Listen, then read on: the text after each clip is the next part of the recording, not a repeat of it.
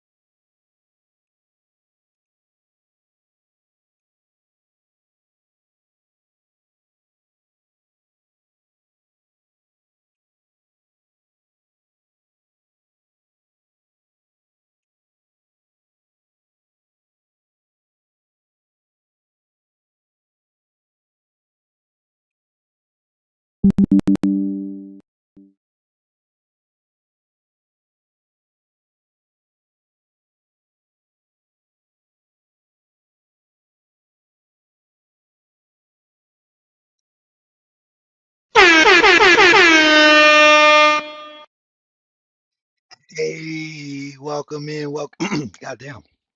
I didn't realize my voice was that raspy this morning. But welcome in everybody. Hopefully y'all had a good night. We had an awesome stream last night. Shout out to everybody who showed up. Um we got a recommendation in our Discord yesterday, and I'm gonna lead with that recommendation. Actually, let me go get some water real quick. I'll be right back.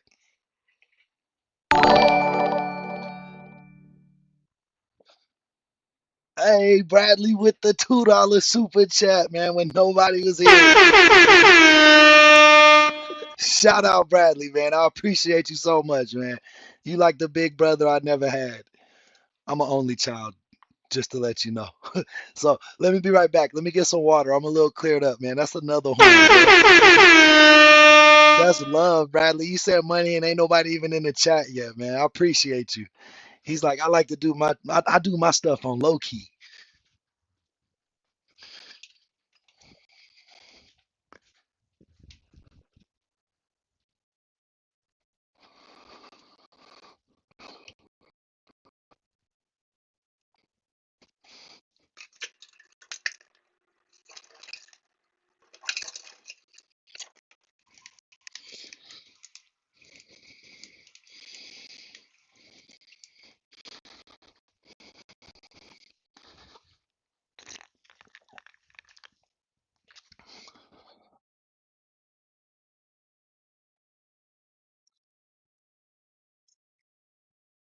Mm.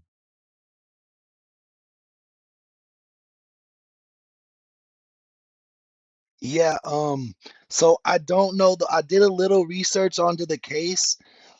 Everything I've been hearing is that this interrogation is really fascinating, and that's kind of became our stick over here, is definitely the interrogation videos.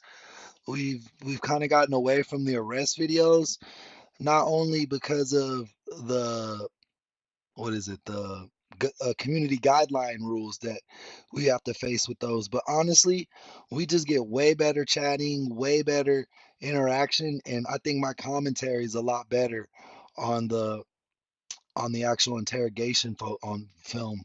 You know what I mean? So, and I think that as a community, we kind of become an interrogation community more than just like a broad full crime. Um, yeah. So what I've heard is this interrogation is really, really interesting. I know he killed a woman. Yeah, he killed and I think maybe strangled and SA'd some woman in her home. This guy was a colonel. He was like in charge of like one of the biggest. Thank you, Gareth. I appreciate you, bro. Appreciate you guys so much, man.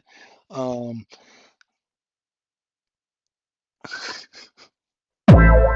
he freaky as hell, huh? He freaky. He need two. He need two. From what I've heard, yeah, from what I've heard. So I don't know how much detail this goes into because it's just the full interrogation. I don't think there's any backstory. I think it's just the raw interrogation footage. So, yeah, it's based out of Canada for sure, for sure. I know that. He was like the corporal or the colonel of the army, real respected dude. Everyone thought he was like a stand-up guy. Guys wanted to be them, ladies wanted to be with them in Canada. I don't know, maybe. I don't know their beauty standards up there, but that's kind of the gist. Um, that's kind of the gist I got.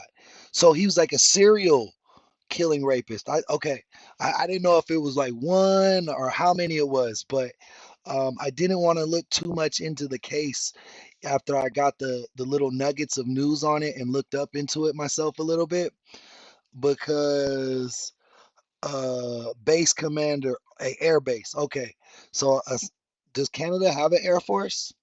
I don't know, bro. Like I don't know how other countries militaries work because I don't know. It just seems like we kind of are everybody's military now, unless you're like fucking Russia or China, you know.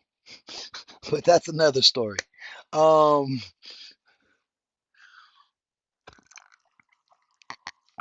Looks like we got about 40 people in here, man. If you guys can hit those, if you guys could tap those screens, get those double likes going.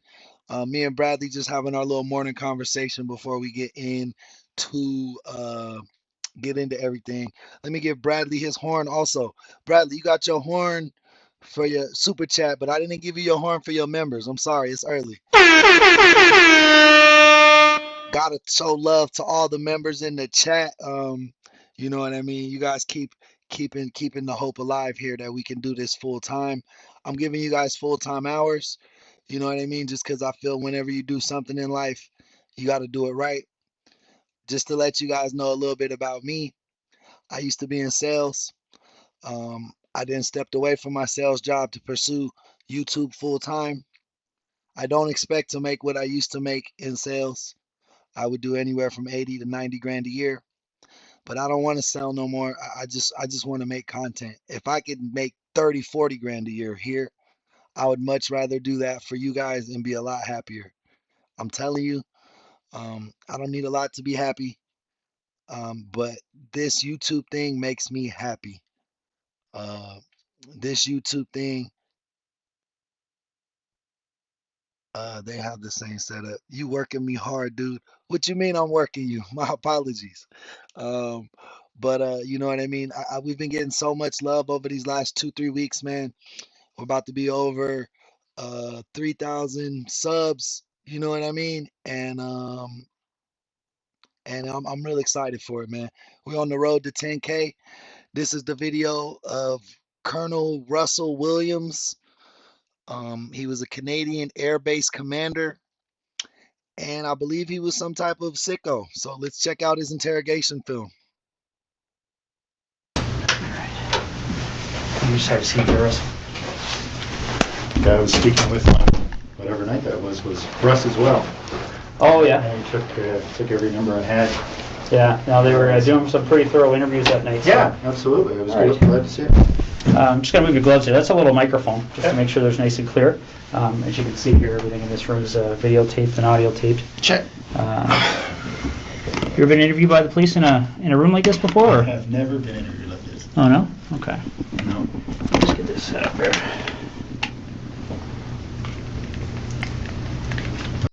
What you mean? I'm working you hard. What you mean? Cause you a mod and we always on stream. I guess the closest interview by NIS for top secret clearance. Oh, yeah? All right, well, yeah. All right, off top, all the stuff they said about his character, I don't trust it, bro. Look at his hair. Look at his hair, bro. What is up with that head, bro?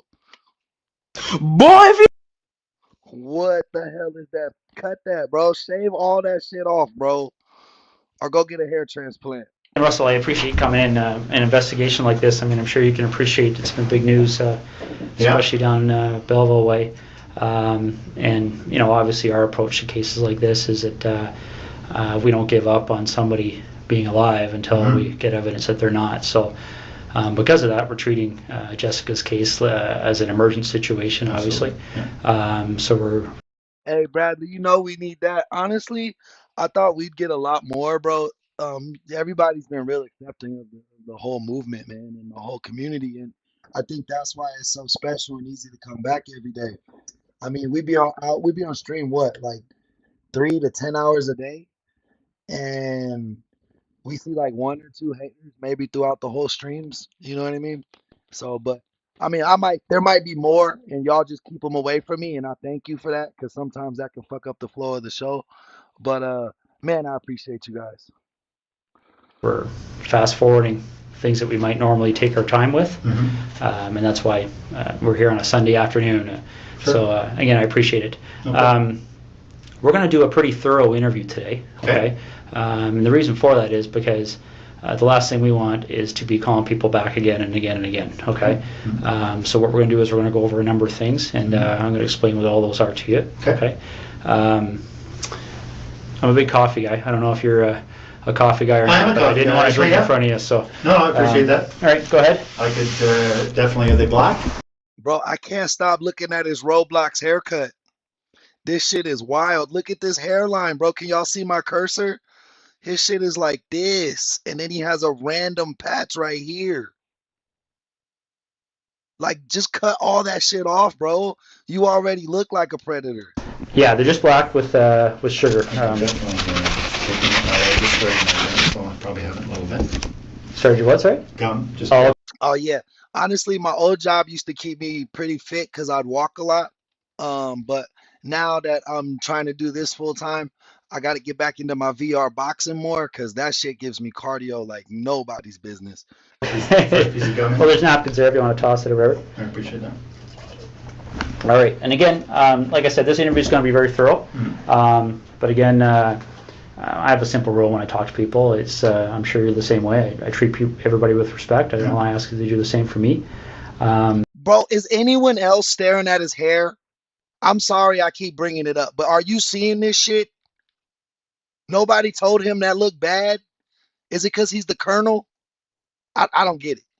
So what we're going to do is we're going to start off by going through what your rights are, okay? Just like everybody else, okay? Have you ever read your rights before? No. Yeah, I'm sure you've seen it on TV a whole bunch of times, but that's usually the American version, so I'll go over with you briefly, okay? Basically in Canada, as you know, I'm sure, is we all have our rights guaranteed under the Charter of Rights and Freedoms, okay? Now, Russell, just to avoid any confusion, because people do get confused when they're talked to by the police, is that you're obviously not under arrest here today, okay? Anytime you feel you want to leave here, you feel free to do so. The door's not locked. Teresa will walk you down the lobby anytime you want, okay? If there's anything that comes up... Oh, he crazy. I would have just walked out right then. He know damn well he killed these people. I believe this was a Canadian serial killer, Gene. He's a Canadian serial killer, but what's even scarier is he was the commander of an Air Force base up there. And he was supposed to be really respected. Like, he knew the prime minister. All these people thought he was like this great guy, this great military mind. And then it turns out he was like a sicko. Like, I think he used to like kill and rape women, but I didn't look too far into the story because I wanted to let it come out during the interrogation. Up in our interview today, Russell, that you feel you want to talk to a lawyer about, you just let me know, okay? Sure. And the reason for that is I want to explain to you exactly what's going on here, okay? Jessica Lloyd is one of 4 cases that we're currently investigating, okay? And essentially what's happened is over the past about 4 or 5 months, there have been 4 occurrences that, like I said, that we're looking into. 2 of those occurrences occurred in September of 2009, and very briefly, they were... Oh shit, he just gave himself away. My boy said, yup, like that's exactly when I did that shit. That sounds about right. Wrap up the case, stream over, detective fees on break. No, I'm just playing. Up in the Tweed area.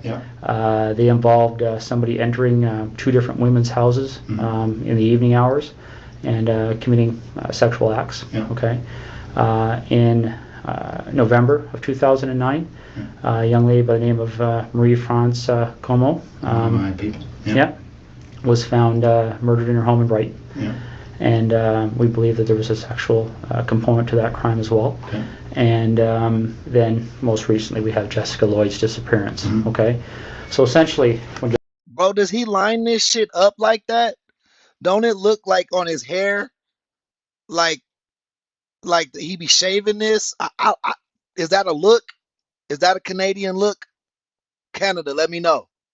Looking at those kind of crimes, we're looking at a number of different potential criminal charges. All right, we're looking at issues all the way from the most serious one, which is first-degree murder, kidnapping, sexual assault, break and enter with intent to commit sexual assault, forcible confinement. Okay, and so what I want to make sure you understand, and this is what we've been doing with everybody we've been talking to, is that clearly when we find out who's responsible for one or all of those crimes, they could be charged with. Hey, y'all ran in here hella quick and we got 6 likes, man. Come on, y'all. Double tap them screens. Let's get it rolling. It's like 250 people, about to be 300 people in here, man. Get it rolling. It's going to be a big stream, I'm telling you. One or all of those offenses, okay? Whether it's you or whether it's anybody else, all right? Absolutely. And that's why it's important that we make sure that people understand what they have to do and what they don't have to do when they're talking to us, okay? So as I said before, any point today you feel the need, you want to speak to a lawyer, you let me know, and we can take you to a room where you can do that in private, okay? Okay. Do you have your own lawyer? I have a realty lawyer, but okay. No, I don't have a lawyer. All right. If at any point you want to make that call and you don't know who to call, we have a phone list of lawyers that are available to give you advice free of charge right over the phone. Okay. So again, if at any point today you want to take advantage of that, you just let me know. Sure. Is there any reason you want to call a lawyer now? Nope. Okay. A couple other fairly simple and straightforward things that you probably understand, but again, we go over them to make sure everybody's clear, is that you don't have to speak to me today, okay? And the reason for that is because guys, we are 2 subs away from 3,000. 2 subs away from 3,000. Go ahead and be the 3,000 sub to the channel, man. Somebody take that honor. Somebody take that honor right now. Because the law considers me to be what we refer to as a person of authority, okay? Probably similar to what you may be considered to be on the base. And because of that, I can be compelled to appear before any judge in the country. Brett, welcome to the chat. Seymour, welcome to the chat. Cody, welcome to the chat. Country, basically, to account for what takes place here today between you. Red, welcome to the chat. Gareth, welcome to the chat. And I, okay? And that's the reason why everything's recorded, because there can't be any more accurate record than that, right? So. No, understood. And the other thing I want to make sure you understand is that, you know, you mentioned a second ago about Miss Como being one of your work associates. So I don't know what's happened since November on the military side of things, but yeah, it's a very old case, Christian. It's a very old case, but it's very interesting. That's why there's a lot of people in here. What we want to make people clear on is that if you have been spoken to by any person in authority or any police officer about any of those cases, I don't want. Hey, Candela, we appreciate you. Thank you for the sub. Welcome to the team. What they may have said to you to. Hey, Brenda Foster, welcome to the team. We over 3,000 now, guys. I really appreciate you. I love each and every one of y'all. K and KT, welcome to the chat. Conrad, welcome to the chat. CPT Chronic, welcome to the chat. Dennis, welcome to the chat. David, welcome to the chat. Christian, welcome to the chat. James, welcome to the chat.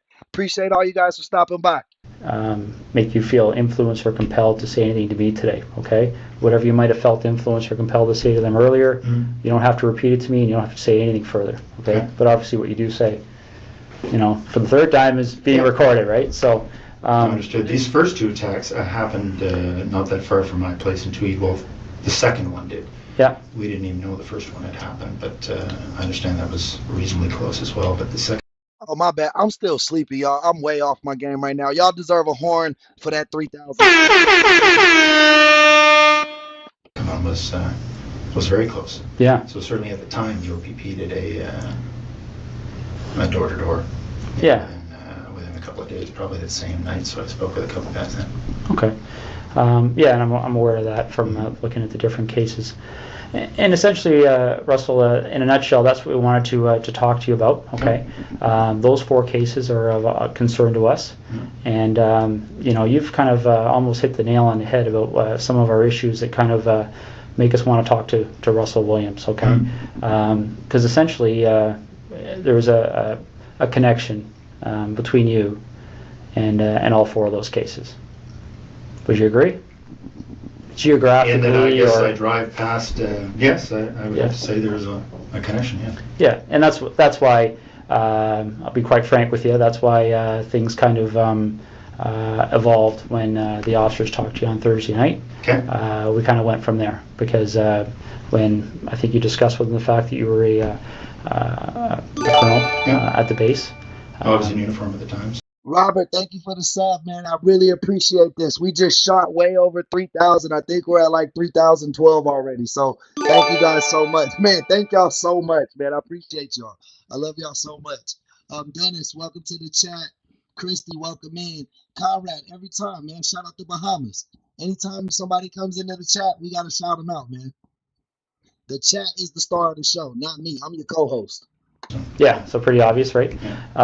So essentially, then the connection with Miss Como was made, and I believe you're a door or two down from one of those two incidents in Tweed. 3 doors down, yeah. Yeah. Very close, absolutely. Yeah, exactly. So those are some of the issues we wanted to discuss with you. Yeah. Okay. So just getting back to these 4 incidents that we're talking about, maybe you could just give me a little bit of.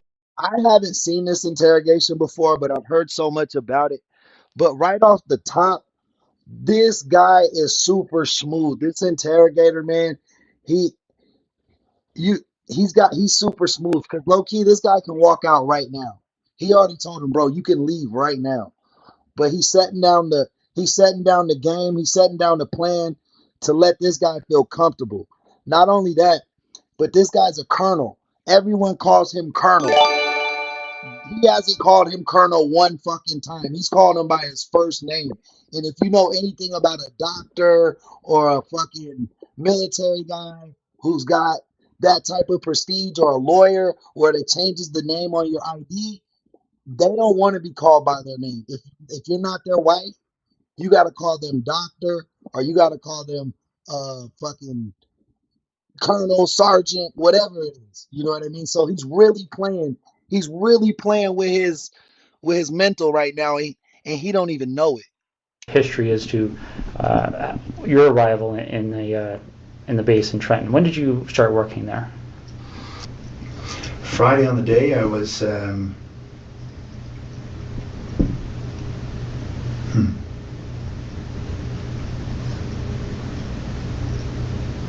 Friday on the day I was at home most of the time. Most of the day I had a sort of a stomach flu. Okay. In Ottawa or Tweed? In Tweed. In Tweed? Okay. Yeah. So we backtrack then. So all day Friday, you're at home. Yep. And then what time do you leave to go to the base to sleep there on the Friday night?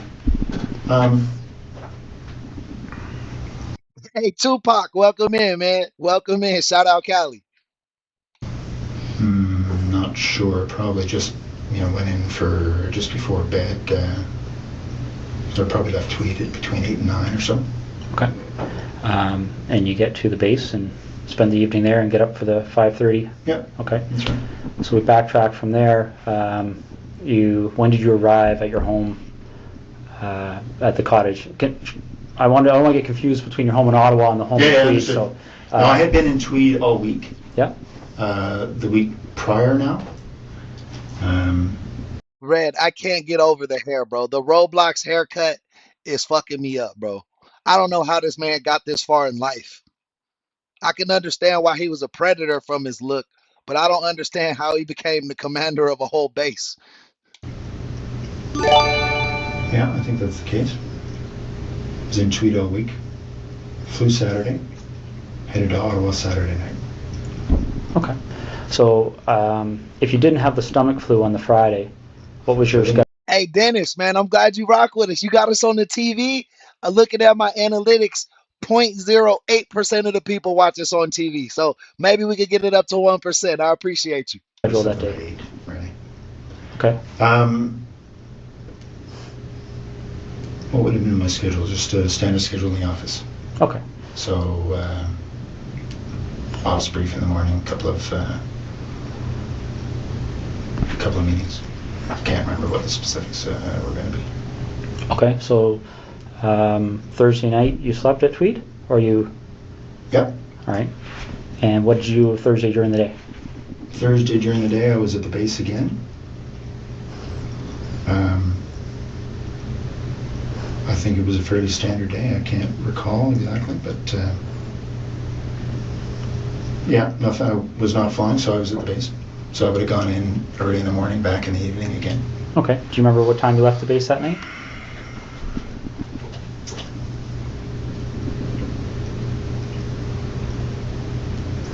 I don't remember anything peculiar, so I would say, I don't know, probably 7 to 9, somewhere in that range. Okay. And that's when you left? Left the base, yeah. And what That's a 45-minute transit. So. 45 minutes home? Yeah. Okay. Okay. Now, I'm not going to walk you through November, but I'm going to take you to a date that's probably pretty fresh in your mind. The day that... Bradley, they think there's still cases out there because of his haircut? Is that what you're saying? They're like, a dude with this haircut could not have only killed just 4 people? Is that what you're insinuating? If so, I agree with you. That Marie Franz coma. Yeah. Do you remember how you found out? I do. Yeah, I was sent an email. Well, as soon as the ops staff and the base learned, they told me. Okay. So I got an email. I can't remember if it was late at night, early in the morning. It was certainly, I saw it, I want to say first thing in the morning, because I had just come back from Ottawa. I was in Ottawa for a set of meetings on one of the days. I can't remember what day of the week we're talking about, but yeah, no, I mean, obviously when your people gets killed, it gets your attention. So. Absolutely. Yeah, I very much remember that coming in. And how did you know Marie Franz coma? I'd only met her once. Bro, he got me touching my head, making sure it don't start doing that, bro. Like, I'm so scared of that. I did not, new unfear unlocked, bro. I didn't know you could fucking lose your hair like that. I thought you would just lose it all. And if I lost it all, I would just cut my hair. I would have cut my hair on this too, but yeah, bro, new fear unlocked. She was on a crew. I was on just after I got to the base. Okay. So I can't even remember. I think it was a one-day trip. I did a number of trips in Canada, transporting our troops, sort of first leg out of Edmonton. We tend to hopscotch them across until they get into theater. So anyway, I can't remember which trip it was, but we did a number of them out to Edmonton just to pick up the troops, bring them to Trenton, and then put a fresh crew on, and because we'd fly out and back in the same day, so pushing the edge of that, and fresh crew on, and they'd continue on after a couple-hour delay. Okay. Do you know roughly when that happened? That we were on the same crew? The time you met her, the one time there, yeah. It was soon after I got to the base, so I don't remember exactly, but I would say in the first couple of months, so August, September. Okay. Yeah. Now, you got that email notifying you that something had happened. Yeah. Do you have any kind of a clear recollection as to how your schedule was going that week? Well, I can't remember what day that the message. Welcome back, Connor. Hey, Chris, welcome to the chat. Philip, I'm glad you stopped by, man. If this is your first time here, welcome on in. Message came in, just a second.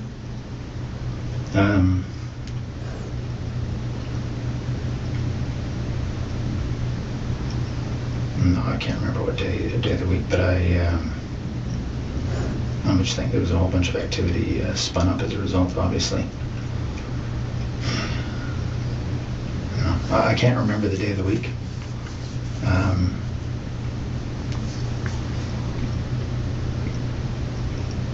I'm just trying to think through the news reports I read.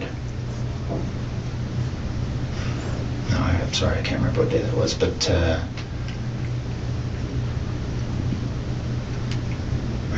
what we learned after the fact was that the MPs had. He's a serial killer. This guy's a serial killer from Canada. He was the Air Force Base commander in Canada. He flew the royal family, so he's a colonel. He's a really high-ranking colonel in the Canadian Air Force. Learned of her death, I think quite a bit after her body had been discovered. Okay. So I think what happened. I'm sorry, just a second.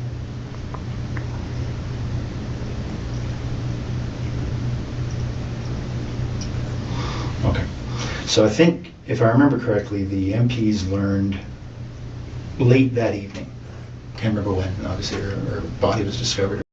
Hey, April, welcome. It's probably in the news reports, but so they learned, and then they passed it to ops so they immediately passed it to me.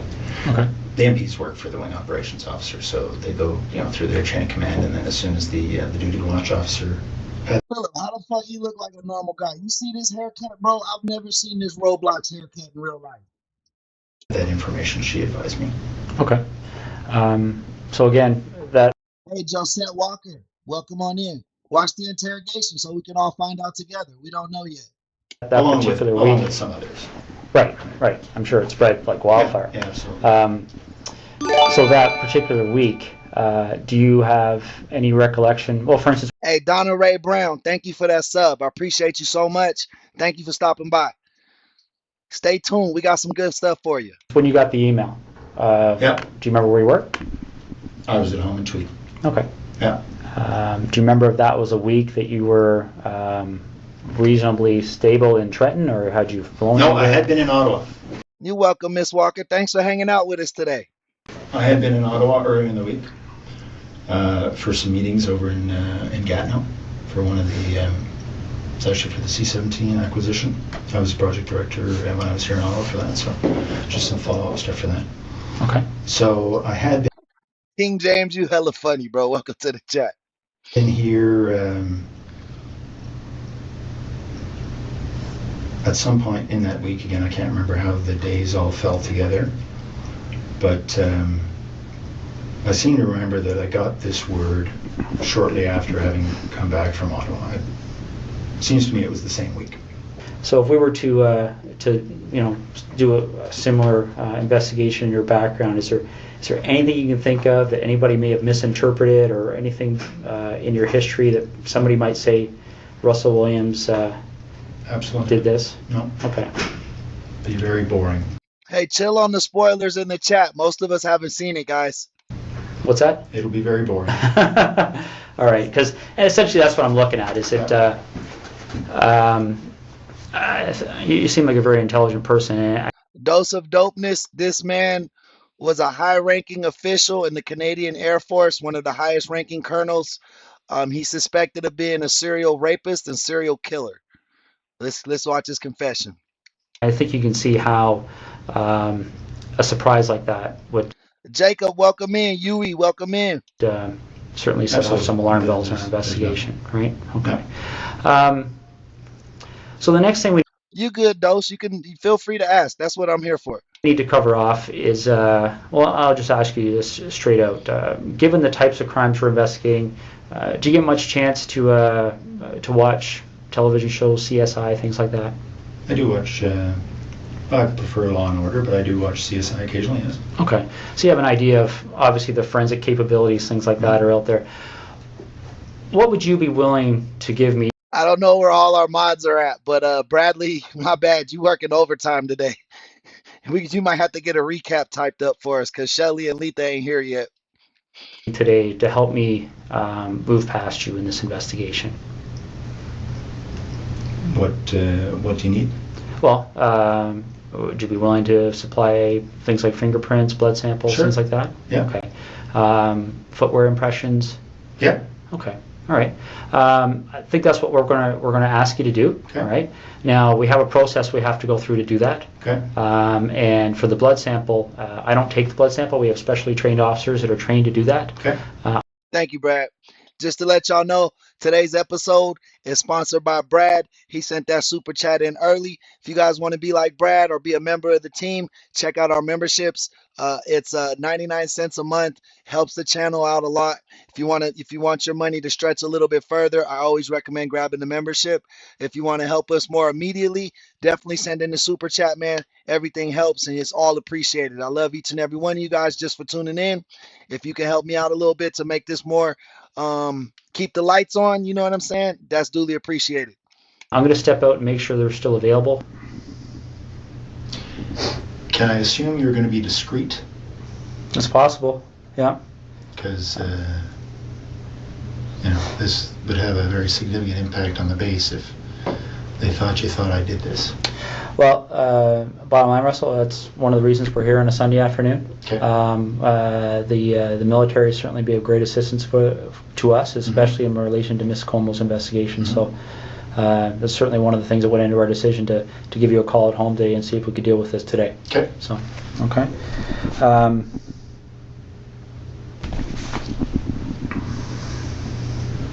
Because it's tough to undo the rumor mill once it gets started.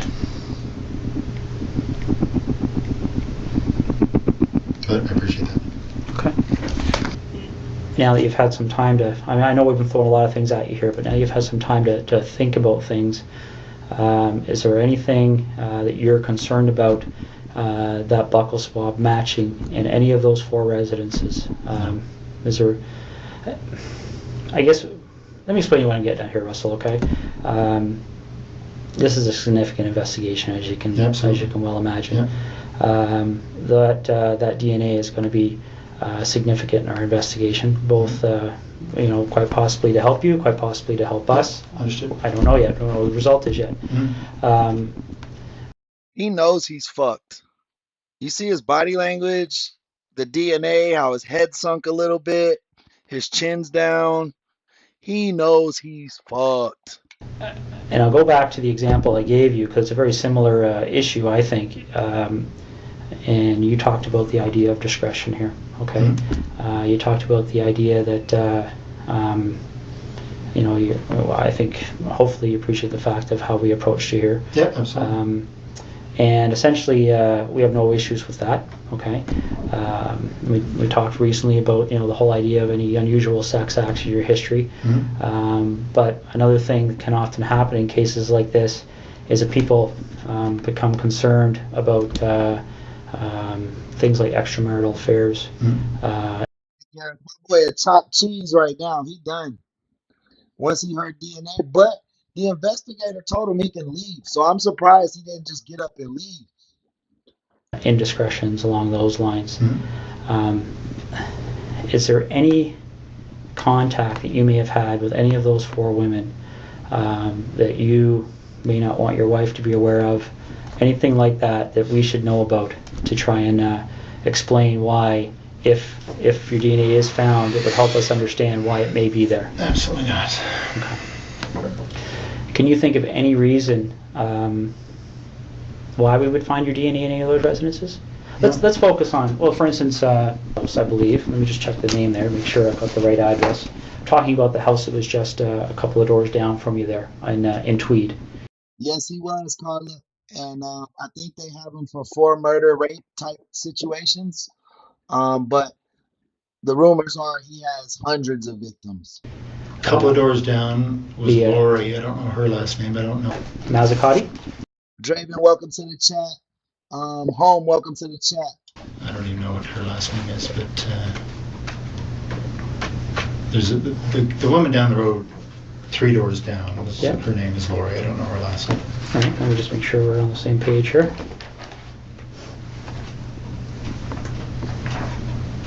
Okay. My understanding is she lived at 76 Cozy Cove. Yeah, so she would be the second one. Bro, is Canada still a part of London? Do y'all still have to pay taxes to the Queen and stuff? The second incident on your road there, a couple of doors down. Ever been in her house? No. We met her once, I think the first summer we were there, so in 2004. Okay. And that's what I'm getting at. Again, this is a credibility issue, right? Yeah. Hey, Bruce City Kid, welcome back. Thank you for subbing this time. Because I don't want to come and see you 2 weeks from now and say, Russ, our CSI people went in that house. And are you familiar with how DNA works? Yeah, Ronan, I thought like Australia and Canada, I thought y'all still paid taxes to the royal families. I think broadly, yes, I would guess so. One of the challenges we have in 2010 with DNA is it's become so precise that I guess the best way to explain it is I can think back 15 years ago when I started in violent crime investigation. For us to get a DNA match, the sample we had to find was probably would have filled half of one of these cups. Okay. Because they destroy so much of the sample in the testing. Okay. Essentially, DNA has become more and more precise to the point where when you and I walked in this room earlier today, we could have sat down, talked for. So wait, do they pay taxes to the Queen or not? Because Australia is an independent nation, but they still pay taxes to England. They still have to pay to the royal family. Y'all got to look up on this. England still gets hella money from other countries. I think Australia still, I know Australia does, but I think Canada still sends them bread. 30 seconds, walked I could be wrong, though. I'm not that smart. You know what I mean? out. CSI officer could have come in 3-4 days from now, done some swabs here, and he would have found your DNA and my DNA, and probably a lot of other people's DNA. Sure. A little bit gross to think about, but essentially, as we talk, a little bit aspirate comes out of our mouth that contains our DNA, or bloods, or our skin cells contain our DNA, and that's what I'm getting at. If you were ever in Laurie's residence, quite possibly, quite innocently, your DNA could be in that residence. Has there ever been a time you've been in there? No. Okay. What about the other lady down the road on? I hadn't even heard that name, so no, I don't actually know who that was. Okay. Have you ever visited Marie France Como at her residence? No. Okay. All right. So you're quite positive there would be no reason why your DNA would be in any of those 3 locations. Okay. Did you know Jessica Lloyd even in passing for any reason? No, I didn't hear her name till it was on the news. Okay. And the reason I'm asking that is because I know you were asked that question on Thursday night, and sometimes what we find, and again, this is one of those situations that can sometimes cause us to get in a lengthy investigation as somebody that maybe doesn't deserve it. But what can happen sometimes is somebody gets stopped by the police like you did, and they get asked that question, and people, when they're stopped by the police, they can be nervous, okay? So they blurt out an answer, and then they start driving away, and they go, oh, why'd I do that? Because the problem is that once they get asked again, then they feel compelled to maintain that answer for fear that if they change their answer, somebody could find it. You understand what I'm saying? I do. Okay. So I want to make sure that's not happening here. I don't care what you said to the officers on Thursday night last week. If there's any communication or contact. You're right. Canada doesn't pay them anything. They don't pay them anything. But there are countries that still pay them money. Canada's not one. Between you and Probably because they right next to America. And they like our little bros. Jessica Lloyd. You've seen her picture, right? Around town? Yeah, absolutely. Okay. Ever seen her before? I don't know. I would say I have not. Okay. All right. And you mentioned something about doing some renovations at your property in Tweed there. I think you said something earlier about tearing up carpet. Correct me. See, I told you. Look at Mary. Commonwealth said Australia and Canada were supposed to pull independent from the Commonwealth when the Queen died. I don't believe that actually happened though. See, that's where I got that idea from. I'm not crazy. You know what I mean? And that's why I asked you guys, do you guys is that still a thing? You know what I mean? I knew I could be wrong, but you know what I'm saying? Thank you for teaching me something new, but they were a part of the Commonwealth, so it wasn't like I just grabbed that out of nowhere. If I'm wrong, but okay. When did all that happen? In 2004 or 5. Okay. Any recent renovations? No. Okay. All right.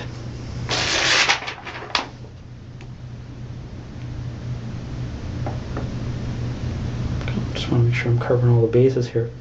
Okay. What kind of tires? I don't know about that. I know Trump can be a jerk to a lot of these other countries, but I guarantee you, if World War III pop off, Canada's they gonna be right next to us. Like, what's up, bros? You know what I mean? Do you have on your Pathfinder? I think they're Toyo. Okay. Do you know the brand name, or sorry, the make? I don't know. Sorry, the make is Toyo. Yeah. I don't know the model. Okay. Let's see. I'll read this up to you, see if it rings a bell.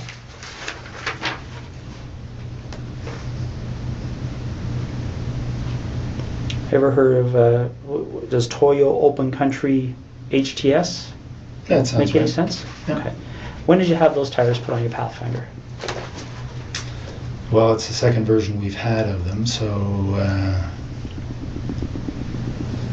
I think it might have been this past fall. They replaced other ones we'd had on the same. Okay. Well, Toyo, I can't say that they were exactly the same model, but our dealership here in Ottawa says they're very popular for the Pathfinders. Okay. And they were good. They lasted a long time. All right. I've had to. I think you were talking about the whole idea of the MPs helping us with our investigation and stuff like this. You have the same system as we do at our headquarters with the swipe cards. Mm-hmm. One of the things one of our investigators did is they made a call while I was talking to you there because we were trying to work through that week of the 23rd of November. Okay. 23rd being the Monday, 24th Hey, shout out New Zealand. No one. Welcome back. Brett, welcome to the chat. being the Tuesday. Okay. What they've told us is that, Sheila McGee, welcome to the chat. and I want to make sure I get this right, is that on the 23rd, your swipe card was being used at the base. Okay. Okay. On Tuesday 24th, there was no use of your swipe card. Okay. And then on the following days, the Wednesday, Thursday, Friday, there was what appeared to be average activity of your Okay. swipe card in the base. Does that make sense to you? It does. That says that I was in Ottawa on the Tuesday. Okay. Do you remember where in Ottawa you were? Yeah, I was in Gatineau with, as I said, meeting about the C-17. Okay. Now, again, I want to be fair to you here, but going back 2 months, Yeah. are you sure that would have been the Hey, Zach, welcome in. Shout out Illinois. day you were in Ottawa? Well, only because I wasn't at the base. Okay. So I can't remember, honestly, that's the day I had the meeting in Ottawa, but if I wasn't at the base, it was because I was here. Okay. Now, if that is the day you had a meeting in Ottawa, do you remember being at the base on the Monday, the 23rd, and swiping your card in and out? Do you remember what you would have done that evening to get to Ottawa for that meeting? Like, would it be... I drove to Ottawa in the morning of the day of my meeting, so if it was the Tuesday, then I would have left Tweed. It was a very foggy morning James, welcome in. Okay. that morning. I drove in that morning. Okay. So I would not have been at the base the day I was in Ottawa, because the meeting started at 8:30 or something. Okay. So you leave the base, you would have went home to your residence in Tweed. Hey, shout out BC, Canada, and my boy Brandon, man. And then you left Tweed in the morning and drove up to your meeting in Ottawa. Yeah. Okay. You leave the meeting in Ottawa is a daytime meeting, evening meeting, or do you remember? Yeah, it was I believe he's British Columbia, right? Diana Lombardi, that's Vince Lombardi, great-great-granddaughter. Welcome to the chat. I love football. a daytime meeting, finished, I don't know, mid-afternoon or so. Dude's like a serial killer. He was a serial killer, and he was a really high ranking, like one of the highest ranking guys in the Air Force for Canada. So it's really weird. But they got 4 confirmed bodies on this interrogation, but there's rumors that he has up to like 100 kills. Okay. We had lunch and then finished. I think my wife and I had dinner because she was here for work, and then I headed back. Okay.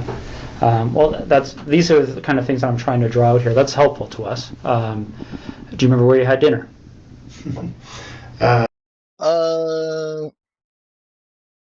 Verita Sweezel, welcome to the chat. Shannon, welcome to the chat. Shout out West Virginia. Brandon, welcome in, bro.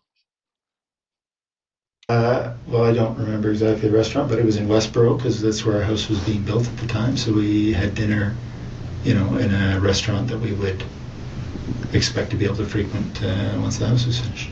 Okay. Remember how you paid? One of us would have paid by MasterCard. Yeah. Okay. Are you sure about that, or?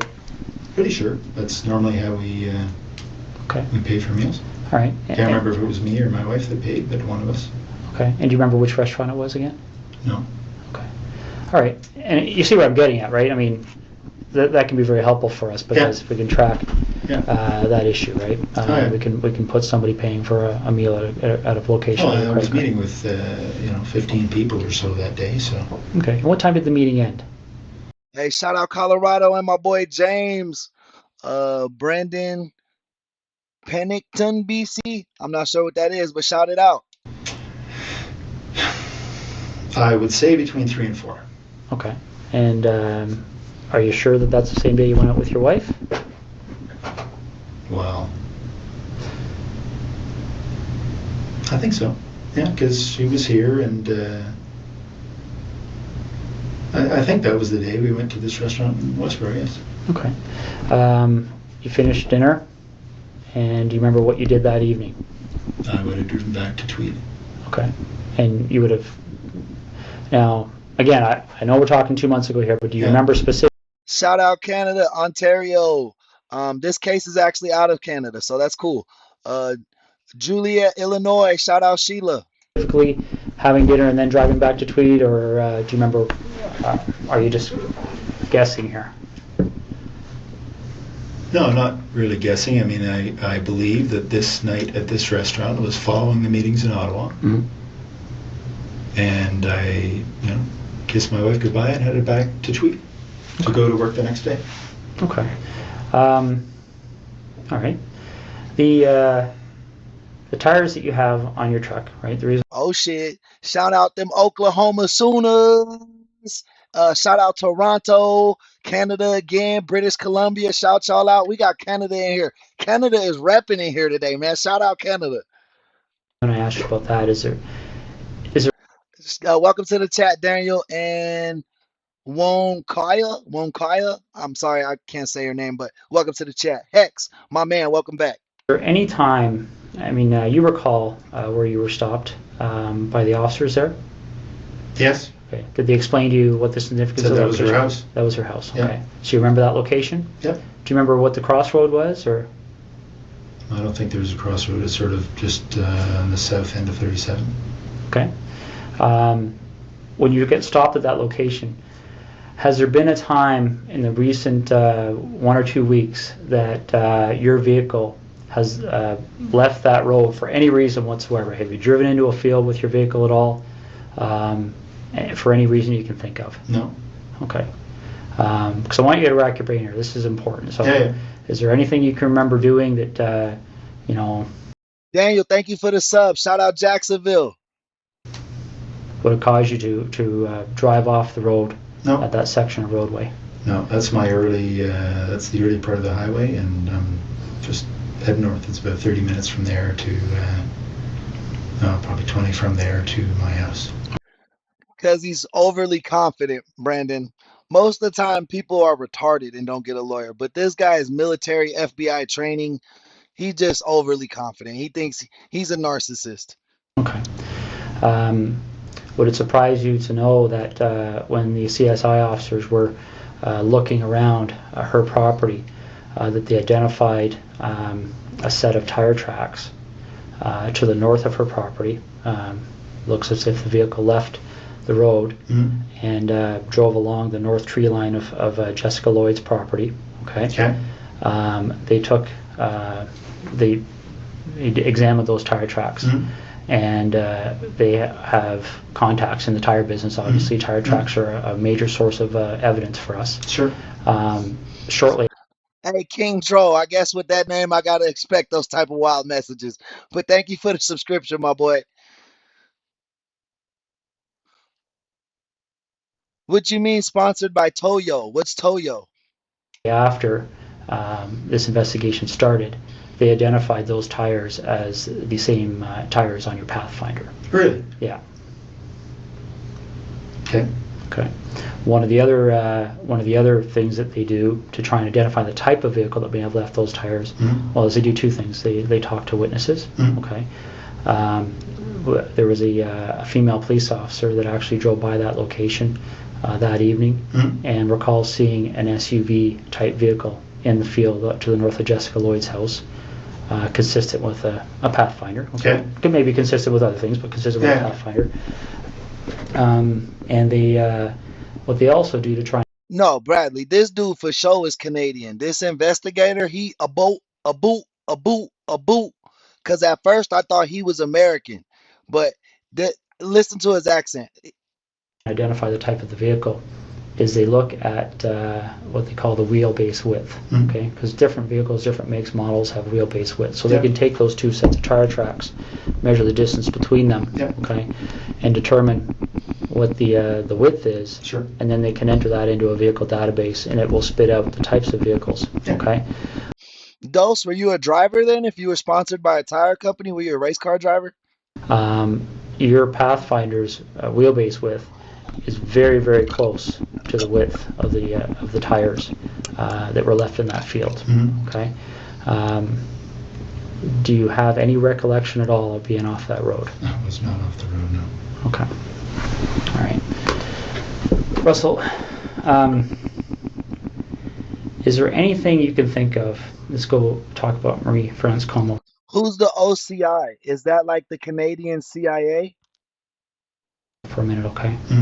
Is there any reason at all you can think of that during our investigation, obviously we're searching computers, things like Blackberries, right? Electronic devices, looking through houses for things that are in handwriting, written notes, diaries, things like that. Now, I'm not at liberty to tell you what the... I can kind of already feel that, Bradley. The way that this investigator keeps looming to those tire tracks, he's telling them, hey, it's the same width. He's basically about to ask them, he's going to get to him like, hey, prove to me you're innocent by letting me do a scan of your fucking tires or whatever they call it. But you know what I mean? They're going to compare his tires to the tracks. And that's going to be like the first big clue. And then they're going to keep pressing them. I can already feel it. Content was. This investigator setting this shit up cold. But is there any reason at all you can think of why Marie-France Como would have specifically referenced you in some of her writings? Not at all. No? No, absolutely not. Okay. Is there anything that she ever said to you that led you to believe that there might be something more than a passing interest with her? Well, that's okay, Dose. That's hella cool to me anyway. I love cars, but I can't fix them or do nothing with them. I just drive them. I always loved motorcycles, but I'm too damn clumsy to drive one, so I know I'll kill myself. You know what I mean? Sometimes you just know your limitations. Towards you? Not at all. No, we spent, one flight together talking. I'd go back occasionally and talk. No, if that's the case, that's very surprising. Okay. All right. You have any questions for me right now? No. Okay. I'm just going to step out and see how... Patrick, welcome in. Shannon, welcome into the chat, guys. Appreciate you. Things are going, okay? I mean, it is a Sunday, but there's probably 60, 70 people working on this file, so there's a lot of things happening. Sure. So let me go out and see what's happening, and then I'll come back in and we'll hopefully continue, okay? I told you when I came in here that I'm going to treat you with respect, and I've asked you to do the same for me. We talked about the whole idea of how we've approached you here, okay? The trying to be as discreet as possible, okay? But the problem is, Russell, is every time I walk out of this room, there's another issue that comes up, okay? And it's not issues that point away from you; it's issues that point at you, okay? And I want you to see what I mean, all right? Well, I promise you, I'm gonna pray to Jesus tonight that my hairline never recedes like that. That is I'm telling you, new fear has been unlocked, and I can't get over that shit. This is the footwear impression of the person who approached the rear of Jessica Lloyd's house on the evening of the 28th and 29th of January. Okay? All right? Now, I want you to keep in mind that this is slightly smaller, okay, in scale. Okay? Okay. All right? That's not to scale. The footwear is actually bigger. Okay. If you look here on the ruler, you'll see that 1 inch is just slightly smaller than an actual inch. Okay? But this is the way it prints. Hey, Garland, welcome back, my boy. Good to see you in the chat. It's off on the computer. Yeah. I'm going to move this over so you can see what I mean, all right? Because essentially when you're dealing with footwear, Bro, look at this. Hold on, I gotta screenshot this, bro. I'm gonna put this as the I'm gonna put this as the thumbnail for the video, bro.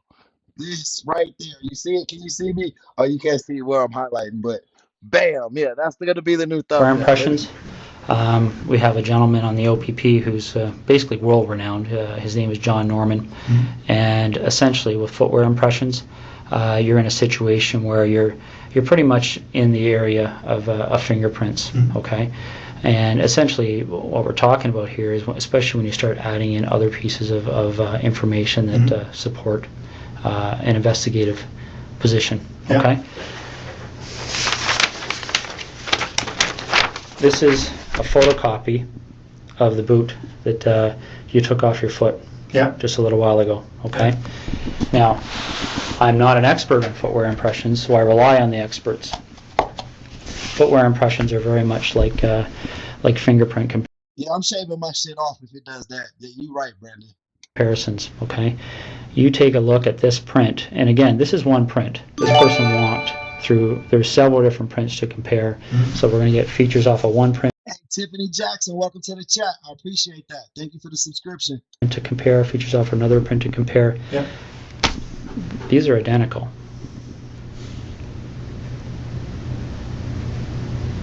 Okay. I know we bullshitting about his hair right now, but I'll be listening while I'm talking, and I don't know if you guys can do the same thing.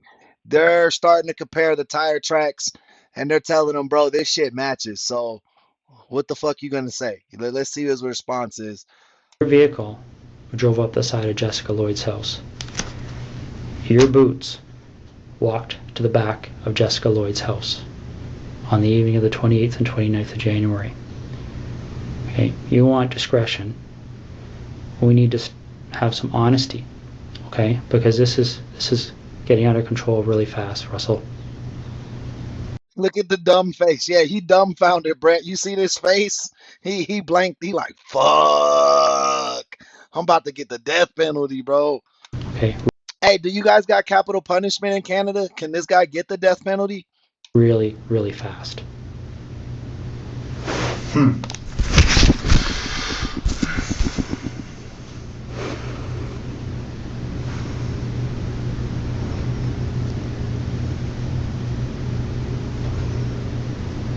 This is getting... Yeah, no, he doesn't represent Canada at all. This guy's a fucking scumbag. That would be like saying Ted Bundy represented America. I'm not saying that. I'm asking, do you guys have capital punishment? Because I want him to die. Beyond my control. All right, I came in here a few hours ago, and I called you the way I called you today because I wanted to give you the benefit of the doubt. But you and I both know you were at Jessica Lloyd's house, and I need to know why. Damn, why y'all abolish it, bro? I feel like you need that.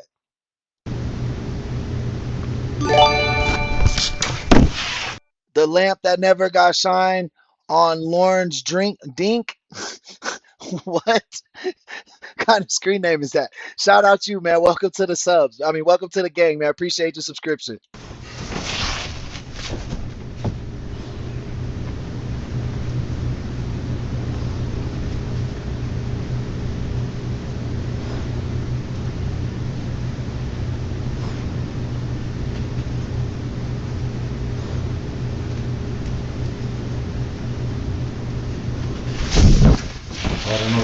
No, you guys say that a lot. Canada, you guys say that it's like a lot safer and it's so much nicer out there and that y'all have health insurance. But the fact is, there's more people that live in California than your whole country. So if you have less people, it's easier to have health insurance. It's easier to have less crime. It's easier, like all that shit's easier. You're just there's not a lot of people there, bro. But if you go to like Toronto and shit, there's hella crime in Toronto because there's a lot of people condensed there. That's where crime comes from, is when everybody's mashed up together fighting for resources. That's Unless you're just a criminal like this guy, like a psychopath. Now that's different. You know what I mean? Well, you need to explain it, because this is the other problem we're having, Russell, okay? Again, these decisions are made by me. Right now, there's a search warrant being executed. at your residence in Ottawa. Okay? So your wife now knows what's going on. There's a search warrant being executed at your residence in Toledo, and your vehicle's been seized. Okay? You and I both know they're going to. Welcome to the Genius Award. Remember in the chat, Anna, just to let you know, every time you come in the chat now with that member badge, that blue badge with the green name, you get a horn and a big shout out. Find evidence that links you to these situations. Okay? You and I both know that the. Hey, Brett, you invest in me and I'll invest in the mic. I need more people like Anna paying it forward so I can upgrade the equipment for you, baby. Unknown offender, male, may. It's because I was talking too loud. When I talk too loud, it throws the mic off. I have it to protect your guys' ears because I yell a lot. So I don't want people who wear headphones or something to fucking be like, ah, you know what I mean? On Marie France Comeau's body is going to be matched to you, quite possibly before the evening's over. Okay? This is a major investigation. The Center of Forensic Science is on call 24 hours a day helping us with this. Mm-hmm. Your opportunity to take some control here and to have some explanation that anybody. Mike, we've spent about 10-20 minutes roasting this man's head. I promise you. You are so gang because you already knew. You wasn't even here this morning and you already knew what it was. Hey, shout out PA. Is going to believe is quickly expiring. Mm-hmm. Okay? We're applying, the investigators now applying for a warrant to search your office. All right, these aren't decisions that we can say yes or no to. This is the practical steps in an investigation like this. And Russell,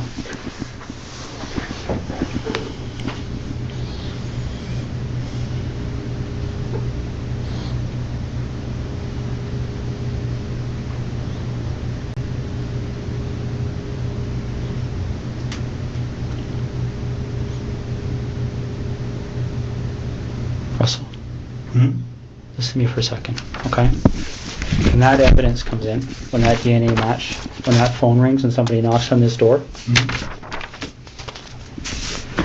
your credibility is gone, okay? Because this is how credibility works, all right? And I know you're an intelligent person and you probably don't need to hear this explanation, but I also know your mind's racing right now, okay? Because I've sat across a lot of people in your position over the years, okay? The bottom line is that as soon as we get that piece of evidence that solidifies it, DNA, okay? As soon as the expert in footwear impressions, the expert in tire impressions calls and says, yes, I've examined those and they're a match. His name is Colonel Russell Williams. Colonel Russell Williams is the suspect right here in the seat. All over. Because as soon as that happens, where's your credibility? Where's your believability? You're just another, and again, don't take this wrong, okay? But you can see if you step outside this room in your mind and imagine how people are going to view you, okay?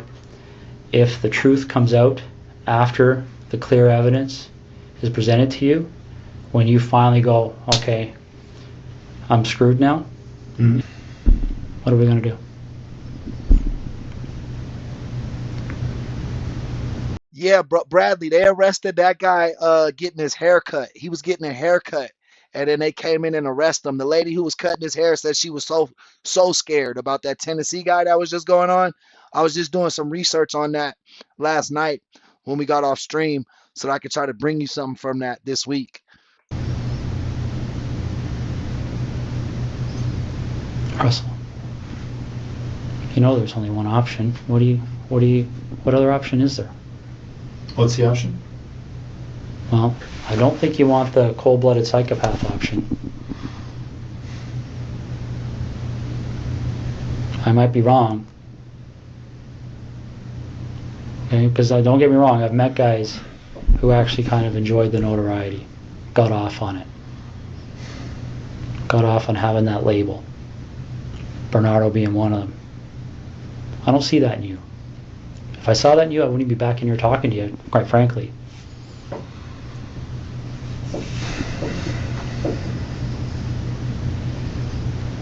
But maybe I'm wrong. Maybe you got me fooled. I don't know.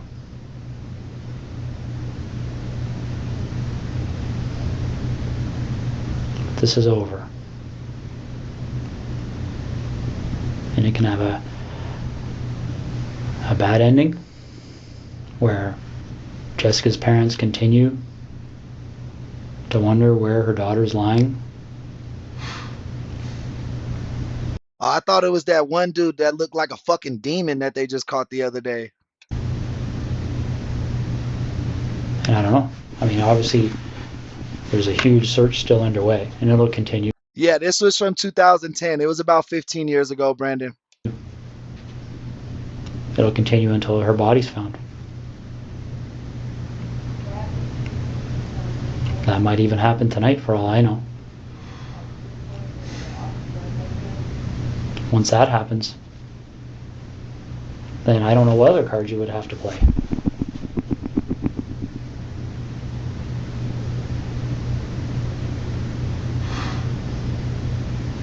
So what are we going to do?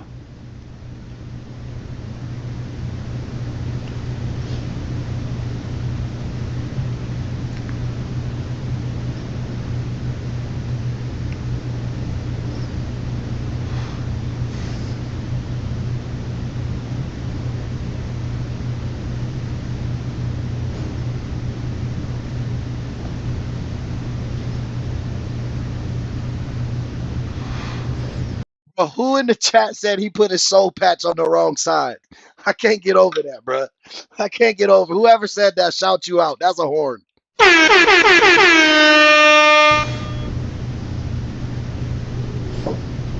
Russell, what are we going to do? Hey, Paul, welcome to the chat. Call me Russ, please. Okay. What are we going to do, Russ?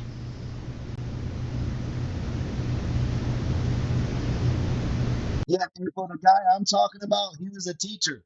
Yeah, the guy I'm talking about, he was a teacher.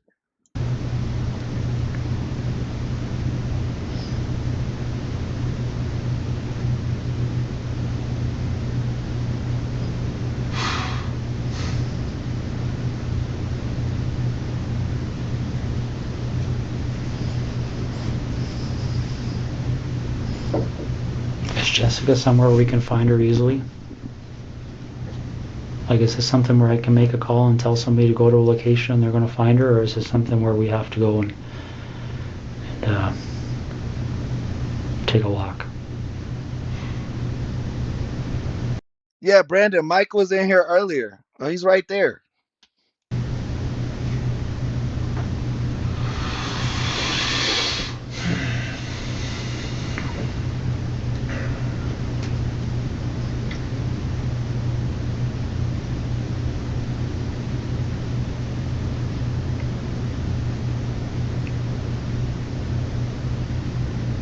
Which direction are we heading in here?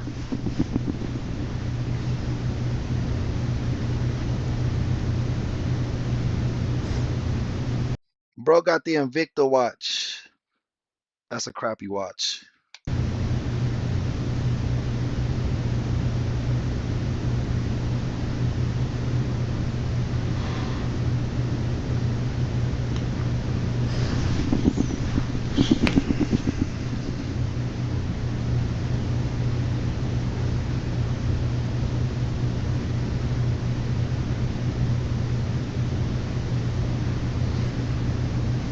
Hey, shout out Red, man. My condolences to you and your community.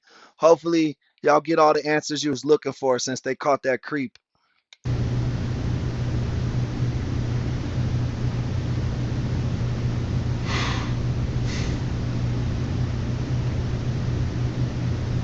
Russ, maybe this would help. Can you tell me what the issue is you're struggling with?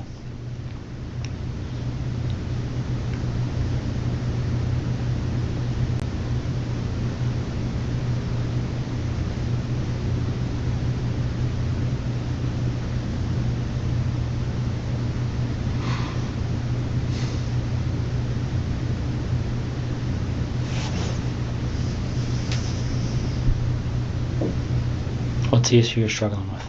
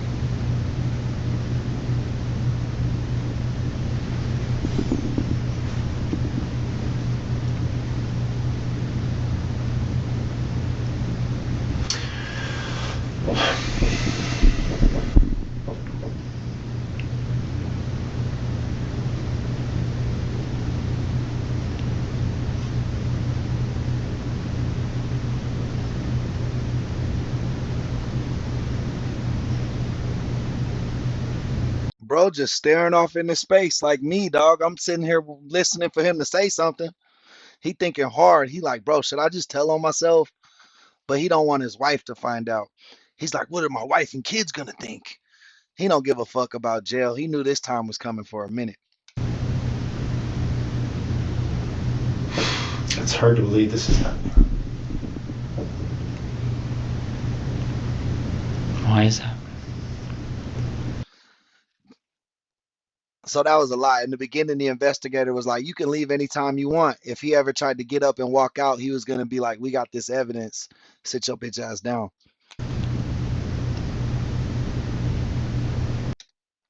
Look at this dude.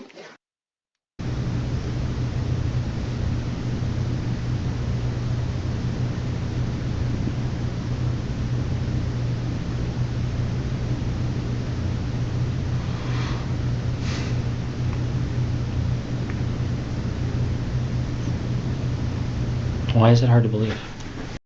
Hey guys, no, don't keep your political rants to yourself. You know, we're very non-partisan over here. We don't talk politics. You know what I'm saying? That's not what we do. All the politics are fucking up right now. And I'm just gonna be honest with you, and we'll leave it at that.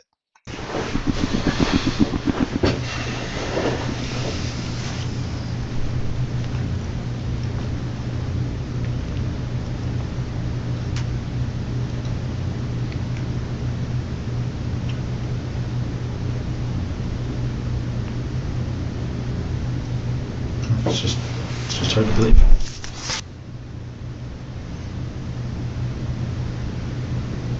Whose decision was it? And we're going to find out the answer to this anyway. But whose decision was it to issue the directive to the base personnel that nobody had to speak to the police and to seek legal counsel before they were questioned? It's I don't think that was... My understanding, that direction came from somebody that reports to you. What do you think they're going to say, Russ? No. What do you think they're going to say? All right, and let's step back for a second here, okay? I really don't think it benefits you or makes you look any better to start debating the little issues, okay? No, but that is news to me. Okay. I have a legal officer that reports to me, Yeah. who may have given that direction. Okay. But that's the first time I've heard it. If that's true, Okay. that's the first time I've heard that. All right, and that may be the case, but how does it look? All right. Hey Derek, welcome to the chat. We're not even dealing with something that's really even evidence because it's not needed. I mean, when you have DNA and all this other stuff, that's not even What really was the an issue. direction? I don't recall, but it was something along the lines of telling the people on the base that they weren't required legally to speak with police and they should seek legal counsel before they decide to speak. But Well, if that was actually said, it would not have been to the base at large. It may have been to the individual, the boyfriend, who is the suspect. JW42081, welcome to the chat. okay, my understanding, it went out to all personnel. No, absolutely. Maybe no, only under your command. I don't know. It didn't. Okay, that's I fine. did never see it. That's fine. Now let's get. Yeah, Garland, I for sure thought he was about to start spilling the beans when he got quiet like that, but he's getting real defensive again. We don't got him cracked yet. You right. Back to the issue. What's that? So you talk about perception. My only two immediate concerns from a perception perspective are what my wife must be going through right now, Yeah. and the impact this is going to have. Hey guys, we reached the first goal of 50 likes. Oh shit, wrong button. So let's go ahead and get it up to 75, and then we're gonna push it to 100. Let's get it. On the Canadian Forces. Where do we go?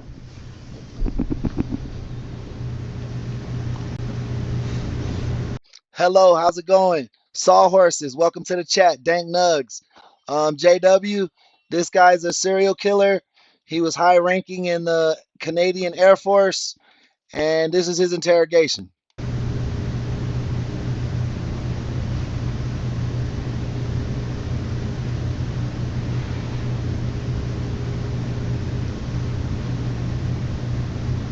Russ, is there anything you want from me? Mark, I don't play with watches, bro. That boy got an Invictus on. That's an overpriced bullshit watch. Is there anything you want me to explain? Is there something missing that you're struggling with that I can shed some light on for you?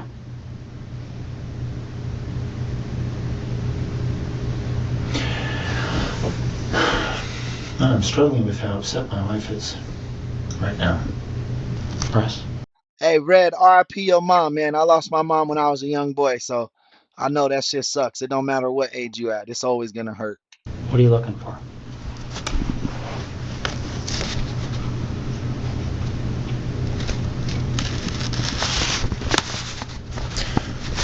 I'm concerned that they're tearing apart my wife's brand new house. So am I. But if nobody tells them what's there. Hey, J-Dub, welcome to the gang, man. Appreciate that subscription. Guys, we also got our memberships open. So if you want to be a part of the team and you want your buck to kind of go a long way, definitely membership is going to be the best way to go. Also, we got super chat open. If you like what we do here and you want to help keep the show rolling, keep the lights on, you guys know what to do. Anything you give is duly appreciated. And if you can't afford to give it, I understand. Just tap that screen and hit that subscribe button. What's not, they don't have any choice. Computers will be brought to Microsoft in California. They'll be picked apart. You can't erase things from computers. It doesn't happen. I'm sure you've seen that. I'm sure that's pretty common knowledge these days. It just doesn't happen. They sell programs that to try and help people clean their computers of stuff, and our guys are pulling that stuff out all the time. The FBI is pulling that stuff out all the time.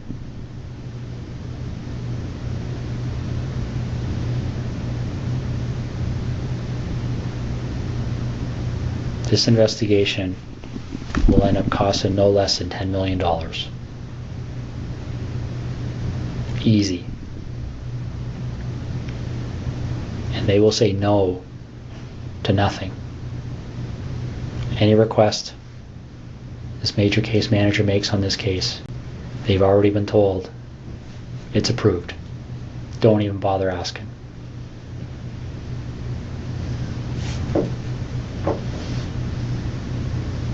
When he told them how much money they've spent and like his budget on this case, basically saying I got a blank check to do whatever I got to do to prove it was you. He's a military dude. He knows how much that money's important. Like how powerful like militaries are because of how much money they get from the government. You know what I mean? Now he has another government faction coming in like, yo, I got 10 mil to spend on this, bro. I can go forever. I can test and do whatever I need to. He started crying.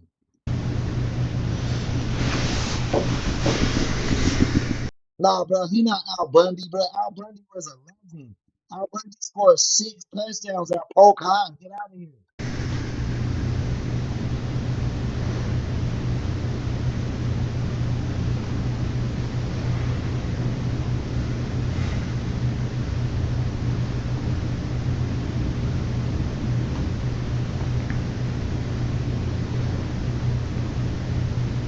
So what am I doing, Russ?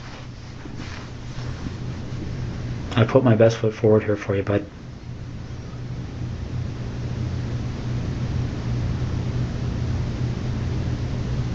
I really have.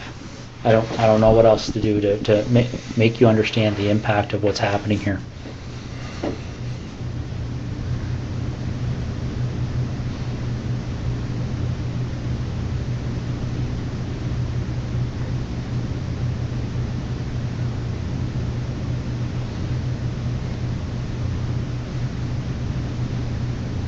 Did we talk?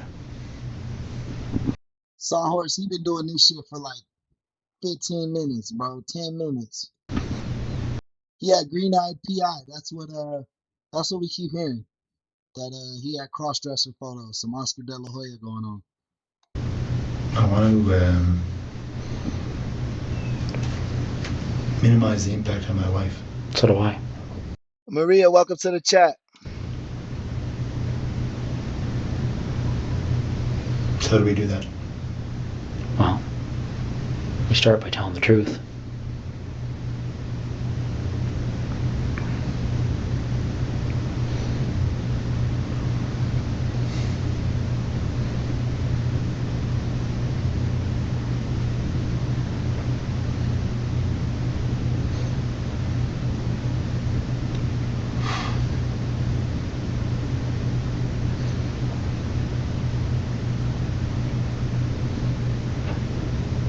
Okay. Okay. So where is she?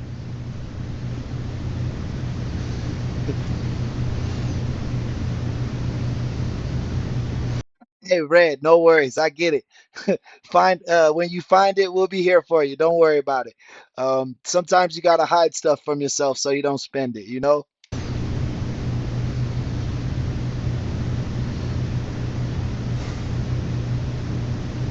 Yeah, Manny man, welcome in, brother.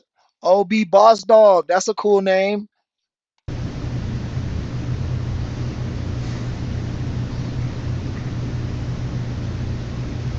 Get a map.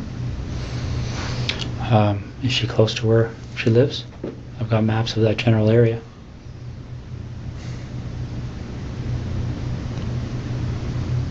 Which town is she near? Why don't we start there?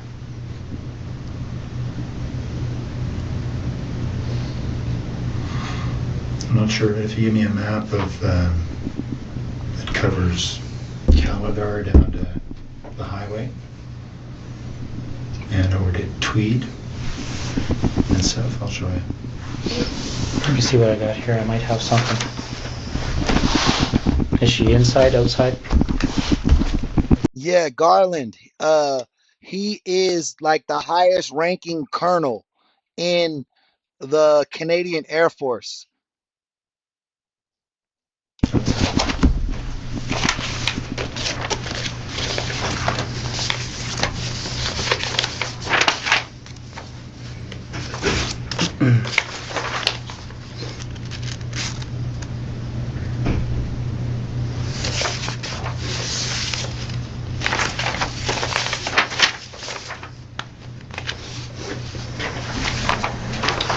It's probably the biggest area I have there, Russ. Hey, in other countries, do y'all have like fighter ship squads like the Blue Angels or like the Thunderbirds? Like we have like they're fighter jet teams and like yeah, it's really cool. We like it's cool stuff when you're a kid and you get to see the planes flying around and shit. Yeah, you need more. You need a real map. So where am I going on here to get to her? In this block here.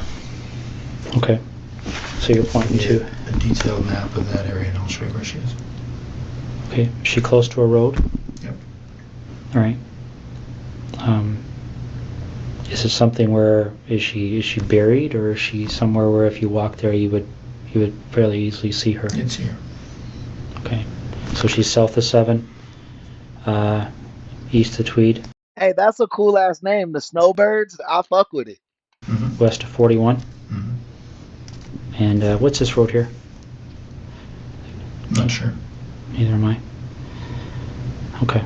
I'll be right back, okay? Do you want any water or anything? Sure. Okay, I'll be right back. How long has she been there for? Yeah, April, the Blue Angels are really cool. Growing up in Vegas, There was a time in my life I kind of lived by the Nellis Air Force Base, and you would always see the Thunderbirds out there practicing and doing cool shit, bro.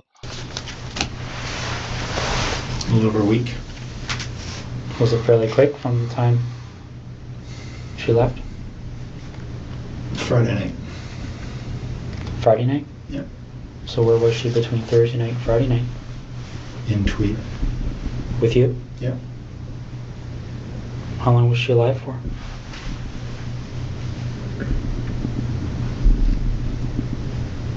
Almost 24 hours, not quite.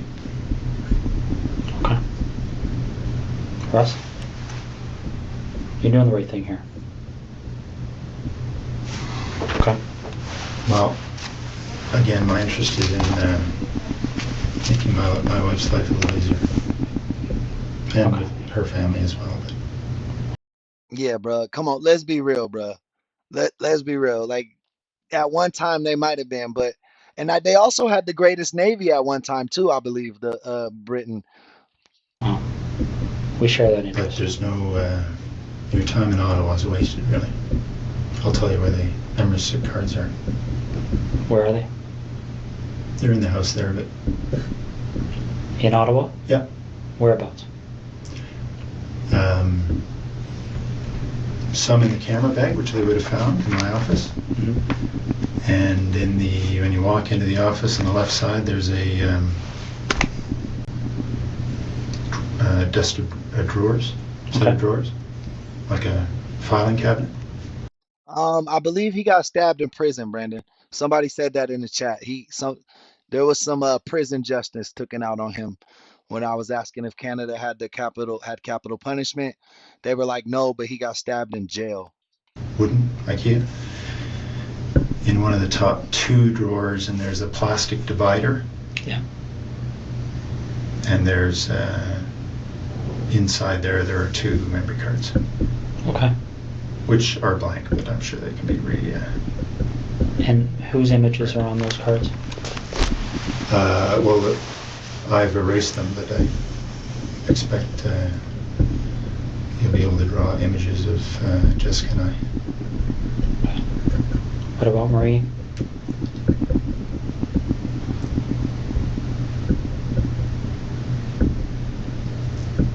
There may be images on there as well. Okay. And the two women from September? Yep. Okay. Do you have those images stored anywhere else?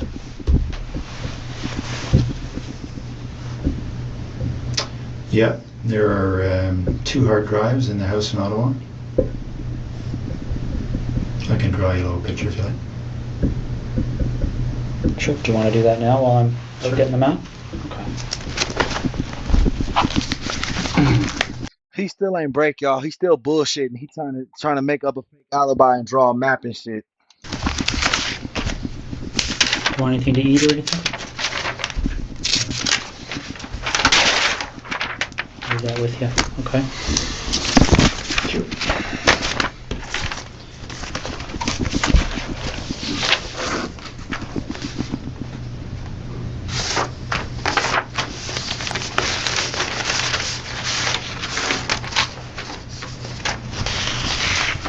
But I do want to talk to you, Jim. That's the plan. Okay.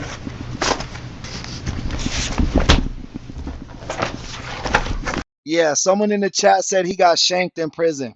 I'll be right back.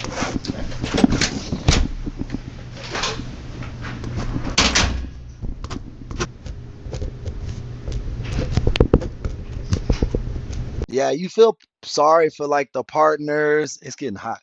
Like the partners or like the significant others or the children of these creeps, man. My heart goes out to them because it's like I didn't know this person the whole time. You know what I mean? Like who the fuck was laying in my bed this whole time?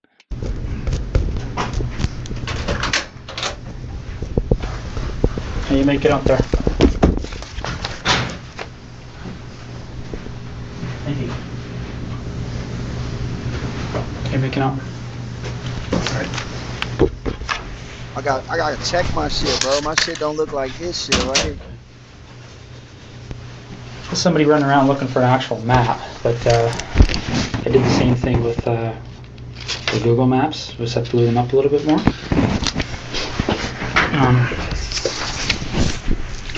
I think he got shanked and then died from the shanking, but we could Google it later. This is the biggest of the area. Well, this might have better parameters for you. Here's tweet.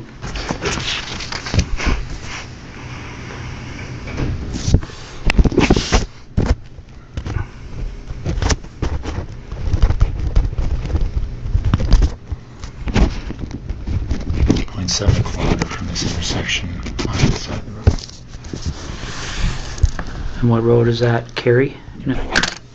South of, can't read that word. East Hungerford? Does that make sense? You're good, Philip. Oh, there it I is know there. you bullshit. How far off the road is she? 40 feet. If she covered with Oh shit! Josh came in, roll tide, baby. anything? She's wrapped up. In She's what? on the surface. Just a gray something or other cover. Okay. Barry, the obvious question I'm going to have for you is, when they go there, and they'll be there shortly, they're going to find her? Oh yeah. Okay. I'll be right back. You look like you want to say something. Just that this place, my wife, it's been a dream for the better part of a year, so I'm keen to get them what they need and so they can leave her alone. Okay. Well, we're going to do our best to keep that as low key as possible, okay? What do you want to talk about? Because it's pretty wide open now, eh? Yeah. What do you want to know? Well, do you want to work forwards or backwards? Doesn't matter. Why don't we start with Jessica? Okay. How does that start for you? Bro, I keep touching my hair to make sure my hairline don't look like that. Like, I'm not bald, bro. Y'all can see my shit. It's not like that at all, but that shit is a new fear unlocked. That is a new fear unlocked, bro. I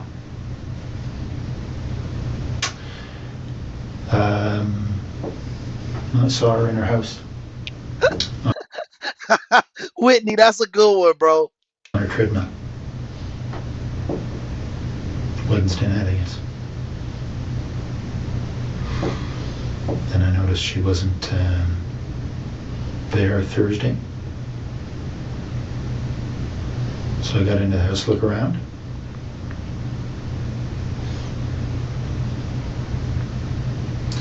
Then, and then left. Bro, it looks like somebody tried to line it up right here and then they turned it into an island. Like, I know that can't be the case, right? But don't this shit look like it's growing back a little bit? Like it's like they lined it up, like they pushed this shit too far back. I don't know if you guys know what lineups are, but yeah, it looked like his barber fucked him up on purpose, bro. Noticed she'd come home. So I went back in. Through the back patio door while she was sleeping.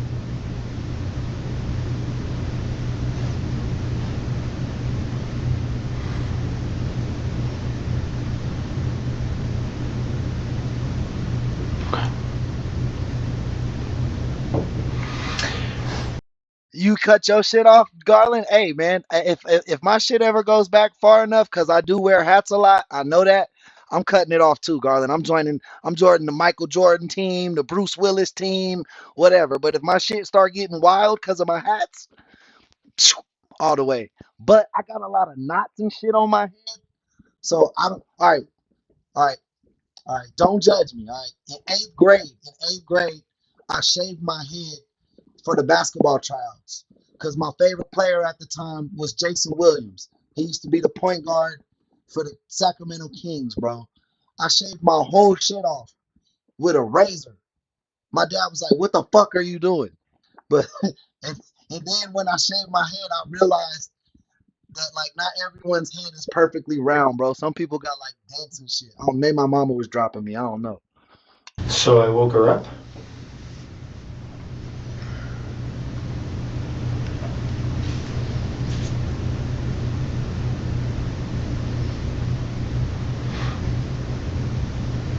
Didn't hit her. She only hit her once. Friday night.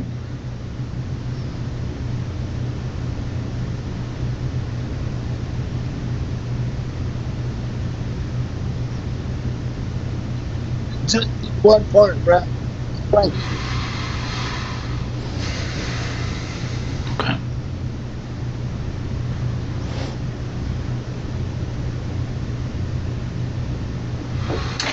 Well, so I raped her in her house, and then I took her to the car and took her to Tweed.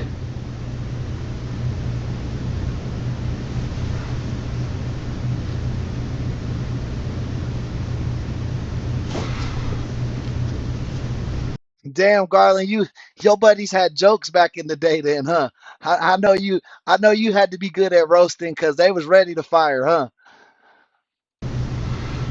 And spent the day in Tweed.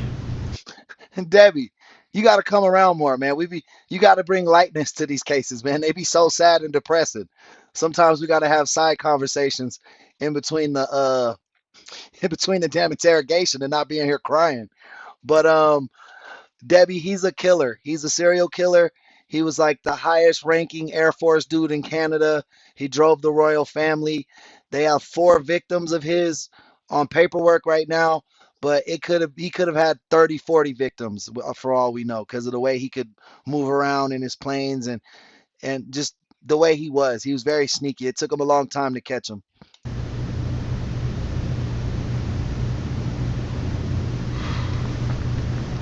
And then I hit her as we were walking. She thought we were leaving. He's confessing now. Hold up. My bad. I thought he was still bullshitting. So I woke her up.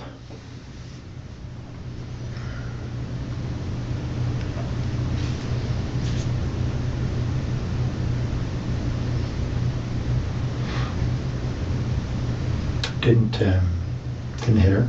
She only hit her once. Friday night.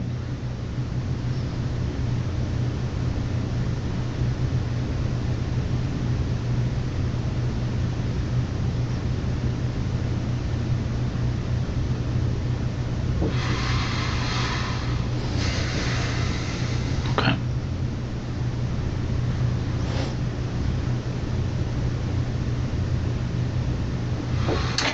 Well, so I raped her in her house. And I'm glad California, man, you still in Cali. You've been in Cali since then, bro. So you more Cali than me. I just moved out here like 2 years ago.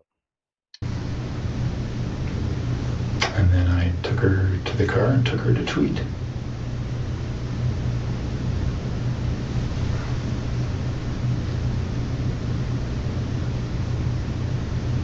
Debbie, what you mean some fade work? And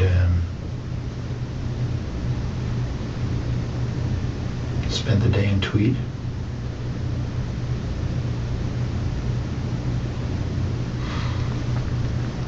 And then I hit her as we were walking. She thought we were leaving.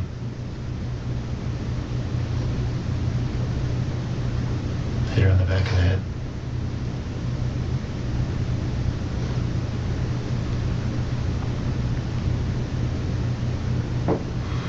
And what's Tweed? I don't know what Tweed is. Is it like a restaurant or something? But it seemed like the girl trusted him. It didn't seem like he just attacked her. It seemed like he had built up a rapport. Because if they were walking together and he hit her over the back of the head, you know what I mean? She had to trust him somewhat. Okay. Yeah, good call, Curtis. I just saw that, Kurt. Good shit. Good eye. Detective Kurt is on it. Anything in particular? Well, what did the hit on the back of the head do?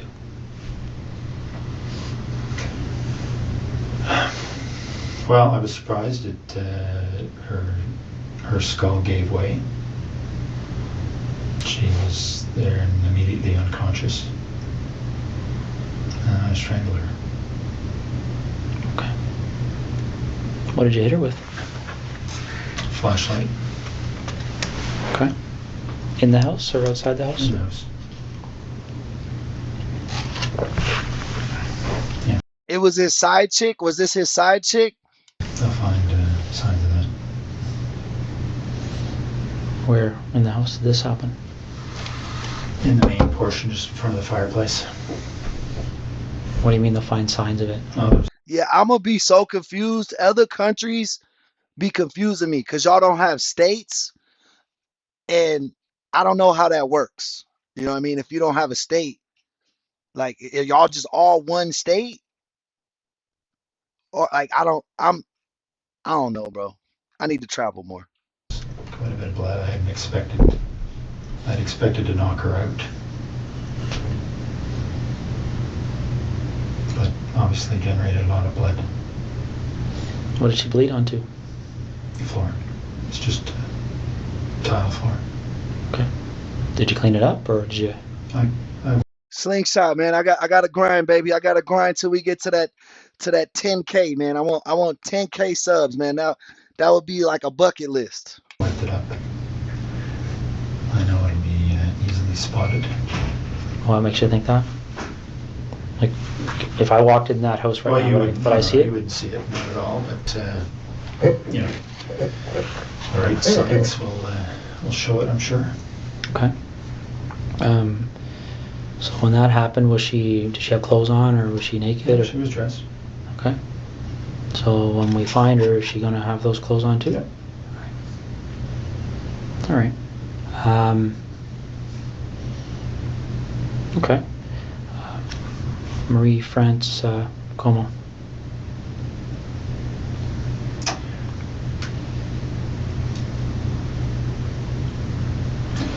There was an open window in the basement of her house when she was away. I went in there a couple of nights before she came home. Mark, from all the research I've done about this case, he was actually really well respected, and everyone was super surprised, and the country was like sad that like someone that evil could have got that high in like clout or like stature. Looked around. I went back in there late at night when she was at home.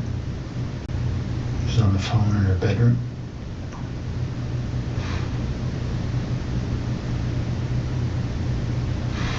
She actually discovered me in the basement.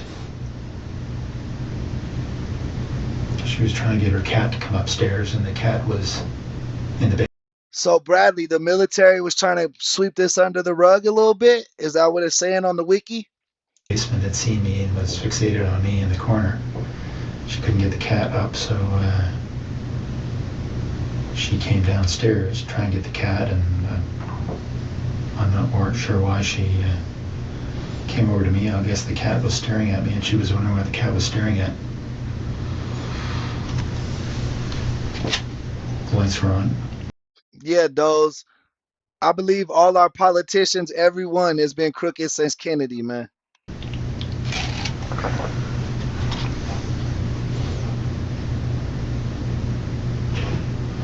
So when she spotted me, I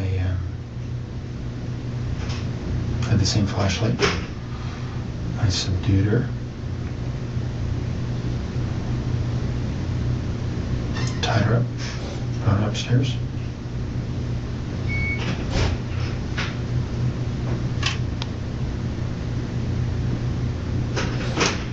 And strangled her later in the morning. Well, more suffocated her. Right. Some tape.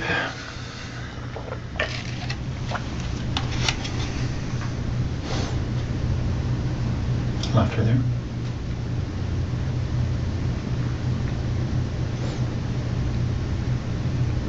How did you subdue her? And when you say subdued her in the basement, what did you do?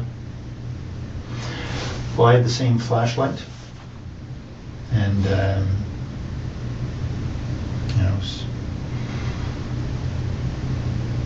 she saw me right away, so I was just hit her a couple of times and around her head, try and knock her out. Didn't, but she was bleeding a little bit.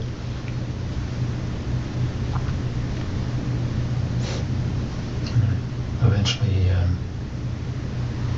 after a struggle, subdued her.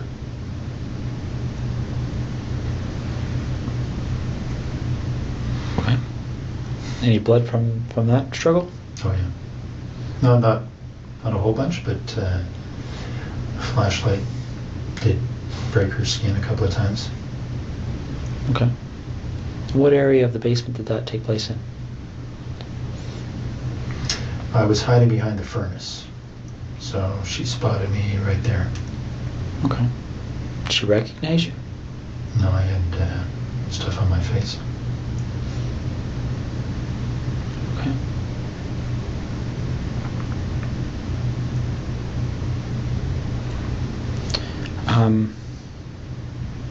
So you go upstairs, and you said she suffocated? Well, I suffocated her. I put tape on her. I put tape on her mouth, and then I put tape on her nose and held it there so she couldn't breathe.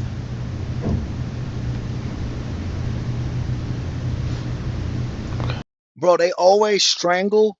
They always choke and strangle a lot of, well, not always, but most of the time, because they want that control. They want that power. They feel powerful when they choking them, bro.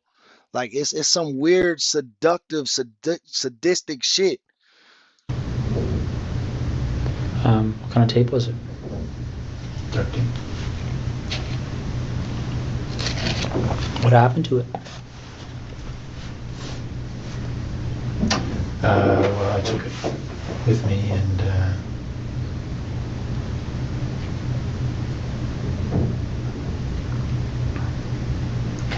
can't remember what actually I did with that tape, but I'm doing good, Ty. It's glad to see you again, man. Welcome back.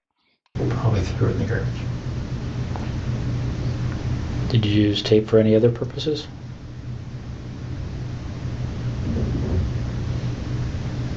No. Okay. Did she ever recognize you through this whole episode? No. What did you say you had on your face? I had just a cover for my head, just a sports pullover type, like just a little cap kind of thing. Okay. Just a, I think lycra or something, and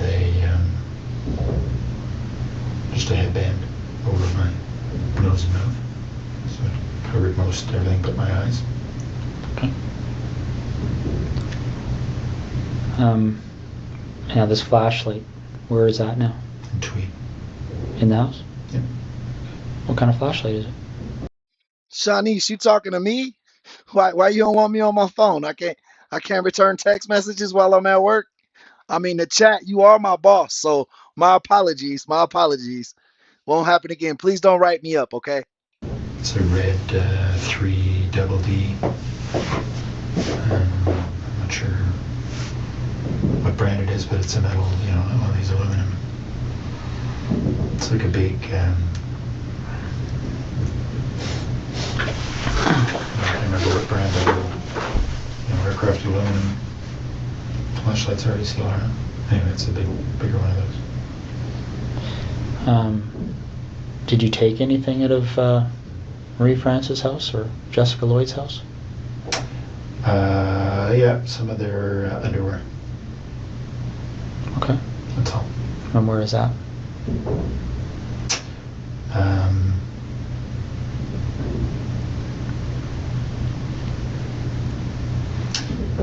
It's in some boxes in the basement here in Ottawa, in that rec room. So we just moved in, so there are boxes everywhere. So on the same side as the furnace room, sort of in the back against the wall. Okay. What do the other boxes look like?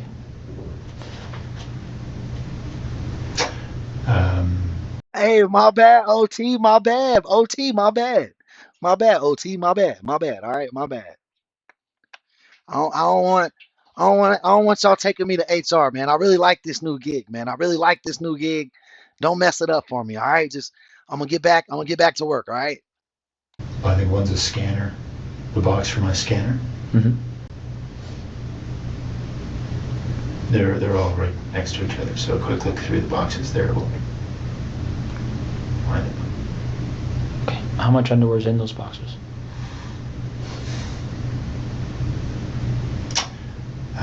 Kurt, that's what I was thinking too when you was like, "That's a strong ass flashlight." What popped into my head was, yeah, them cops can beat the fuck out of you with them flashlights. Shout out Jon Snow, man. Hey, Jon Snow, why you kill your wife, man? Why you kill Khaleesi's? I wouldn't have cared that she went crazy. I just would have been like, fuck it. He just had to pipe her down real quick. She would have calmed down. Um, Probably 60 pieces or so total. All women's? Yeah, 60 pieces of theirs. Of whose? Of Jessica's and Marie-France. So you took 60 pieces from between the two of them? Yeah. Okay. It's a, All right. He took their whole fucking closet. He took their whole closet of underwear. I think like I don't know. I could be wrong. It could be more than this. Like it could be more than this. But when I look at my wife's underwear drawer, it looks to be about 30 to 50 pairs of panties, right? Am I right, ladies? Y'all got about that many pairs of drawers? As a dude, we got about like, depending on the guy, anywhere from 5 to 20 pairs of drawers. You know what I'm saying? Yeah, he freaky as hell, boy. He freaky as hell. And they're in a, like when you talk about a scanner, is it a computer scanner box? my computer scanner is up in the office and its box is down in the basement, so Okay. it's inside that box. Does any of the underwear in those boxes belong to anyone other than Marie-France or Jessica? Um, Yeah, tell him, Kurt. Tell him, Kurt. Kurt's the foreman on the job, and he lets me know about my rights. Thank you, Kurt. yeah, there's some from each of the other two women. Okay. Why don't we talk about those two women? Mm. So the first one happened on the 16th, and I don't know why I can't recall their names, but the lady that was lived closer to you. No. Hey guys, we've been chilling on 68 likes for a while. Let's get that up. Come on, let's get them likes up.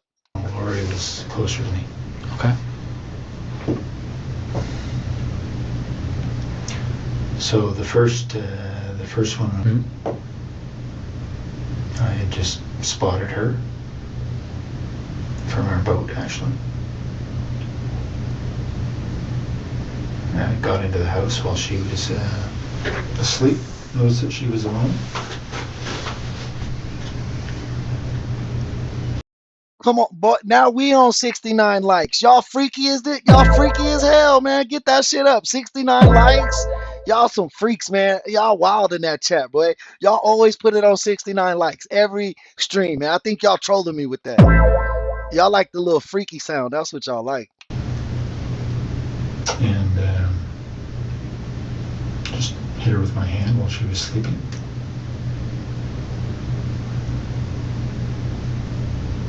Subdued her. Mostly just my weight on top of her.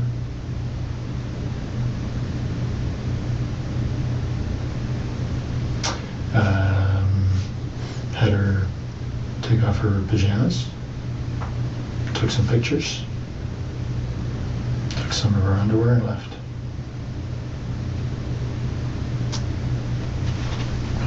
And the other woman? Same kind of deal. He made us a little less freaky, man. Shout out Kurt. He brought us back on a less freaky number, man. Appreciate that like. Now we up to 73 now. Let's go. Got in through the back of the house. She was sleeping in her, not in her bedroom, but in her, in front of the TV. Very much so. Those get Freakiest Man of the Year award. He said he watching in the shower in case they show the pics. Y'all cracking me up, bro. Shout out the chat. That's why the chat is the star of the show. I am only your co-host, man. Same story.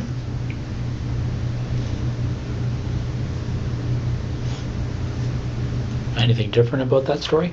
I mean, pretty much the same story and exactly the same story are two different things, right? Yeah, no, not much different at all. I did have the flashlight that time. I hit her with a flashlight. Didn't think it would knock her out. Did. So, and I subdued her with my weight. Took off her clothes, took some pictures, and left.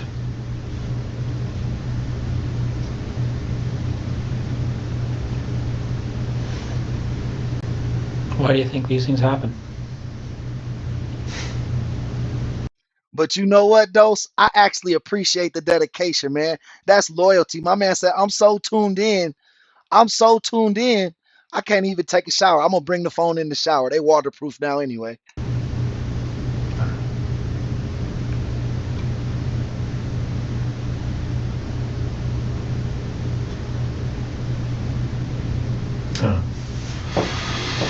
Have you spent much time thinking about that? About why? Yeah. Yeah. But I don't know the answers.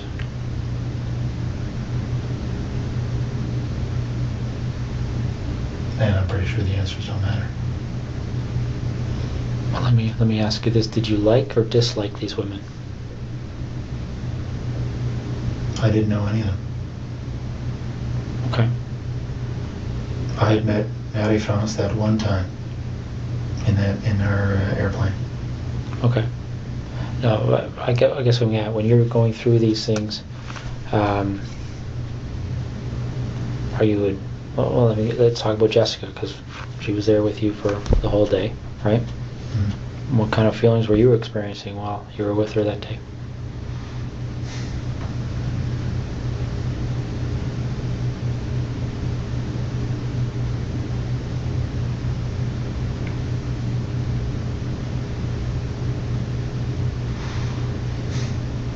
So don't get me wrong. He's on the second murder, right? They were talking about 2 murders, and now he's talking about the second one. Oh, she was a very nice girl.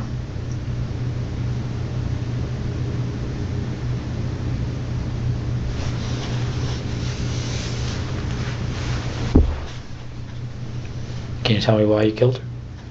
Right? Do you know why you killed her? Well, I think I killed her because I knew that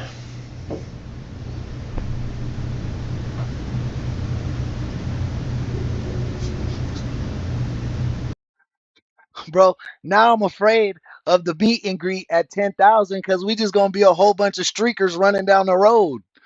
That's what it seems like it's going to turn into.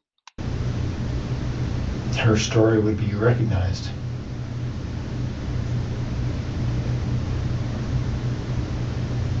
Her story would be recognized? How do you mean?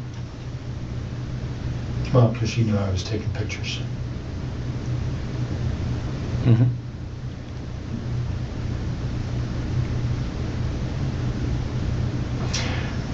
You good, Red. I have such ADHD.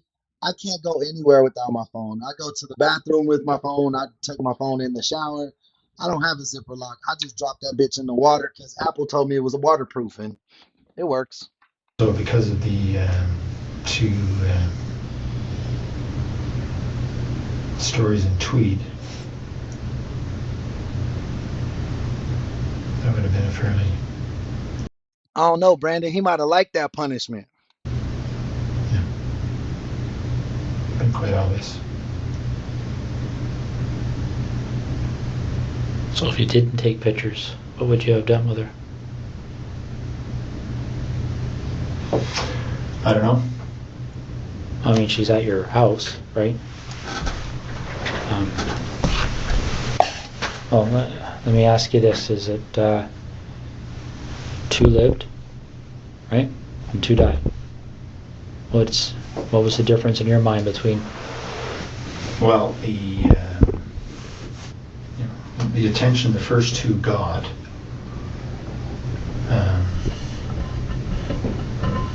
was very much focused on, obviously, or for obvious reasons, the pictures I took.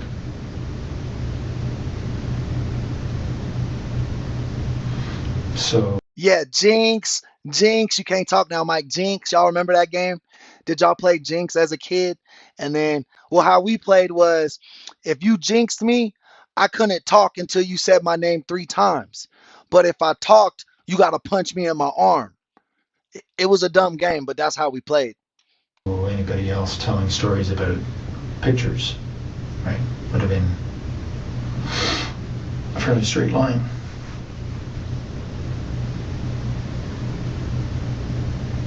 Okay, but when this thing happened with Marie France, did you believe that you were already a suspect for what happened in Tweet?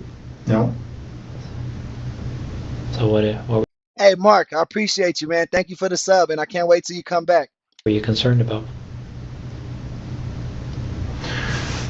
Well, because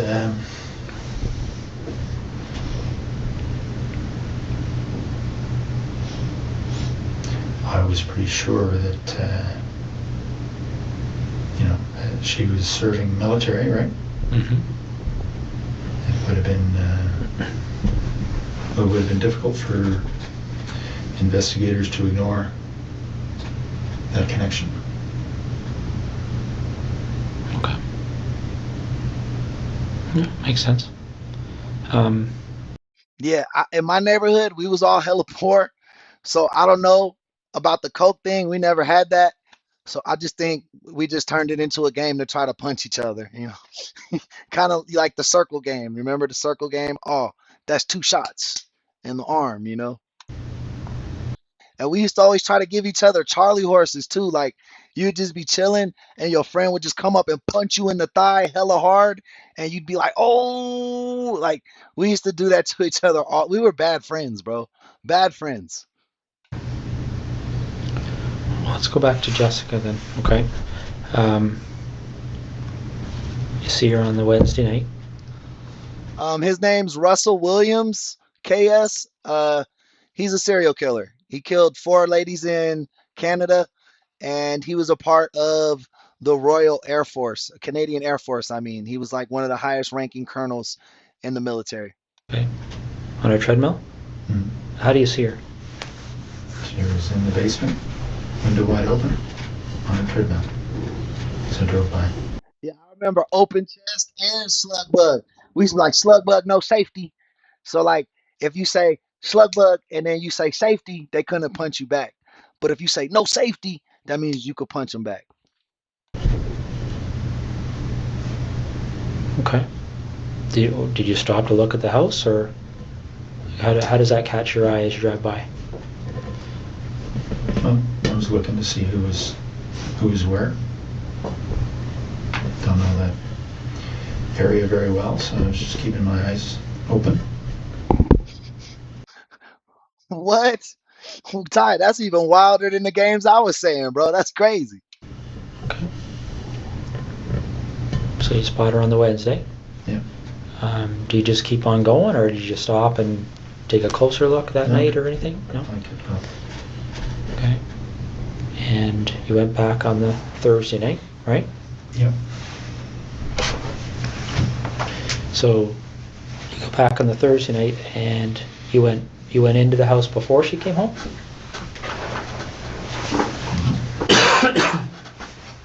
Yeah, she was out. Okay. Done with those.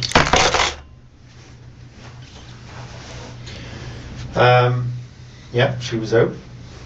Got in through the kitchen window. It's unlocked. Everything else was locked. Okay. So you're in there doing what?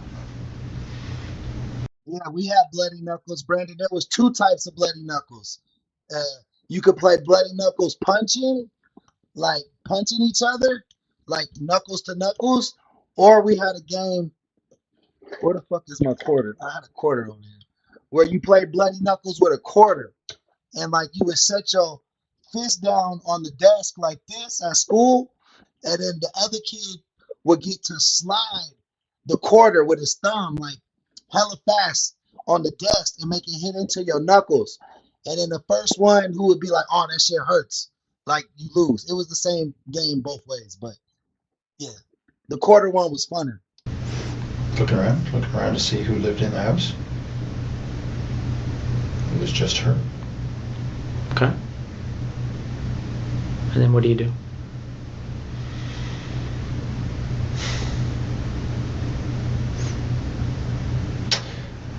Well, I left the house, and then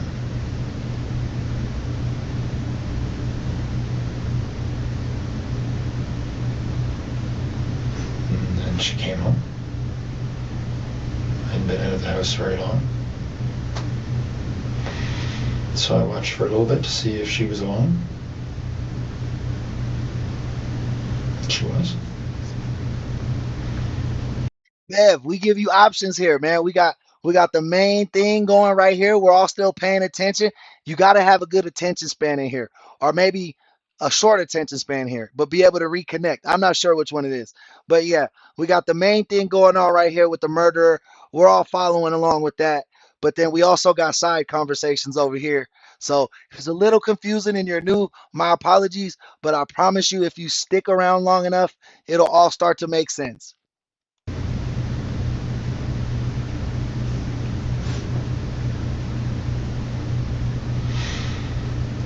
And I went in when she went back to sleep. When she went to sleep.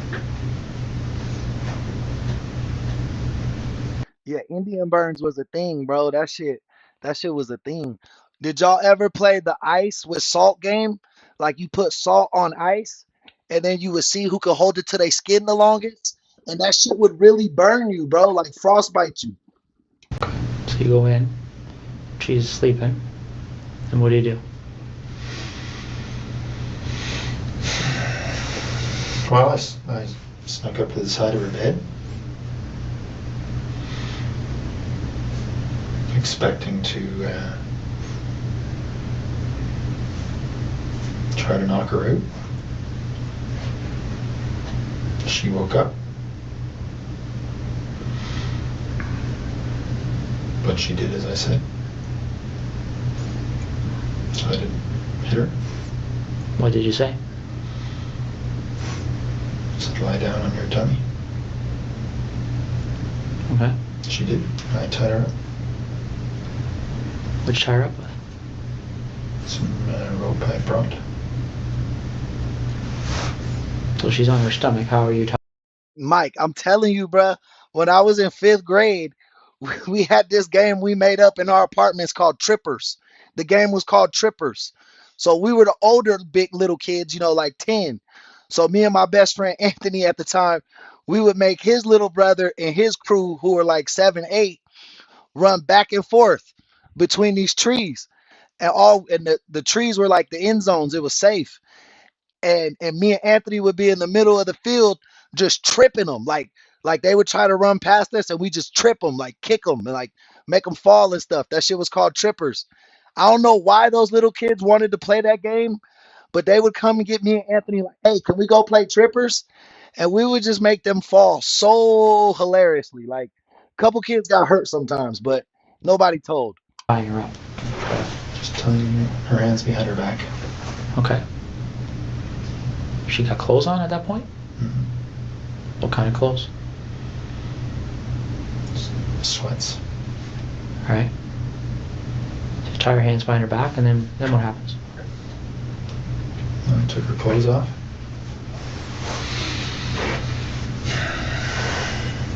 Okay.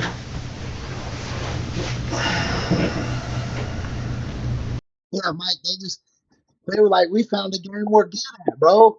Like we was like, "Man, you felt so cool." Like we would hype them up too. You remember like being a bigger little kid, like how you were. You thought you were so much bigger, and you were like 2 years older than that person.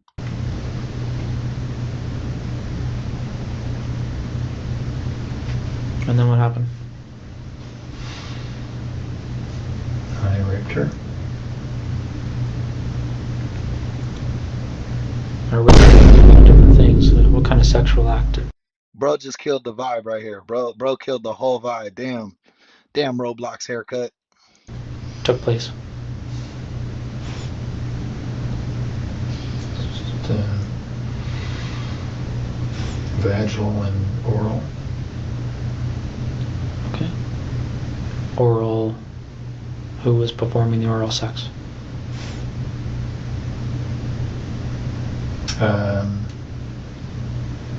No, me on her and her on me. Okay. Bro, the sand used to be hot as fuck in Las Vegas, bro. When you go outside and it's 110 degrees outside and you go pick up that sand, that shit was like picking up lava. Any condoms used or anything like that? No. No. So there's, and again, correct me if I'm wrong. Vaginal intercourse. Her performing oral sex on you, and you performing oral sex on her. Mm-hmm. Do you remember what order those things occurred in? Yeah.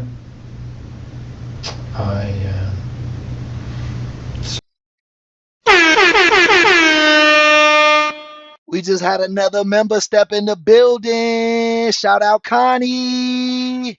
Started with the oral sex. Then I raped her. And then later on I made her perform oral sex on me. Okay. Any kind of conversation happening when this is going on? Yeah, a little bit. What was being said? Well, I threatened her before I had her perform oral sex. He low-key lucky she didn't just bite his dick off.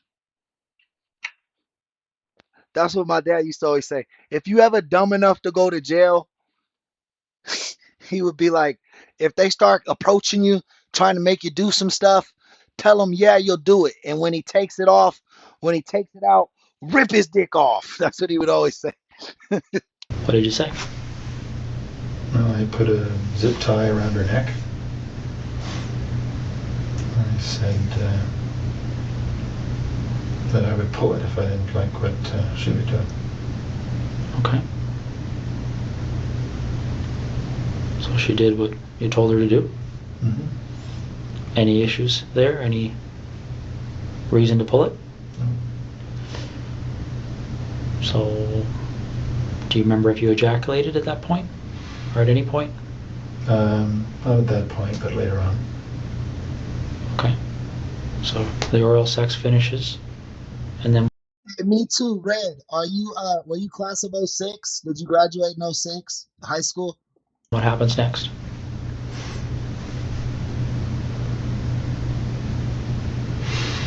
Well, I continued to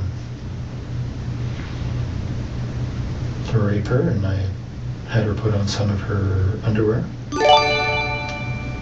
Took some pictures. Hey, Jeremiah Moore, welcome to the chat. Thank you for the subscription too. Lots of pictures. And then got her dressed. Walked back to the truck. Okay. Bro, I mean, look at his haircut. I mean, he did have a wife and he did have a lot of clout. He probably could have got some bitches without doing this. It was more likely it was a power thing. He's a psycho. At what point did you decide that she was going to leave with You're not old, April. Most of the people who watch the show are like 40 and up, 45 and up. I think or 16% of our demographics, like my age, 30 to 30, 36, 37-ish, or no, 30 to 35. So I'm in the older group. And then 35 to 40 is like 20%. And then I think like 40 to 60 is 25%. I think 45 to 60 is our biggest demographic. you?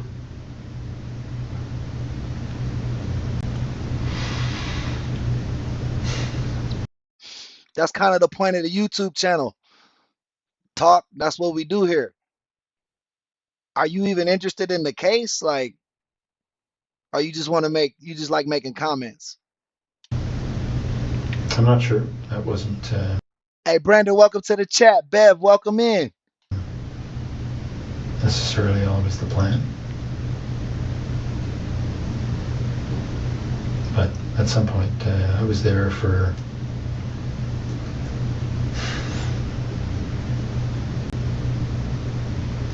maybe 3 hours, 3 and a bit.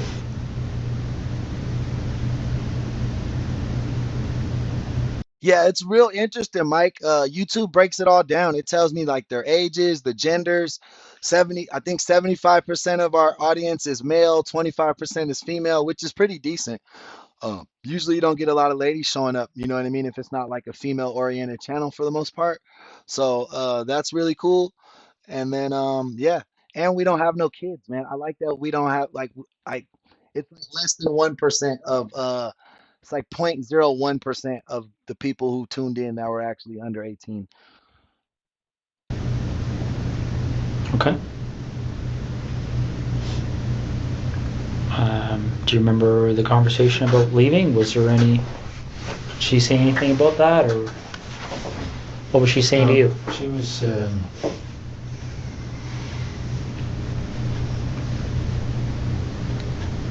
certainly cooperative. Okay.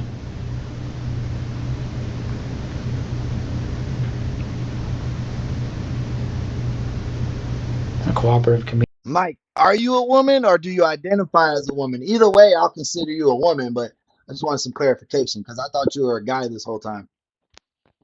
A number of different things. Was she excited about leaving with you? I mean, I don't want to be sarcastic, but No, she just didn't put up too much of a fuss. okay. Did she try and negotiate with you at all, or No. what did she say? Well, I told her that I would let her go later on. Okay. So when you take her out of your house, is she still bound, or Yep. how is that done? Just hands behind her back. Okay. What about her feet? Anything there? No, she was walking freely. Okay. See, you skewing our numbers there, Mike. We should be calling you Michelle or something. You know what I mean? Barefoot or? No, she had You 100% right. You are skewing the numbers, but that's okay. those brown suede shoes on that had been reported. Okay. Michelle said she identified as a motherfucking potato.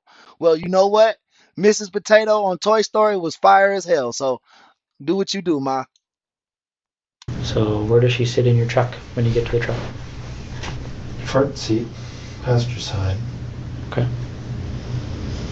And where do you go? Straight to Tweed. Straight to your house in Tweed, or straight Yeah. to just the town? Straight to the house. No stops anywhere? No. Okay. What time, do you remember what time you arrived there?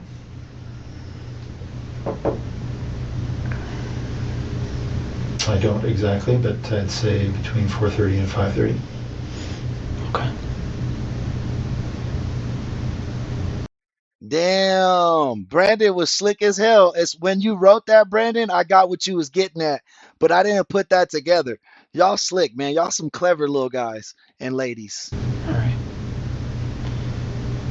When you were first there before she came home, do you remember? Did anybody come to the door at all when you were in the house? Okay. No, I think somebody had come home. Somebody had come to the house just before she did, because I thought it was her, but then they left. I was outside at the time. Did you see who that person was, or what kind of vehicle they were in, or No. anything? No. Saw the lights. I assumed it was her, and then all of a sudden they left. So I don't know what happened. Oh damn, you killed your bong, Hex? R.I.P. the bong, man. I broke hella bongs in my life. R.I.P. the bong. Okay. Um, where were you when that first vehicle pulled up? In the back here. Okay. So you didn't have a view of the vehicle, you could just tell that there was a vehicle there, is that fair? Okay. So you get home, what, 4:35 you say? And then what happens?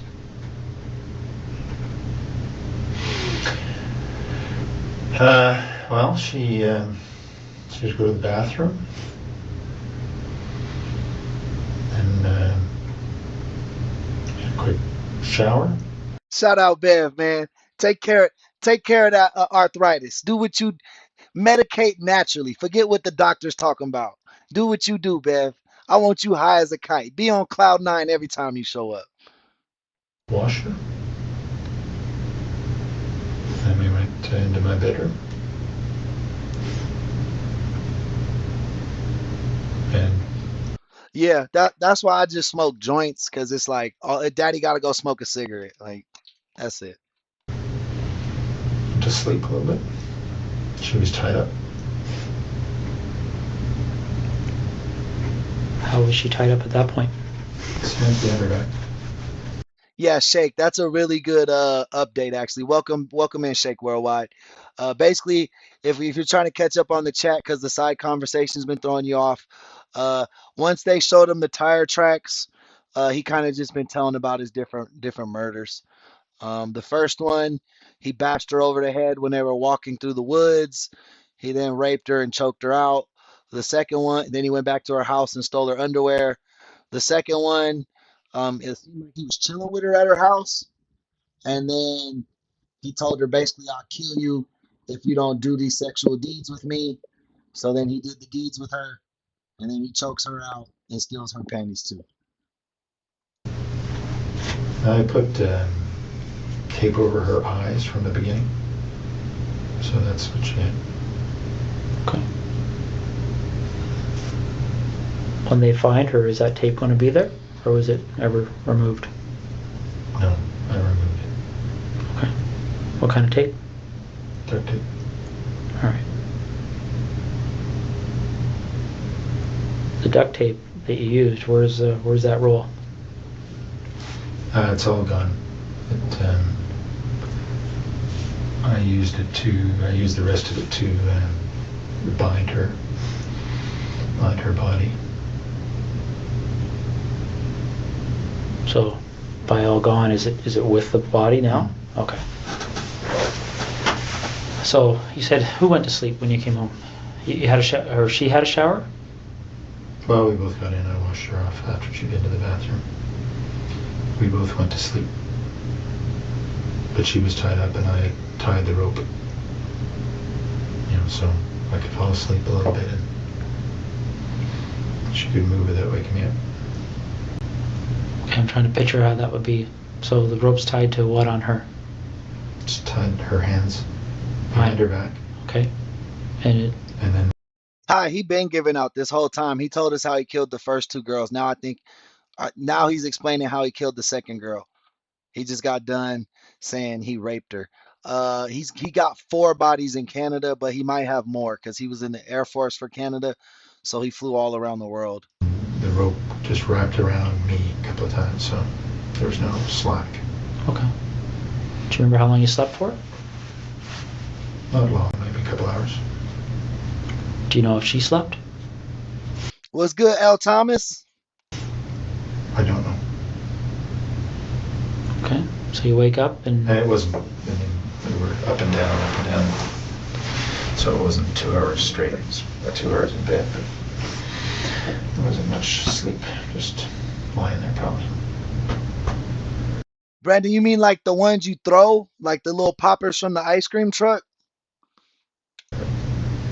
so you get up from that, and what happens next?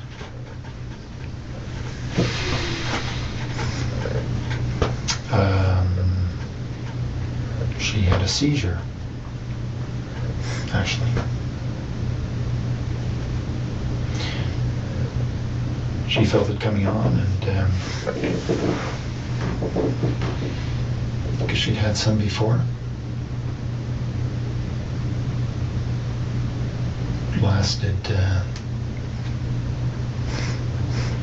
quite a while. Got her dressed, into the family room, and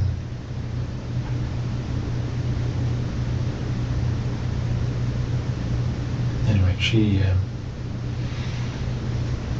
she recovered. She got, obviously stress. But,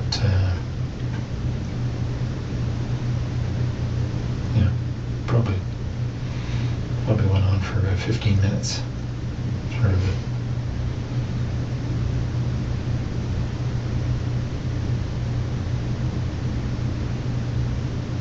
So, how do you know she had them before? She told me. Did she tell you why she gets them? Well, she suggested it. Lady Lover, I will roast you so hard. You don't come in here with that profile pic talking shit on me. You look like a fucking bowling ball with some khakis on. Stress.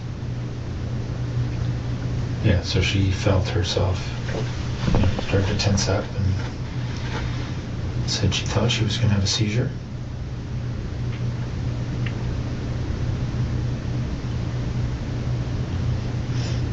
So it was convulsions is what she was saying. Okay. So she recovered from that? Yep, I stayed with her and talked her through it and made sure she didn't bite her tongue. Okay. And then what happened? Well, then we had a little lie down right there because she was obviously exhausted. Put a cover over her and she went to sleep.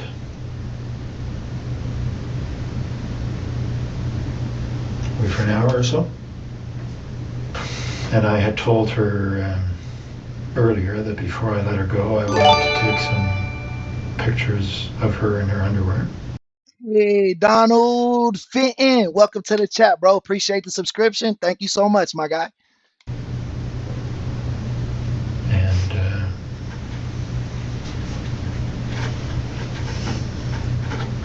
have sex with her.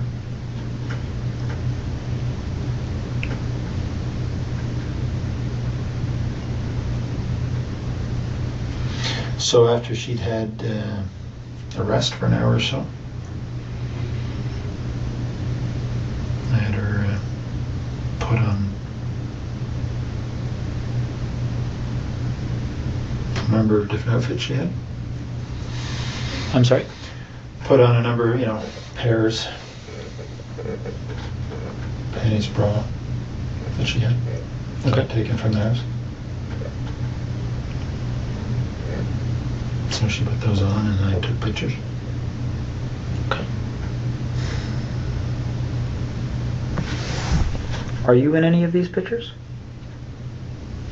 Nah, I don't never use a cone hex. I roll my shit old school with the papers.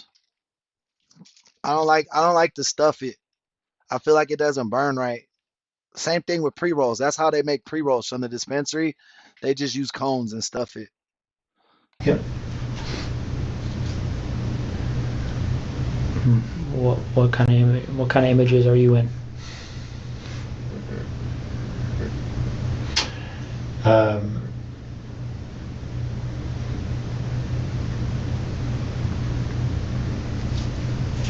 Well, I'm with her. There's What you mean you pushed the wrong button, Rainy? Just hit double tap your screen if you're on phone. That'll give you a like. And then just go hit that subscribe button. on the hard drives. You'll see there's video as well. So there's video of the. Shout out England. Almost 4 hours, I guess. Of what?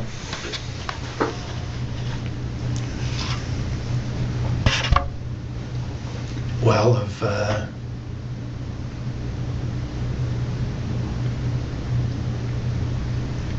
initially. Rainy, did you figure out how to subscribe so it's easy for you to come back to the channel?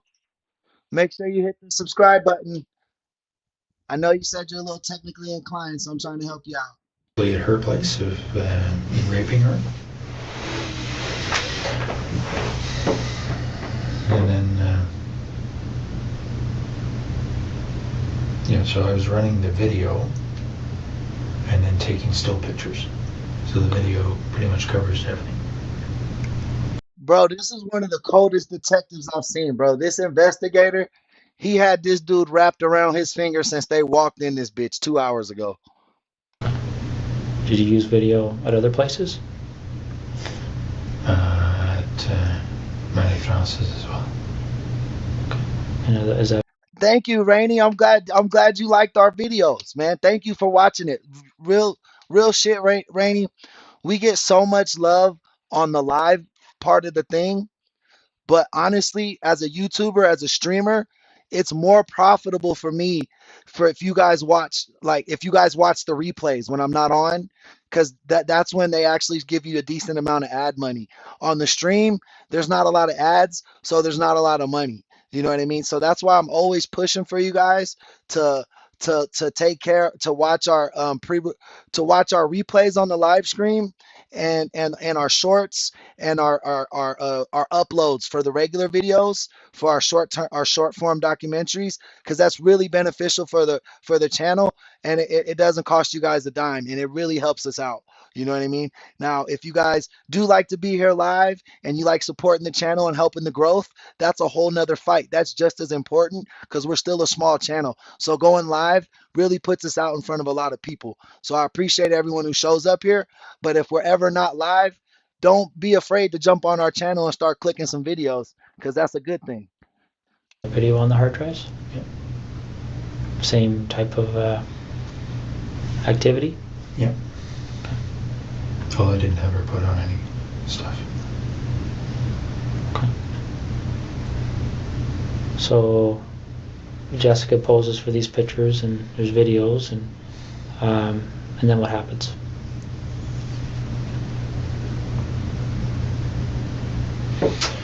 Then I got her dressed because she thought she was leaving. Got a bite to eat. Fruit. And then as we were walking out, I struck her on the back of the head.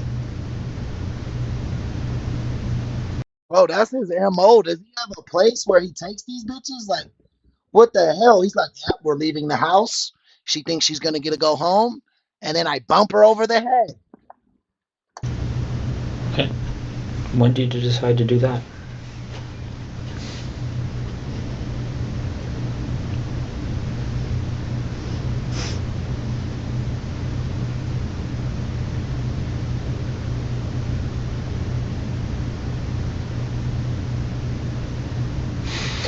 Well, Yeah, like for real, guys. When I be asking y'all for memberships or setting goals for super chats, I'm not trying to be out here panhandling, bro. That's just the business format that YouTube lays out for us. Um, if you're not successful with your memberships, if you're not getting super chats, like it's not gonna work for you if you're not like fucking blowing up million view videos. You know what I mean? If you don't have like Mr. Beast type production quality, you know what I mean? It's gonna be real hard to bust the algorithm. The best way to bust the algorithm is definitely live streaming, but live streaming isn't very profitable. So you want to use live streaming to build your brand and then build a great community that will watch your videos after you've kind of blew up a little bit. Say you get 10,000. Think of our backlog of videos with all those new subscribers coming in. It's going to be a lot of ad time. You know what I mean? It'll be beneficial for the channel. But until then, that's why I say the live chat is the heartbeat of the channel. The members are the heartbeat of the channel. They keep us here. They keep me to be able to pay my bills and take care of things. Because like I said, I moved away from I started my own sales company. I have my own company, and I moved away from that. I was make as a salesman and a sales team. We were doing anywhere from 80 to 110,000 a year. For me personally, that's like the most I've ever made in the last 2 years. And I will throw that all away. I will throw that away to do YouTube full time. If I could bank 30, 40K a year off YouTube, I'd rather be a broke bum doing what I like than selling people shit that I really don't think they need it all the time. But sometimes I need to make a sale. You know what I mean? I don't want that rat race of life. I don't want to sell products that aren't me.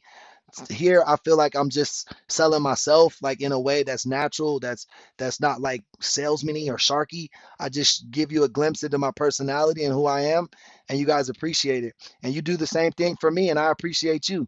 Like honestly, since I've started this channel, not that I was like super bad off, but I'll tell you, my mental health, my confidence, and my aura has just been way up, man. It hasn't been this way in a while.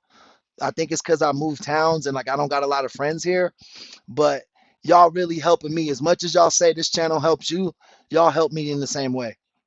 I was pretty sure that I wasn't going to let her leave, but you know, the idea of striking her on the head was developed in the afternoon.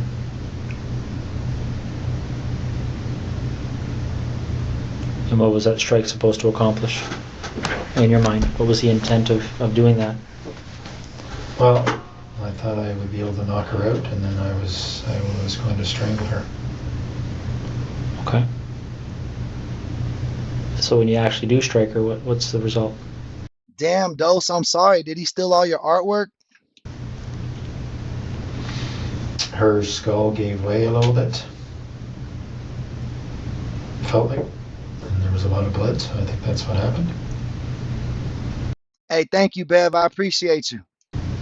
She was immediately unconscious.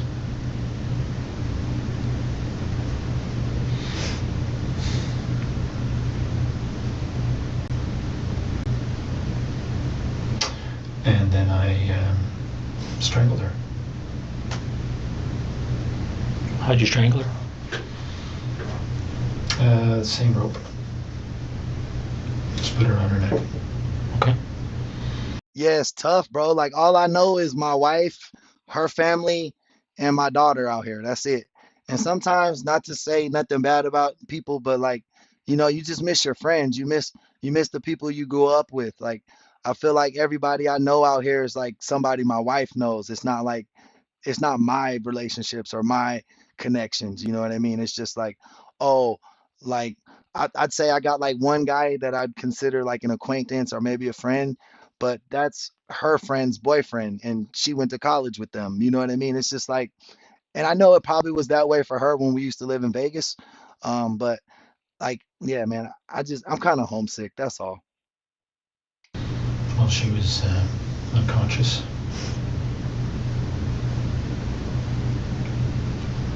Now, what happened to the zip tie that was around her neck earlier?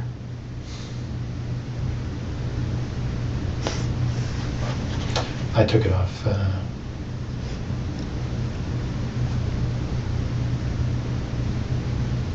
around then, I guess. Rainy, thank you for asking me questions so I could tell my story. You know what I mean? If I'm just telling my story for no reason, that's random. But I felt like we had a good conversation going, and thank you for letting me share with you.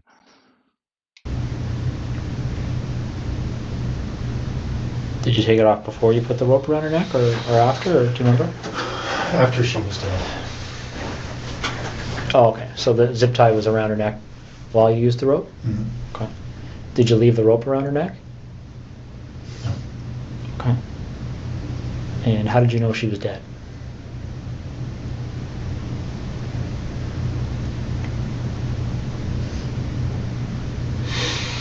She,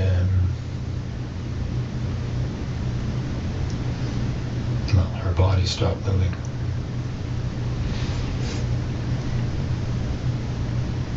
Okay. So what did you do after that? I bound her up to there's her fetal position. Yeah, he's military, bro. Like when you got a job like that, like a high serving colonel or like a really important police or just a police officer, I would imagine he's super easy to cheat just because you could be like, oh, something popped up. The office just called me. The corporal just called me. Man, like you could always make up a work excuse to leave the house because you're perceived as like this really important person. You know what I mean?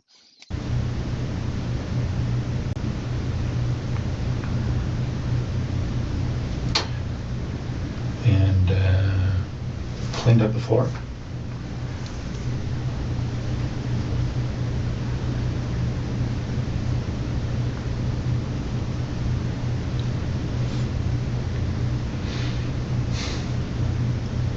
No, you say you bound her up. Are you referring to the duct tape that you talked about earlier? Yeah.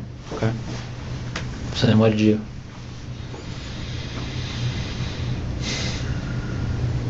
I put her in the garage. It was very cold.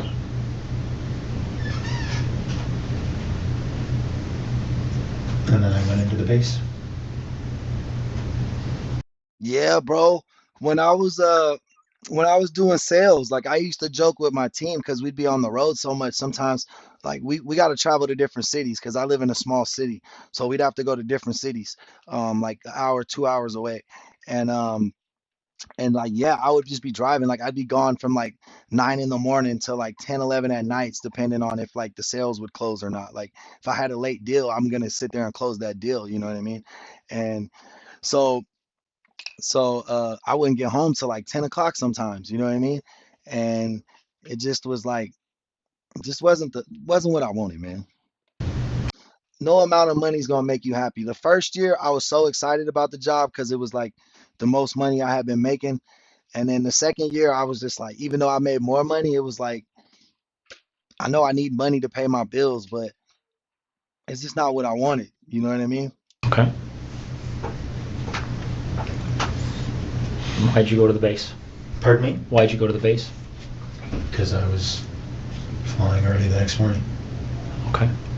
So what time did you leave to go to the base? Well, I told you about between 9 and 10 or so. On the Friday night? Yep. Okay. So you fly, and Then I drove home to Ottawa. so which night would you? Saturday night.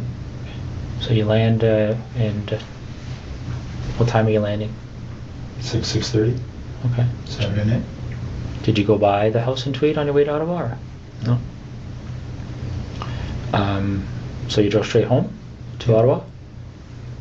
What time did you get there at? Do you remember? Sometime before midnight. I can't quite remember, but I think I went into the office first, did some work.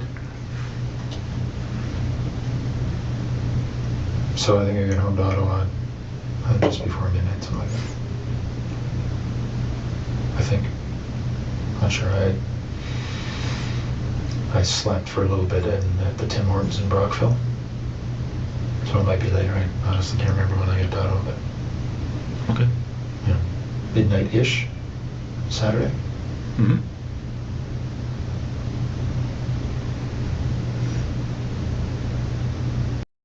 I always hear that too, Hex. Where they be selling these pictures at, bro?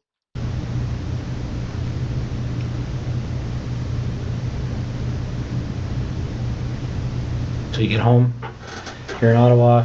What do? You go to bed or Yeah. stay up? Okay. So then what do you do the next day? Well, my wife and I did.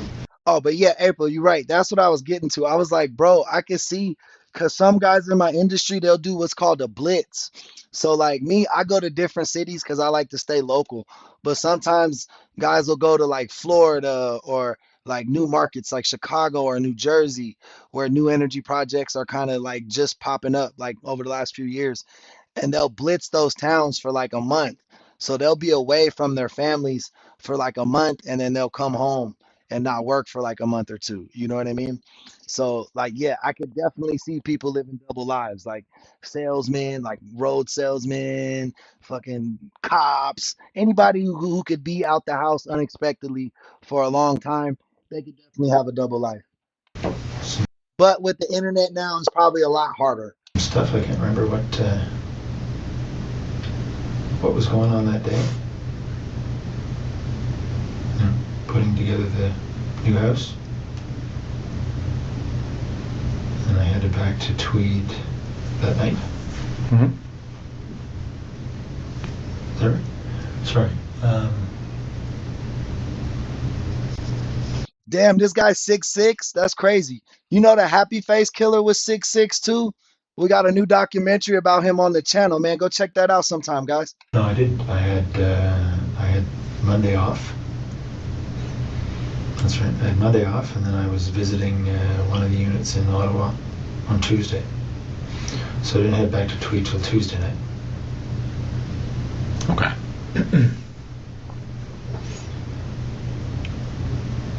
So you get back to Tweed, and what happens next? I took Jessica's body to that spot. Okay. That happened on Tuesday night? Just this past Tuesday, obviously. Yeah. Okay. Do you remember what time that was? It was pretty late. It was midnight-ish. I'd say between midnight and 1 on Wednesday morning. Okay. What made you decide to measure that distance, that 0.7 kilometers? That's just the way I am. Numbers. Have to know the numbers. Okay. And how did you leave her? I just left her tucked behind a fairly large rock. Okay. Is that duct tape still on her? Mm-hmm. And what else is on her? A couple of towels wrapped around her head, and the top and pants. She was wearing jeans. Okay. Did you ever go back there? No. Right. Nah, the Smiley Face Killer was one dude. Go watch the documentary, bro. I think I did my thing. Not right now, but when you get a chance. I think I did my thing. Matter of fact, I'll probably play our documentary after this video. What other type of cleaning and things like that did you do? Anything else to kind of cover your tracks that you can think of? I vacuumed the house and I wiped the floor, washed the floor. Okay. What about your truck? Did you do anything with that? Just washed today because it was a mess. My bad. I was confused because the garbage truck pulled up right now, and usually that bitch don't come on that truck come on Tuesdays. I don't know what they doing out there. They already took my trash on Tuesday. I'm good. I never brought it back in so I could see it, but Vacuum. Okay.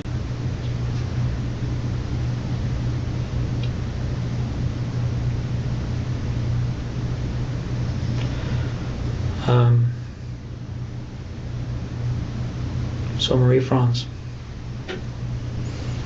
when did it first occur to you to go to her house? Bread, my daughter from my first wife and my son from my first wife, when they call me, they ask for their stepmom. They be like, I'll talk to them for about 5, 10 minutes and ask them everything, and then they're like, "Hey, where's Lita? Can we talk to her?" And I'm like, "Yeah, for sure."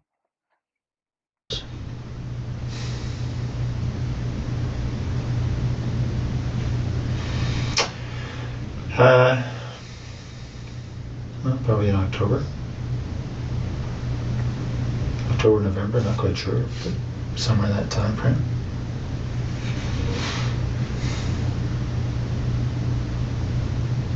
And do you remember why you thought to do that?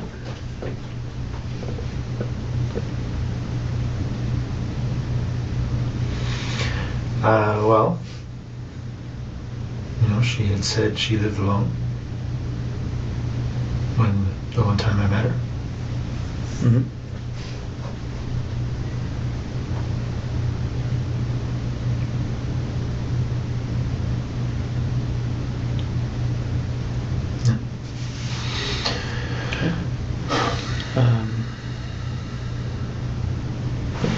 Just trying to understand why her versus the dozens of other women you probably come across on a daily basis.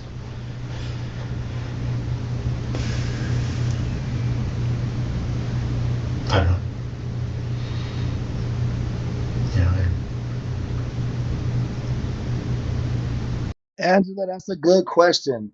We'll probably never know. The way his life was, I don't think they found all his victims. And I went out there when she wasn't home just to see where she lived. And When did you do that? a couple of nights before, And how did you know her address? I was on the roll for the base.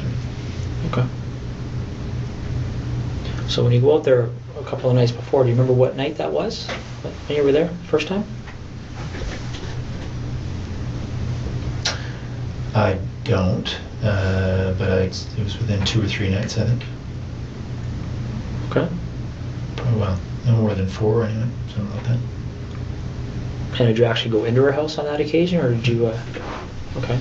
So what happened that? Yeah, for real, it is like yeah, they got a really good relationship together, Ty. For real, for real.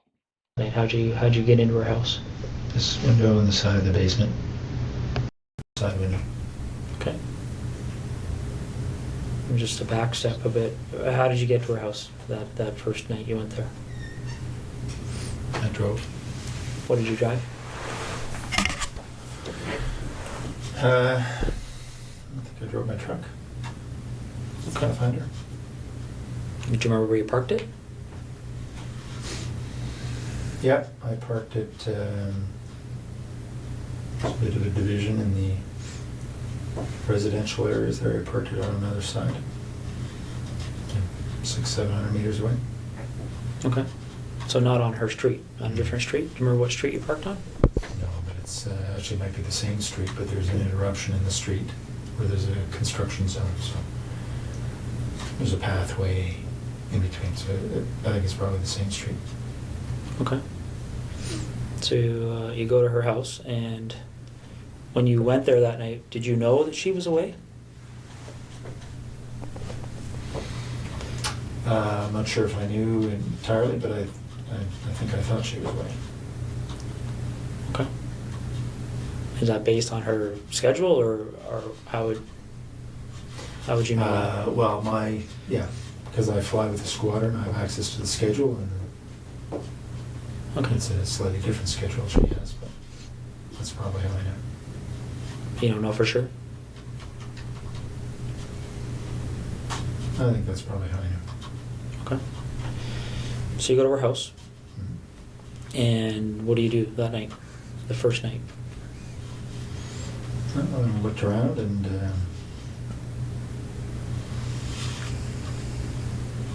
make sure that she was living there alone.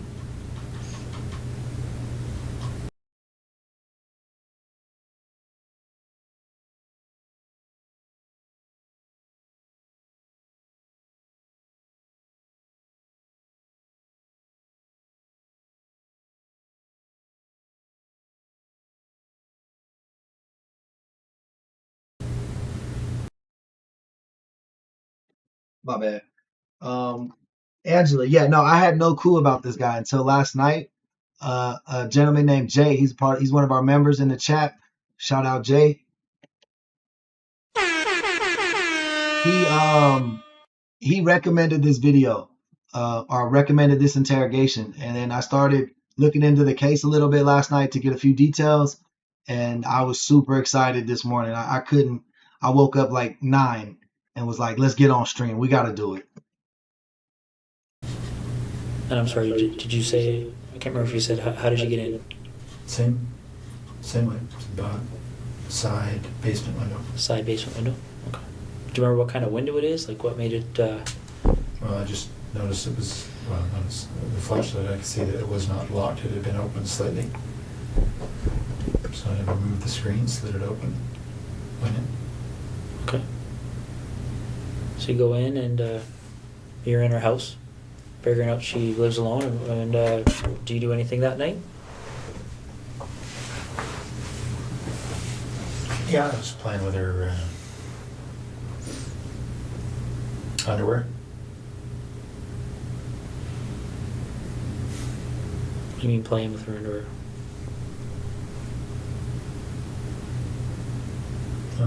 Wearing it.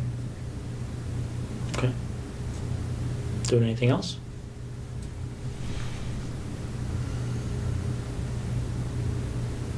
No, I didn't touch her stuff.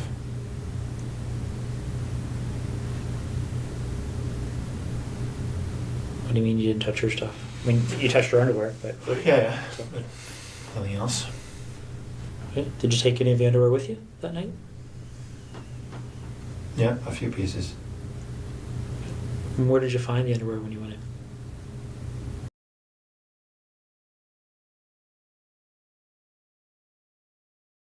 Your drawer. Was it clean? Was it used? Or... Clean.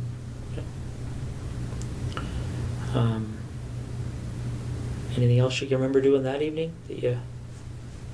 No. All right. So, after that first visit, did you return again before meeting up with her? No. Okay. So, which day did you go to her house when she was there? Well, the night before I went to Ottawa, so I think that was Monday night. All right. So let's walk through that. What time do you think you got there? About 11 or so, probably. 10:30, 11. Okay.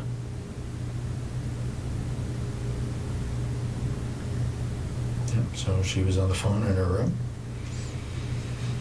Yeah, I'm muted, but I wasn't She saying went, nothing. from the backyard. I got in through the side window.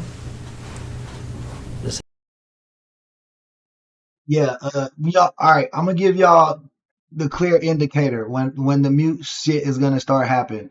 So when I got my clear glasses on, I gotta mute it because on my Ray-Bans, that's the microphone and the speakers. So I don't have to close the mic because you can't hear the audio. But when I have to switch to my clear glasses, I gotta mute the mic when we're watching it so it doesn't echo for you guys. Same basement window? Mm-hmm. How could you hear from the backyard? What was... Just hear her on the phone. From beside the house. Could hear her through the walls that she was on the phone. Okay. Any idea who she was talking to or what she was talking about? No, couldn't hear that well. Okay. So you go in through the basement window. And what are you wearing when this is happening?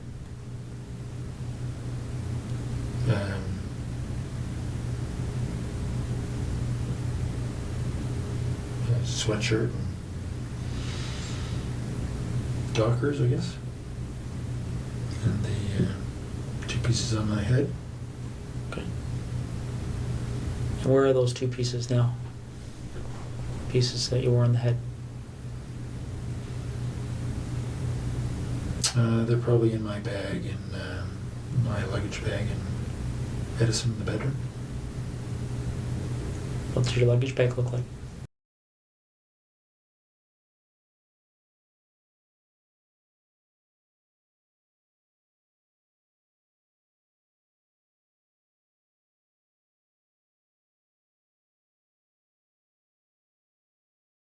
Fuck, my bad.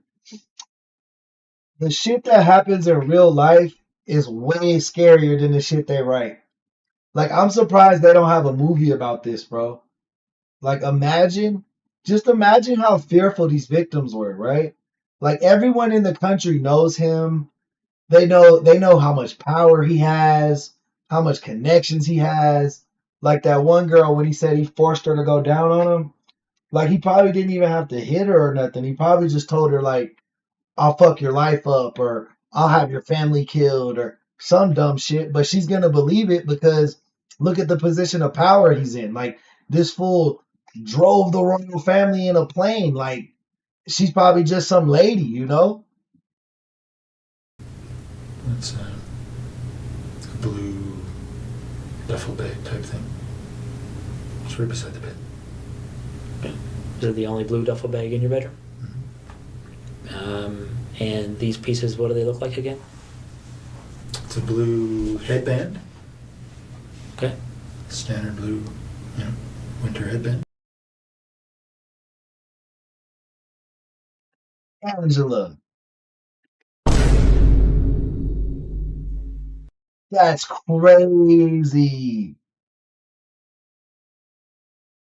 What the hell?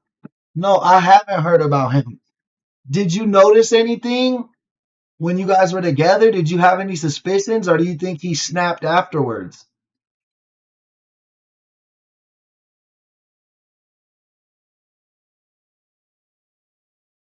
No bad. Hey, Ty, I was low key dozing off a little bit myself when I leaned back.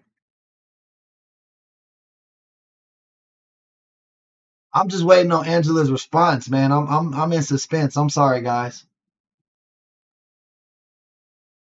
I'll just wait. She'll say she'll let us know eventually. And black skull cap type thing. Any insignias or anything on them? Yeah, there are, but I don't know what they are. The blue headband has something stitched, a name of some sort stitched on it. And the skull cap has some sort of emblem, white emblem on the black. Don't know what it is. Are they like sports emblems or company emblems or? It's the manufacturer's. Okay. Anything else in that blue duffel bag? I don't think so. Is it full of things other than? Just my clothes. Okay. No, Angela, that makes sense. I mean, I would never judge nobody from doing jail time if they served their time. Like I said, they paid their debt to society. I got nothing against them. But I was wondering, did you see anything? Like, did you see anything that made you nervous, or like, did y'all break up cordially? Like, was it something later that triggered him?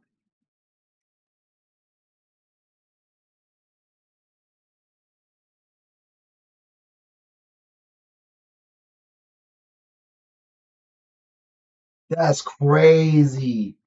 That's so crazy. Um, so you go in. Do you remember what you had on your feet? In the house there? When you went to Marie France's house? Probably running shoes. There wasn't snow on the ground. So you go in and you're in the basement. And whereabouts in the basement are you?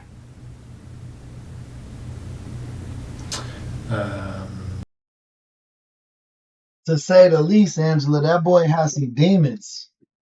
By the furnace. Okay. And what are you doing? What's your sort of plan at that point? I was waiting for her to go to bed. Okay. And how long did that take? Well, she didn't. Because then she came down looking for the cat. All right. And what happens next? Well, as I described, I subdued her. Hit her with a flashlight.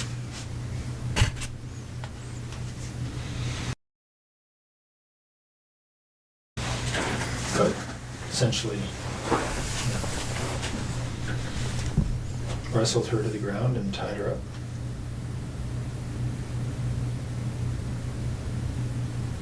Okay. And what did you use to tie her up? Same rope, green rope. It's in tweed. Is it just green or like how long? He was a pregnant gentleman. What's a pregnant gentleman? Do you mean perfect gentleman? Was that a typo? Is this piece of rope? It's probably 20 feet. It's a boat rope. It's got some red specks in it, I think. Okay. Is there lots of ropes in tweed, or is this probably the only rope? No, this there are two lengths. 2 lengths of the same green rope? And were they both used? Well, I only ever had one with me, so I don't know if I used the same piece both times or not, but only 2 lengths of rope. Okay. So you tie her up. How did you tie her up after you subdued her? Okay. And what is she wearing at that point? She wasn't wearing anything to start with. So when she came down to the basement, she had no clothes on? Mm-hmm. She had some sort of a shawl over her shoulder. Okay. And she immediately dropped when she saw me. Did she say anything when she saw you? She did. She called out, "You bastard." Okay. And then what happened? Then I subdued her as I described. By hitting her with that red flashlight? Mm-hmm. Okay. Although they were more glancing blows. Cut her skin, but weren't doing much else. Okay. She fell over and then I subdued her. She tripped. Okay.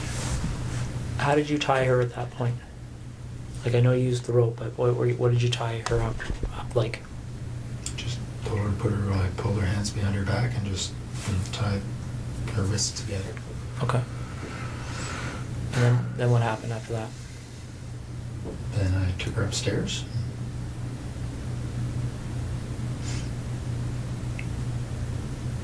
Did she go upstairs under her own power, or did you carry her? No, she passed out on the stairs. And then I carried her up. Well, why do you think she passed out? I expect from the hits to her head. So you carried her up to where? To her bedroom, put her on the bed. Russell Williams. His name was Russell Williams. Okay. And then what happened?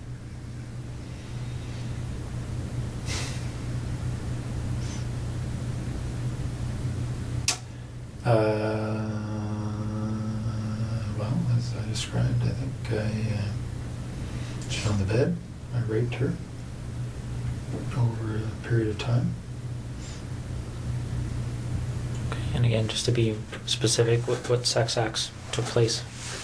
Just vaginal. Your penis and her vagina? Yeah. Any condom used? No. Did you ejaculate? No. Did you ejaculate at any point with her? No. Okay. What was the fucking point? I think he lying. I don't know.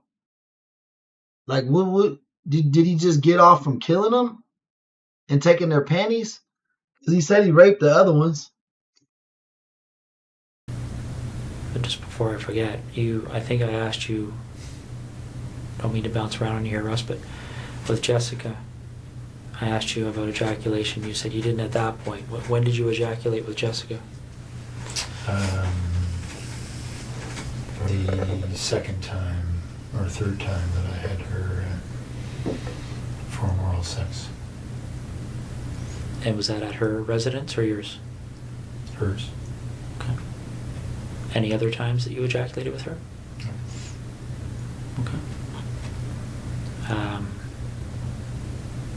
When you ejaculated with Jessica, did you use anything to clean up, or? No. What happened to the ejaculate? She swallowed it. Okay. So getting back to Marie France, it's just straight vaginal sex, no condom, no ejaculation. Is that right? Yep. Okay.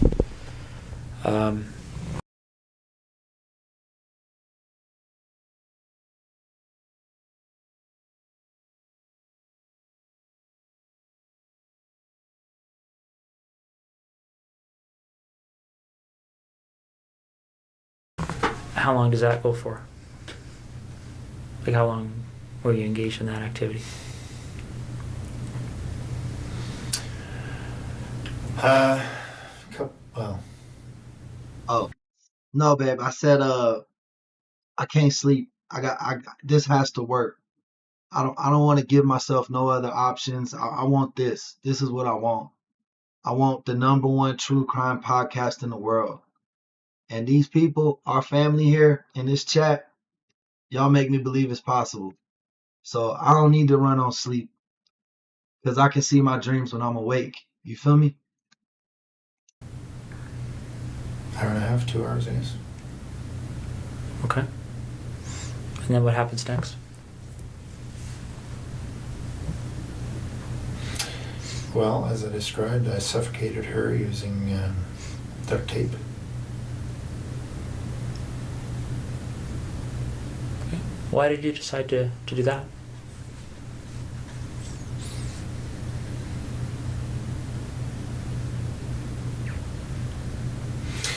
Well, again, because of the pictures. As I described to you, it would have. It was going to be a pretty straight line back to Tweed. Okay. But why did you decide to use that method versus something else?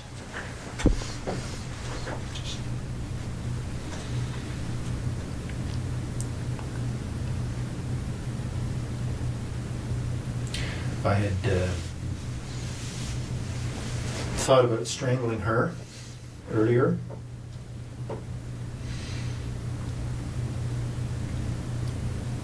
That's on the video. What is? My, well,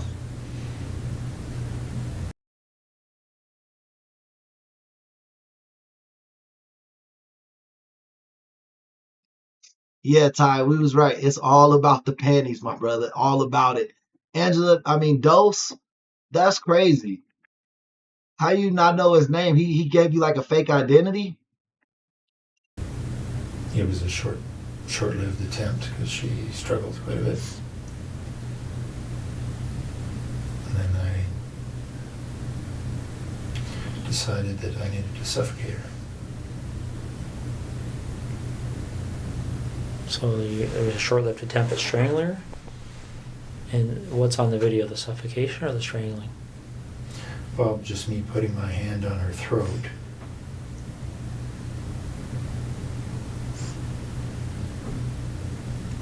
And then her responding, you know, no surprise, very aggressively. Okay. Any videos of the suffocation part or pictures of that? Now you mentioned that you brought the rope with you. Where did the duct tape come from? I brought it. Okay. And what did you do with it afterwards? I think it stayed in tweed. What color of duct tape are we talking about? I know it comes in a variety of colors, but Gray. great.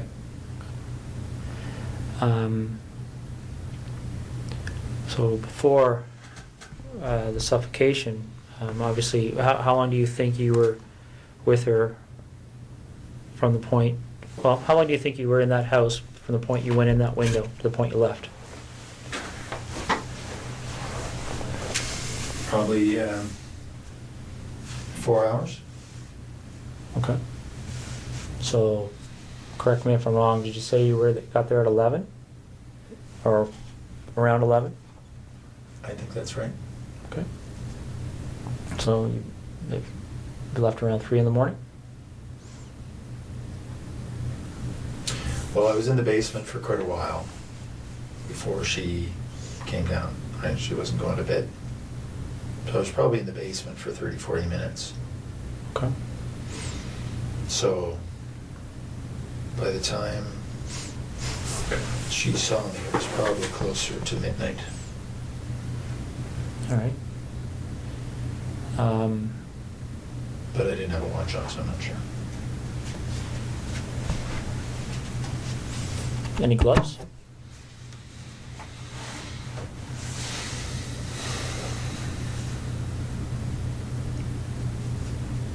I don't think so. Did you wear gloves with Jessica? only to get in the house. It was a very cold night. And what about the two women in tweed? No gloves. So while you're with Marie Franz, what kind of conversations are taking place? Anything she said to you stick out in your mind? No, then I taped her mouth. There's no conversation. Okay. When did you tape her mouth? Soon as I got up to bed. Welcome Connie back in. And why did you decide to do that? Because she was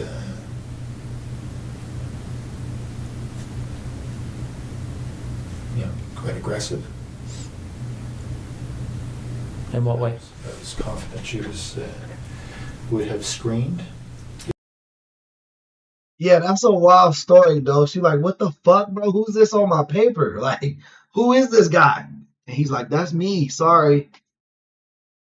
Give it the chance. Got into the house around midnight. She was asleep on the couch. Well, I didn't know that, but I knew she was in there. And how'd you get in, sorry? Window in the back of the house. There's a little sunroom. Was it just something you had to slide, or how did you I had get to that? remove the screen and slide it up. Okay. So I got into the house and she was asleep in front of the TV.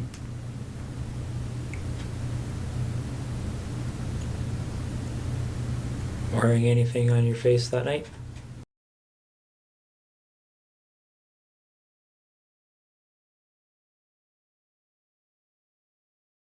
Yeah, same things.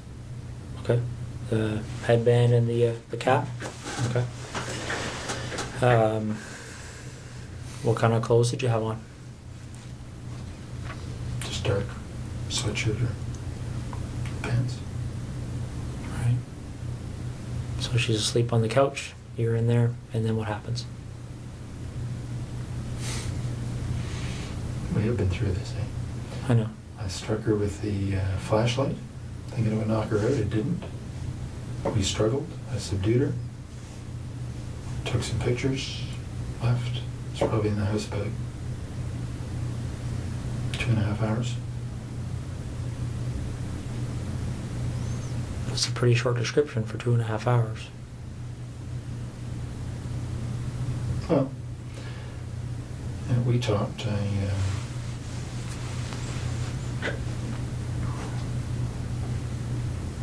told her I wasn't going to hurt her.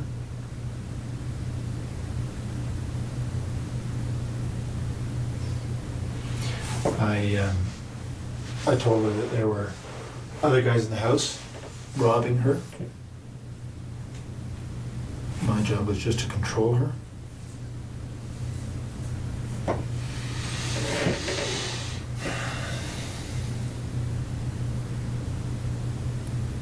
What did she say to that?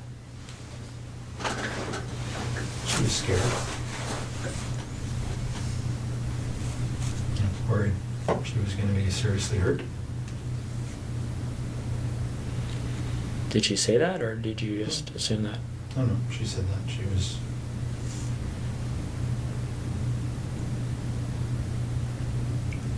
worried she was going to be killed. I said, I'm not going to kill him. What did you do with, you said you took pictures of her, clothed, unclothed? Both. Clothed initially and then unclothed. Are you in any of those pictures? I don't think so. You just took them of her? What kind of camera are you using, by the way? It's a digital Sony. You just have the one camera? Yeah. And the video camera. Also, they're two separate? Yeah. Well, some cameras take video, right? And where is the camera and the video camera? In Tweed. Okay. Is it the only camera and video camera in that house? Yep. Okay. All right. So you take pictures of her, and how do you end up leaving? Like you, I just told her to, I don't know, count or wait for a number of minutes before she called the police. okay. And did you leave immediately, or did you stay there for a while, Oh, no, I left. see what she was going to do, or? I left. And where do you go? Home. Straight home? Mhm. Okay. Did you wait to see if the police showed up or anything, or? No. Well, I mean, it's, So what did you do when you got a home? couple hundred feet. I went to sleep. Okay. And what did you do the next day? Went to work. Normal time. Okay. A couple hours later.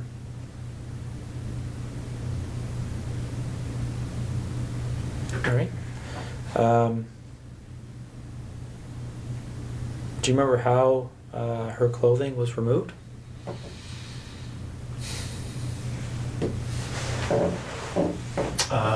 Well, because her hands were tied behind her back, I think I cut off her top and then pulled off her bottom. What did you use to cut her top?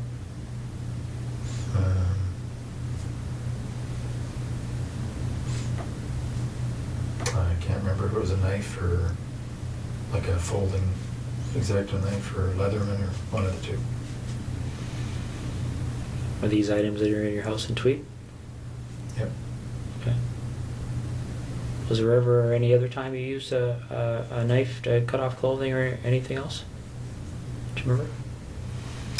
I cut off Jessica's top with a knife, so her hands were tied behind her back. That's all. Okay. And where's that knife? Which knife did you use that time? That was the Leatherman. That was leather? Tweed. Is it the only Leatherman in Tweed? Mm-hmm. Okay. So on the 16th of September, when you went in that night, was that the first time you've been in her house? Yep. Okay. And why her? Just because I'd seen her and she was cute. That's it. Okay. So there was no, you didn't go into her house before that night? No. All right. So you go in, and how'd you get into her house? Side window. The was not locked. Cut the screen, slid the window, crawled in. Okay. And what you wearing? Same. Sweatshirt, dark pants. The same hat and. Mhm. Okay. And where do you find? In bed, sleep. Okay. And what do you do? Stood over her for a while and I hit her on the left side of her head just with my hand. Just woke her up. We struggled.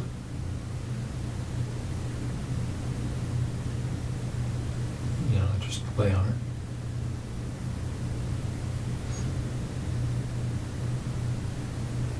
And very much like I described a little bit ago, took off her, pulled her top down, and took off her pants, took some pictures, left.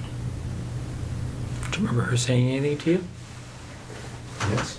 What did she say to you? All kinds of things. You know, she had a young baby just next door, the other room, 8 months or so. Was obviously concerned about the baby. Concerned for herself. I assured her I was not going to hurt her. Physically, anyway.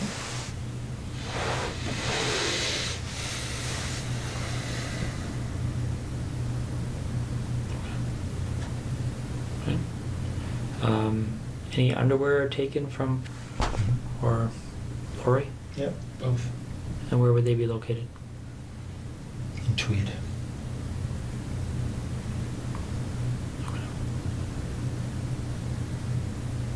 And why are they in Tweed as opposed to Marie Have fun, Dose. Drive safely with the youngins. Franz and Jessica's underwear?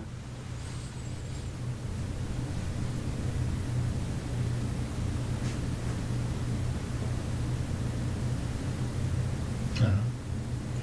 Do you remember how much of their underwear you took?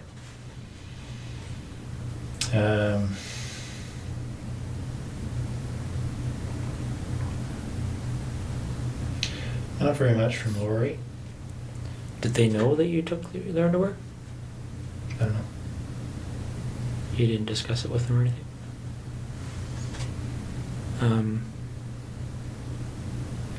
So where in Tweed would their underwear be?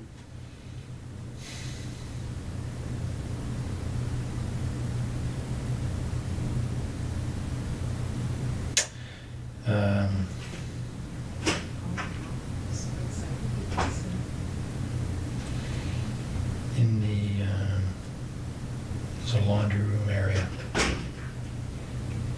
Okay. just between the house and the garage. Right?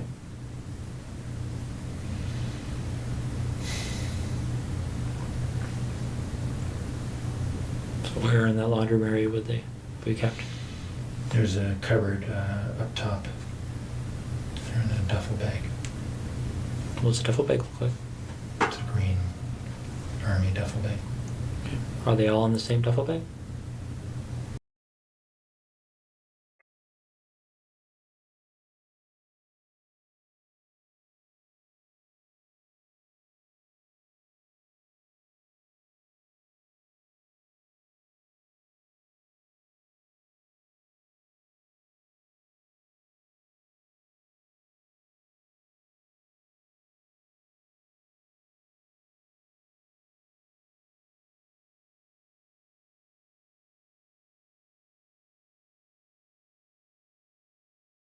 Is there anything else in that duffel bag then?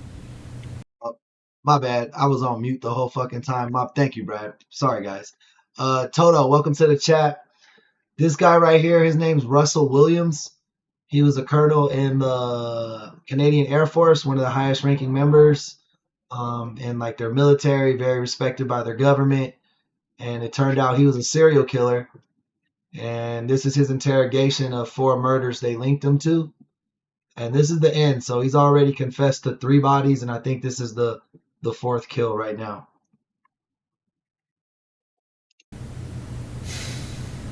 Just underwear.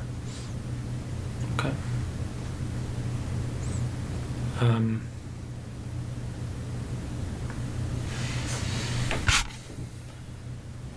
When these pictures are looked at, you talked about being in Marie Franz's underwear on the first night you went in. Did you take photographs of that? Yep. What about anybody else's underwear? Yep. Photos. Of you in their underwear? Mm-hmm. And where were those photos taken?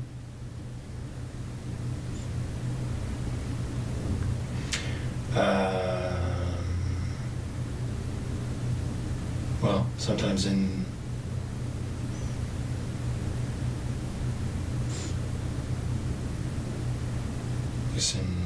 Marie France.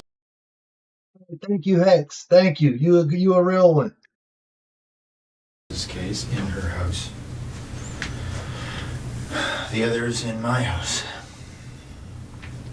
In Tweed? Mm-hmm.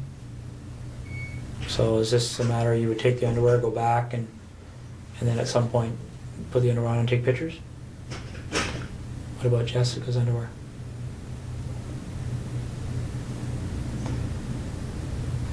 She's only her, right? So you don't have pictures of you in her underwear? No. All right.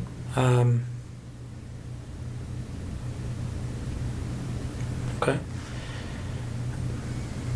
Well, I guess I just have a a couple of questions for you. I mean, I'm sure there's going to be more questions, but I guess what's on my mind right now, Russ, is what made you decide to tell me this tonight?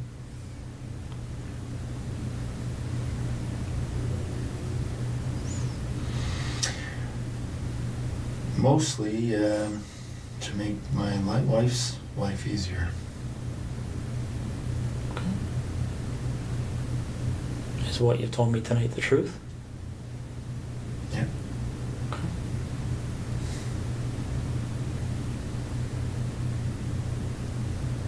How do you feel about what you've done? Like what?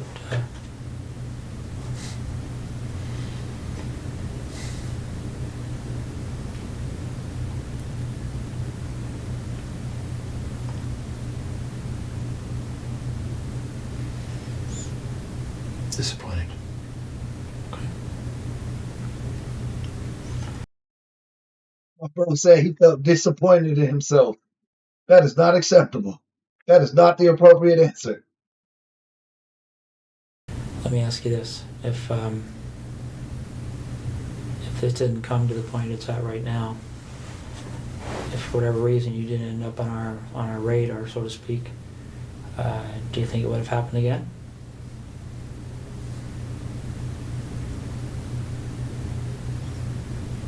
Yeah, he was married. I was hoping not, but I can't answer the question. Okay. Not too much here, Russ. Just a few details that I wanted to cover off, and specifically dealing with Marie France. In the basement of her house, there's a hole in the drywall. Do you recall how that happened? Whereabouts? I don't know specifically, but His mouth was taped and her hands were tied. okay. What did you do as a result of that? Well, I just got in and subdued her again and got her back in the bedroom. Didn't do anything, just regained control of her. Okay. If I remember correctly, there's a bit of blood in there. Do you know where that blood how that would have occurred? All the blood was from the initial hits as I was trying to subdue her. Okay. Her skin breaking with the blows to her head. Okay. Do you recall blood being in the bathroom? No, actually, I didn't have the light on in there, but it doesn't surprise me. Okay. There's a pair of underwear and some socks on the floor of that bathroom that belonged to her. Do you remember how they got there? I Do you remember seeing didn't them? see them. No. Okay. What do you recall doing to her breasts? It's pretty clear that there was something happened to her breasts. Do you remember what that might have been? No, I certainly touched her breasts. I didn't do anything to hurt them. I remember that. No. Okay. All right.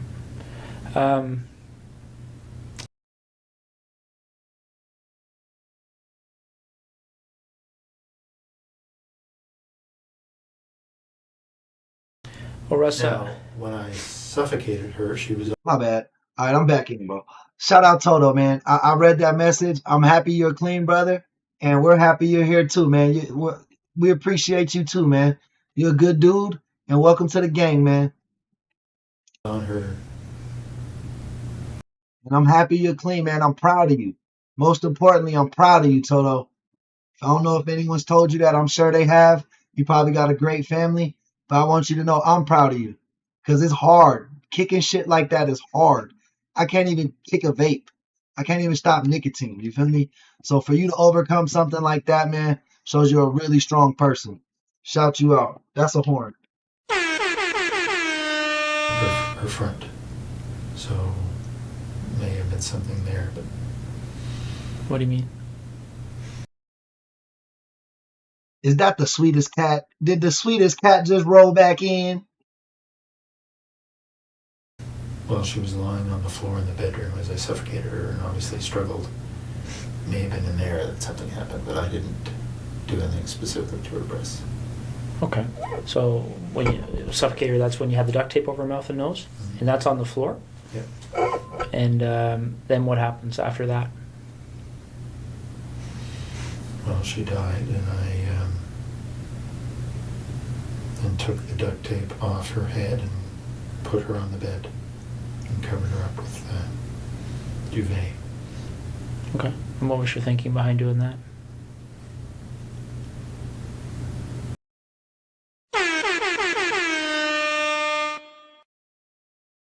Shout out Kat. Gotta give it a horn when she comes in. I don't remember if I hit the horn, but all members get the horn. All members get the horn when the members in the building. Guys, check out our brand new membership program, man. It starts at 99 cents. Really helps the channel out. If you like what we do here and you got an extra 99 cents, sign up for the membership, man. Get the horn. Let everybody get hyped for you when you come in. All the members are VIP in the chat if you didn't know.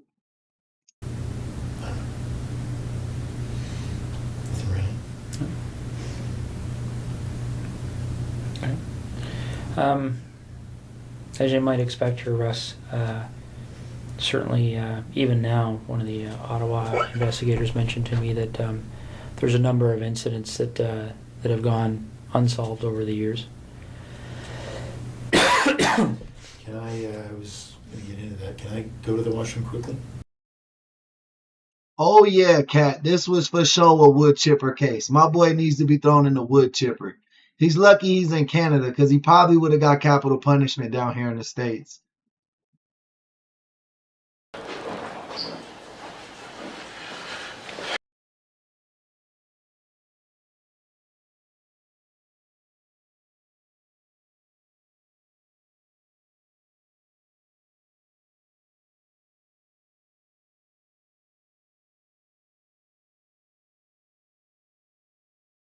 To the chat. She was working there. Okay. She was like, "Oh, come to this hookah lounge," because she heard that I go to the hookah lounge. What's Jen's full name? Samala. Last name Samala. I'm assuming it's Jennifer. Jennifer, yeah. Okay. Yeah. So this is going almost a year ago. So I started going there, and then one night Jen asked me to stop by after work. So when I showed up, I had my uniform on from work. So Kind of like what? Like what you have on? just my uniform, like tack pants. You know your gear and stuff on? Yeah, yeah. Uh-huh. And I had my patrol car with me too because I took the patrol car home with the company I work for. It says security on it. You can't mistake it. Okay. So when I walked in through the back, Amar's like, "Oh, I didn't know you were a cop." That's where it started. I know how this mess began. Okay. So I'm like, no, I'm not a cop. I work with U.S. Corrections. Brimahan explains the situation calmly.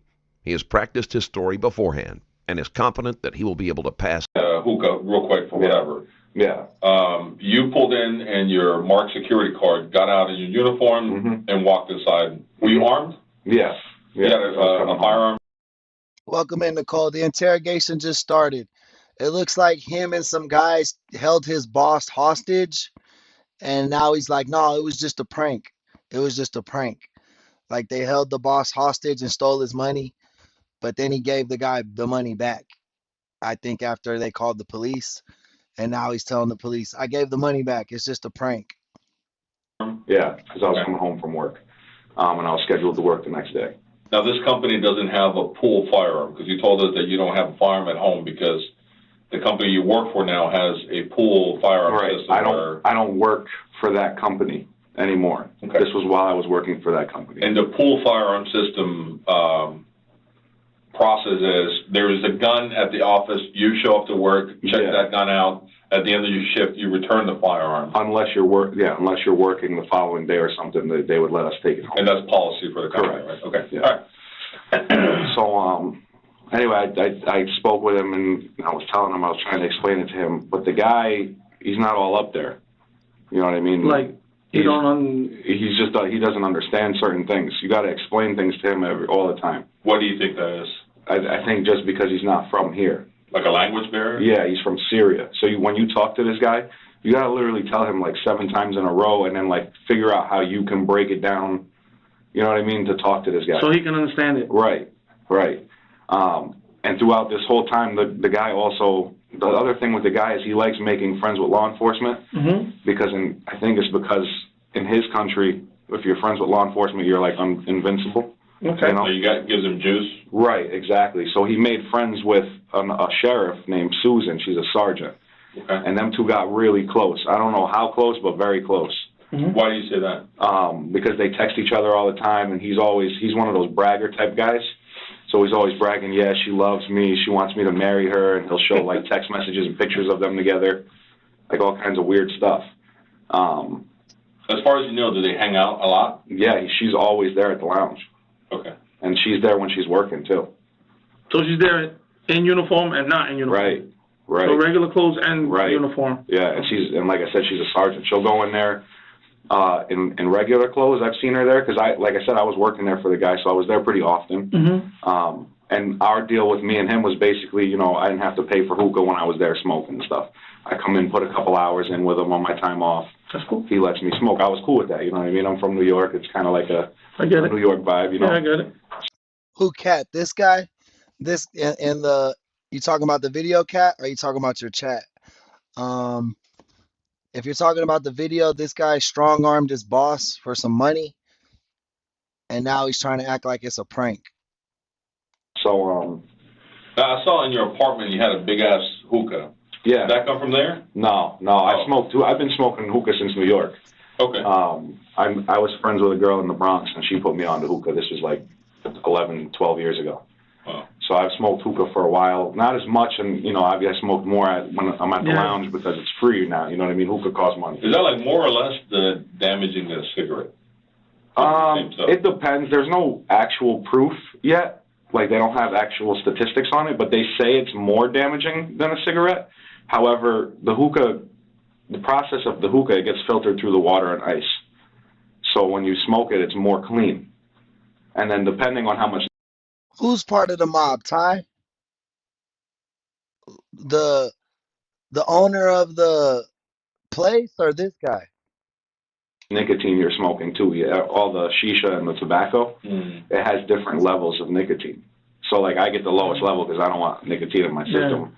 I actually lost a job because of smoking hookah. Really? Yeah, I was working with, I got a job, I was working at the hospital, doing security at the hospital for like 3 weeks, and then they tested for, drugs and all that. And they called me. I thought I was clear because I don't do drugs and I don't even drink. And the lady was like, yeah, unfortunately, we're going to have to let you go because you have high levels of nicotine in your system. And this is a smoke-free environment. What? I was like, nicotine? Really? Yeah, nicotine. Lying, bro. He lying. He lying. He lying. Nurses and doctors be outside the hospital smoking all the fucking time. Like, yeah, you can't smoke by the entrance, but you can walk. There's literally a smoking section, like in every hospital. There's not inside, but somewhere outside. Like, I think it has to be like 200 feet away from the exit at least. But most hospitals have a place where people can smoke because so many people are dying and stressing, bro. You dumbass. Like, who the fuck is going to let you smoke inside the house? Anyways, no job has ever fired anybody from nicotine. Bro was smoking weed or something, bro, at least. And I smoke weed, and I tell you. And I still pass all my drug tests because you got to use number one. Number one, the fake P. Just go by the fake P. They're that serious over there, that Florida hospital. Let me ask you about your job real quick. I'm sorry to keep No, guys, in order for you, how many companies do you work for right now? Right now, two. Two, which are? Metro State and U.S. Corrections. Although Bremahan is not in law enforcement, his job is closely related enough that he has a good understanding of the law and how it works. Okay. Yeah. In order for you to work with these companies, do you have to have some sort of security license? Yes. Or what kind of security license? GD, and some companies require a concealed weapons permit, which I have, but I don't need that for these two companies. Okay. Metro State requires you to wear. We do like funeral escorts and stuff like that. We're not required to wear a firearm at Metro State, but we have to have all the gear. So. Okay. All right. So you were saying that. Ty, what you mean? Whatever I want to say. And then you think he mafioso, bro? He not giving me mafia vibes, bro. He works security. Like, he not giving me mafia vibes, bro. The sergeant and. Unless you heard them say that, then I'll take that back. But I don't think he got mafioso in him. Keep hanging out at the hookah or whatever. So yeah, she's really good friends with the same guy, which he goes by Amar. But yeah, she's really close with him. It's almost weird. The gist of what I've gotten is that they met in the hookah lounge, and they started talking. She advised him she was law enforcement. So again, he was all like, giddy and happy about that. Oh, let's be friends. Michael, welcome to the chat. April, yeah, he's a meathead. That's what he is. Oh, you don't have to worry about paying. And then he sold her something, mattress or some kind of furniture maybe. This is what I got from what happened, how they met. And my boy got the Jordan slides on with his toes out. Where's your socks, man? We ain't at the pool. He put it on a website, Craigslist, or OfferUp for like $1,200, and he gave it to her for $500, and so it made her happy, and she was like, oh, okay, this is a cool guy. This guy, I've learned over time that he's a bad guy, and the last time that I met with him, he asked me to do something for him, and that's when I told him, I was like, dude, you're a fucking scumbag. I was like, I'm not. Well, what do you want you to do? He wanted me to follow his ex-wife, plant drugs in her car, and then call like the police and have them pull her over and be like, oh yeah, I want to drop an anonymous line that there's drugs in the car. Yeah, he's a real scumbag, and I've learned it over time. Like, he sexual harasses the girls and stuff like that. He'll tell the girls in there, oh, don't talk to Sean, he's a bad guy, so that they don't talk to me, so that they can't tell me what's going on. You think he was a cop in New York? Is that what you're saying? He does seem super calm, bro, and he's literally taking control of this room. So I don't know if it's just because he worked in the correctionals around correctional officers, or if he was actually a cop, that would make more sense, because he is really doing his thing right now, bro. You know what I mean? And then he'll tell me, oh, don't talk to the girls, they're bitches, man, they don't like you for some reason, blah, blah, blah. Okay. He's not a good guy, and as I figured it out, he would cry to me, and he'd be like, oh, you're my brother, he'd hug me, I literally fell for his shit, and I think Susan did the same thing. You know what I mean? I wrote a statement the other day against him with a detective. Yeah, he's falling in. His body mannerisms and his tone is correct, but you're right, David. He's doing what every fucking criminal does: deface the character of the victim. Like, he's telling the dude how dude sexually harasses bitches. He's fucking a sergeant.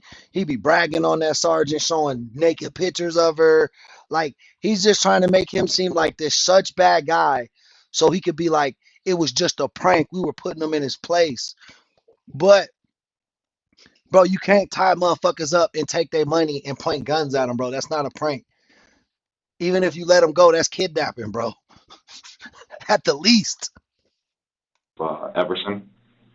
She works domestic. Orange County? Orange County domestic, yeah. Okay. I think her first name is Mara. Mara Everson. She's a detective. I wrote a statement against him for what he asked me to do. And I told him that night, that's why I had a feeling this was coming. I told him that night, I go, dude, you'll be lucky if I decide not to report you for what you just. I can't believe he don't got socks on, bro. It probably smell like fucking Funyuns in this room. Said to me.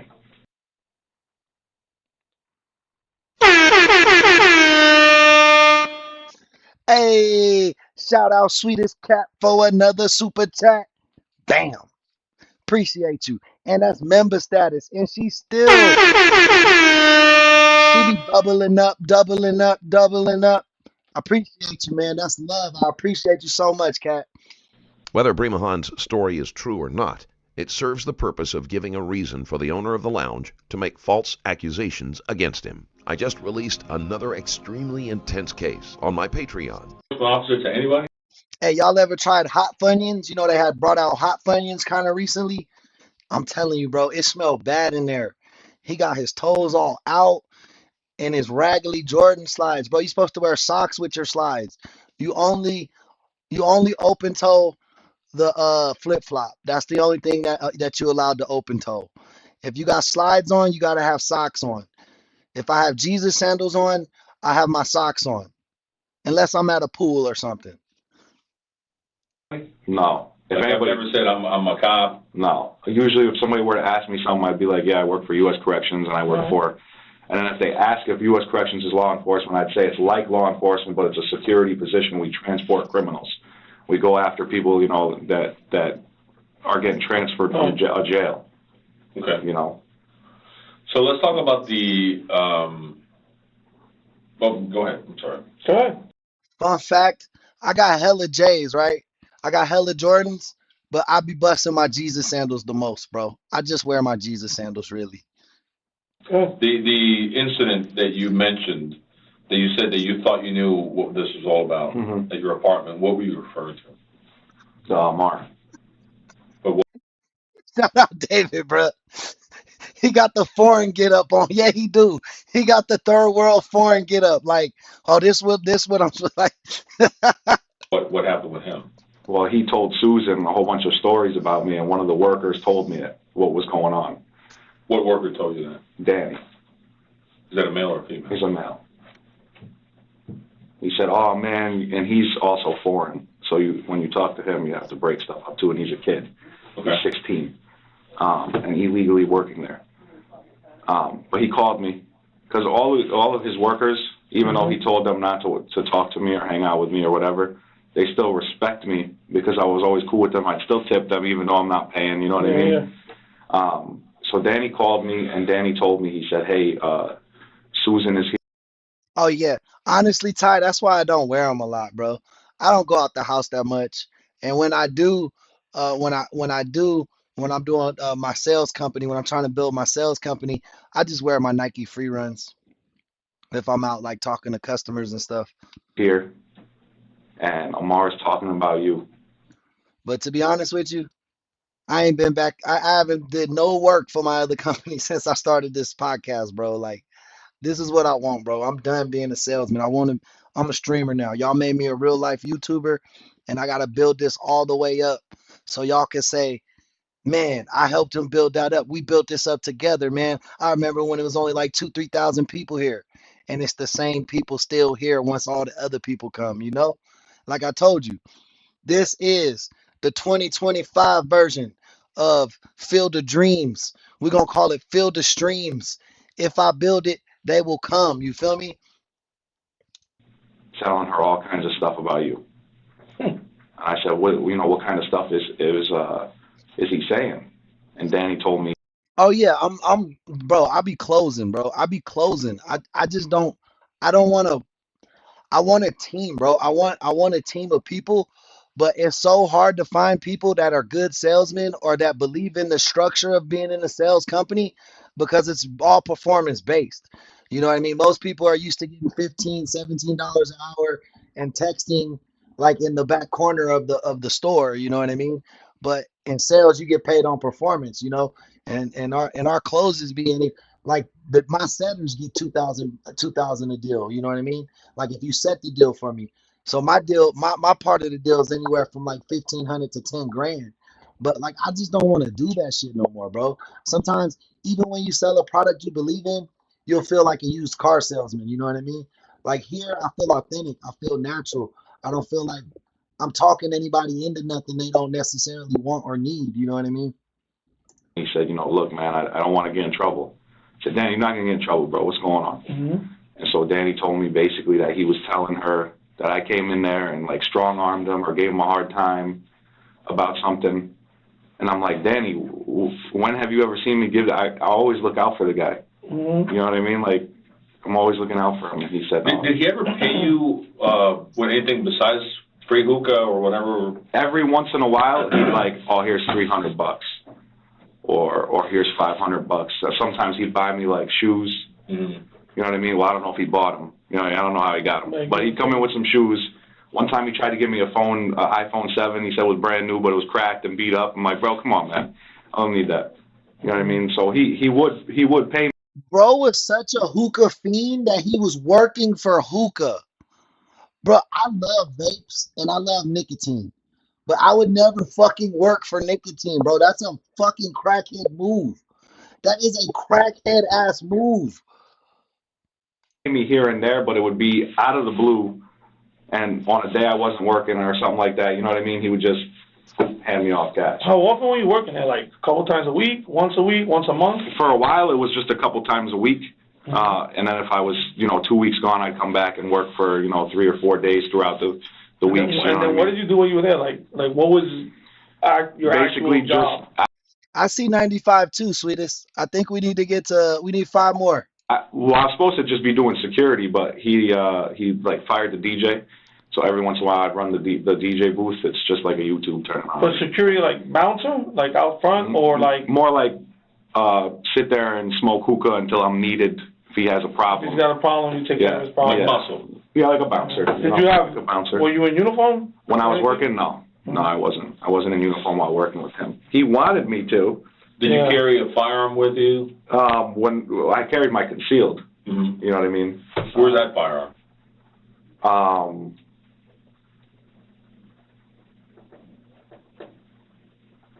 I mean, a gun's a kind of important thing. Yeah. Where is that gun? Yeah, no. Nicole, welcome to the chat. That firearm is at Central Florida College. Why is it there? Because Like who has it? Like who? Central Florida Police has it. They took it? Yeah, because I was working a security detail there. Oh, the University of Central Florida. Yes. Okay. Yeah, I was working a security detail there, Mm-hmm. and they didn't know who I was because it was a plainclothes detail. For the same company that I told you I quit. That's why I quit. Oh, that's the ongoing investigation that you. I feel like in security, if you're big, if you're hella big or you're hella tall or physically imposing, they'd be like, you hired. And then like if you're just a smaller guy and you do security, they'd be like, hey, let me see your resume.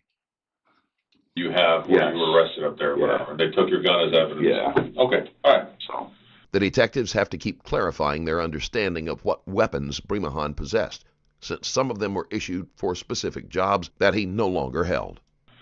So you never had a firearm and a badge on you when you worked? not in a work capacity. When you worked at the hookah? Right. Okay. Okay. Yeah, I've gone in there a couple times after working Mm-hmm. at a site. Yeah. Obviously. Did you work on the night of the 12th of January of this year? I think it was a Friday. For Amar? Were you at the hookah? Yeah, I was. Work Yeah, capacity, or I was there, but not working. Who were you with? I was with a group of friends. Specifically, like names? Yeah, Steve. Hold on a second.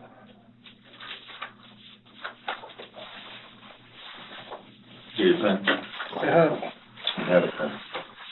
I also had one, sir.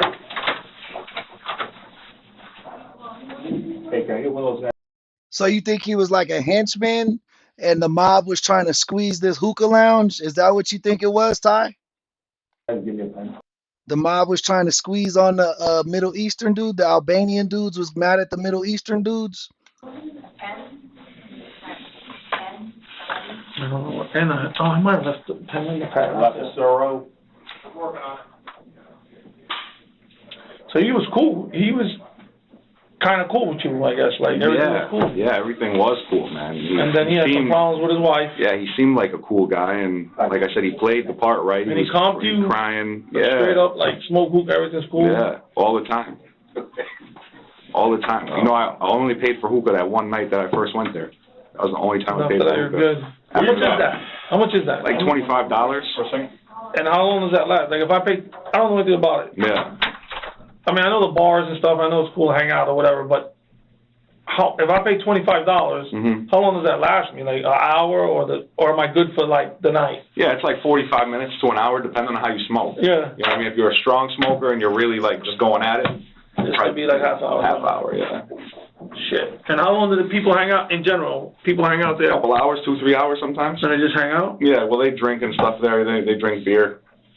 The guy has a beer and wine license, so he can serve beer and wine. But you know, if you pay him, he'll They'll give you stronger stuff. Yeah, that's what I'm saying. Like all this stuff that I started seeing, and everything. That's when I started realizing this guy's not. Hey, what's up with this dude? Yeah.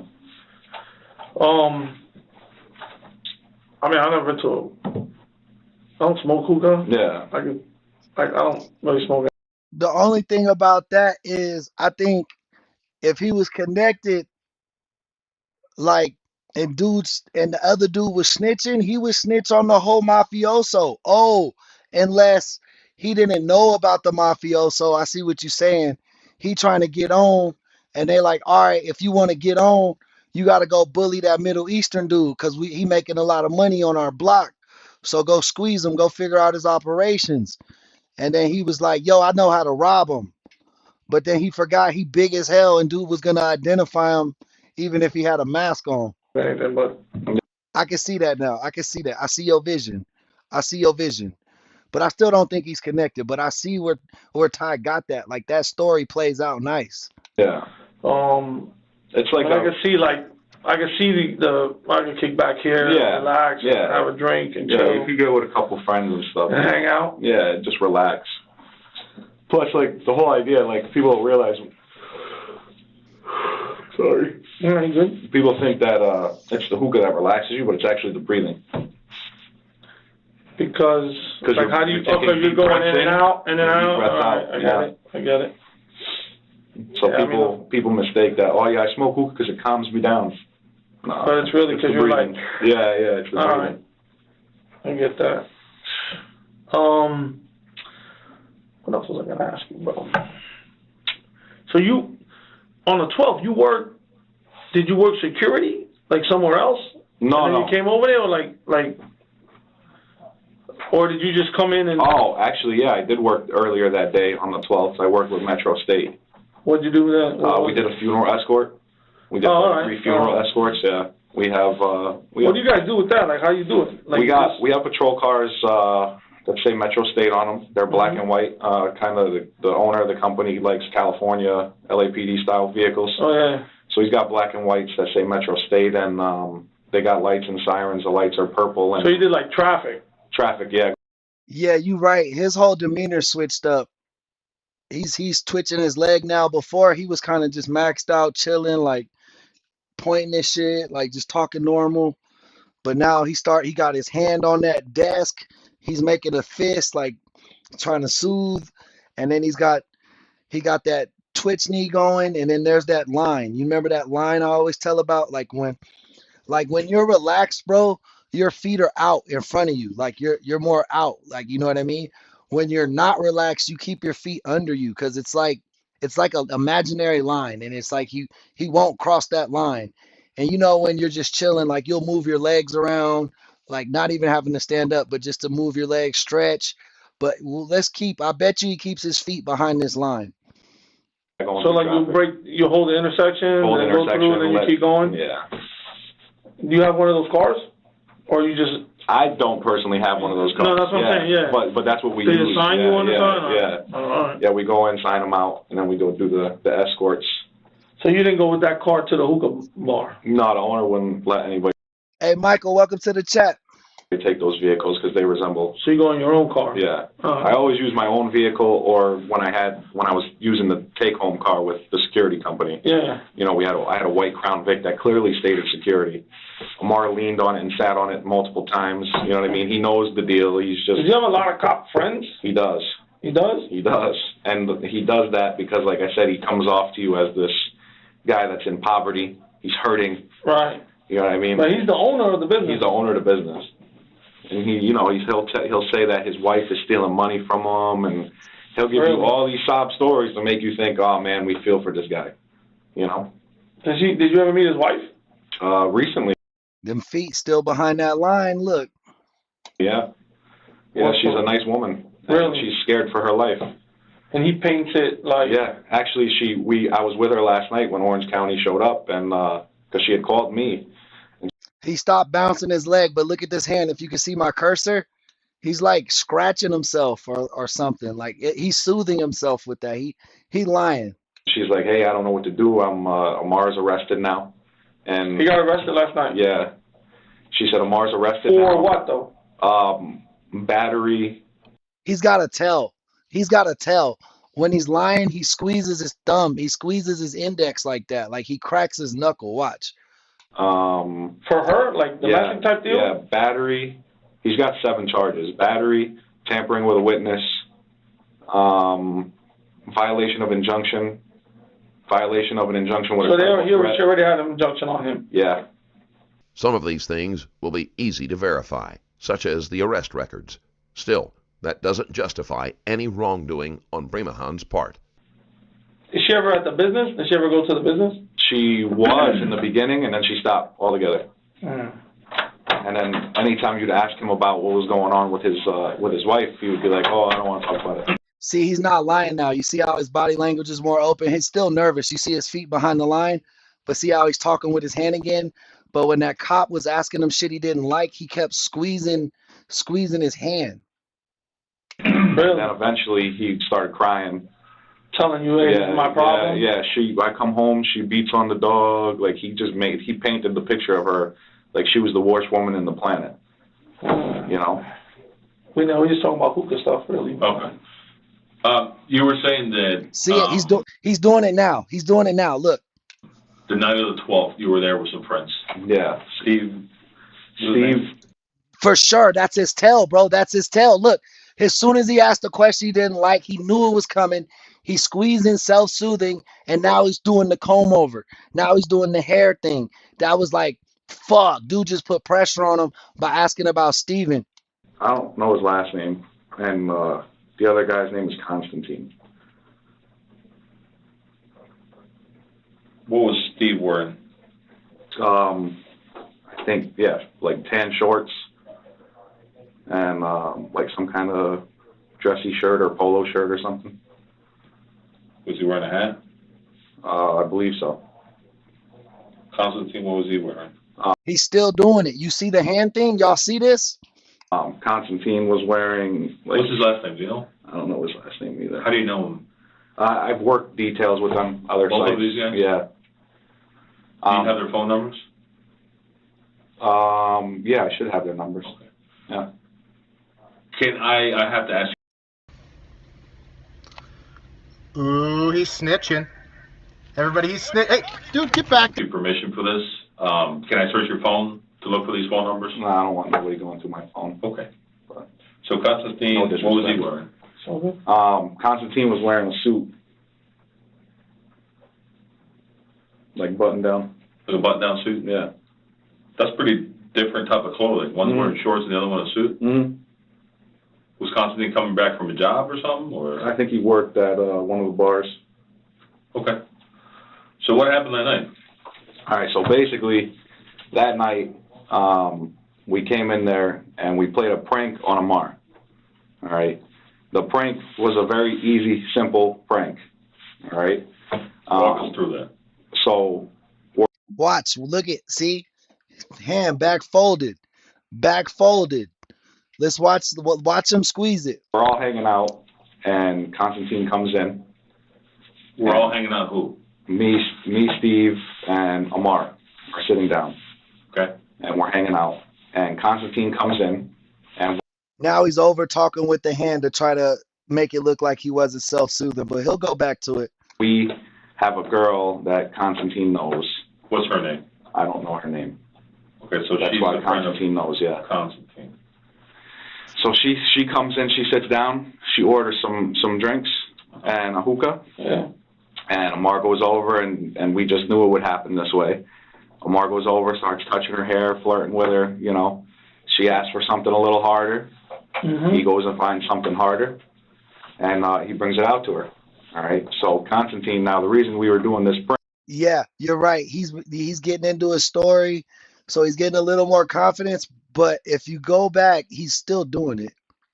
Right here. See it? Watch. And Boom. Right there. You see him squeezing his thumb now? Now he's doing this because he's realizing that this was getting real obvious. So he started talking like that as he got into a story. He got a little bit comfortable. But then when the cops gave him that silent pause, even in sales, silence is a killer. Sometimes people talk themselves out of a sale. If you say something tight and just be quiet, a lot of times that awkward silence will close the deal for you. So when the cops gave him like a weird look, he went back to this because he doesn't think they're believing him. he brings it out to her. All right. So Constantine, now the reason we were doing this prank was, one, we do pranks a lot. You know what I mean? We just do, it's just a work thing. We all do pranks. The idea was he wasn't listening to me. He wasn't listening to Susan, and he wasn't listening to anybody else about this whole liquor thing and the flirting with girls. We're trying to help the guy. Literally helped the guy. So Susan was aware of this prank? No. Susan wasn't aware of the Oh, prank. okay. I'm just saying Susan's aware of some of the things he's doing. Other as well. shenanigans. Yeah. Okay. Hey, y'all, we on 96 likes. That's like the reverse 69. Y'all freaky as hell, man. Get us off that. Freakies. Because I've literally sat there next to her and heard her tell him, like, Amar, you need to stop. Because you're gonna risk your business, you're gonna get in trouble, you know. Stop serving alcohol. She knew of it all. And like I said, they're really close. So anyway, again, the prank. We send Constantine over, and he's like, "Hey, sir, can I ask you a question?" You know, he's dressed in a suit, and hold up a second. Yeah. I'm just trying to wrap my mind around this. Yeah. You guys had already predetermined this is what you're gonna do. You're gonna send a female in to ask for liquor. Mm-hmm. Was she underage? No, she's actually of age, but we pretended she was underage. Okay. Yeah. How did you guys pretend that? Well, she said she was underage. Oh, okay. All right. I don't know if you guys had like a fake ID or something. No. What is she? White, Spanish? She's a white girl. Yeah. White girl? Yeah. About how old is she? 22. He's super uncomfortable. Now he's touching his beard and shit, picking at his lips. You know her? I don't know her. You don't have her phone number? You don't associate on social media or nothing with her? No. How about Constantine and Steve?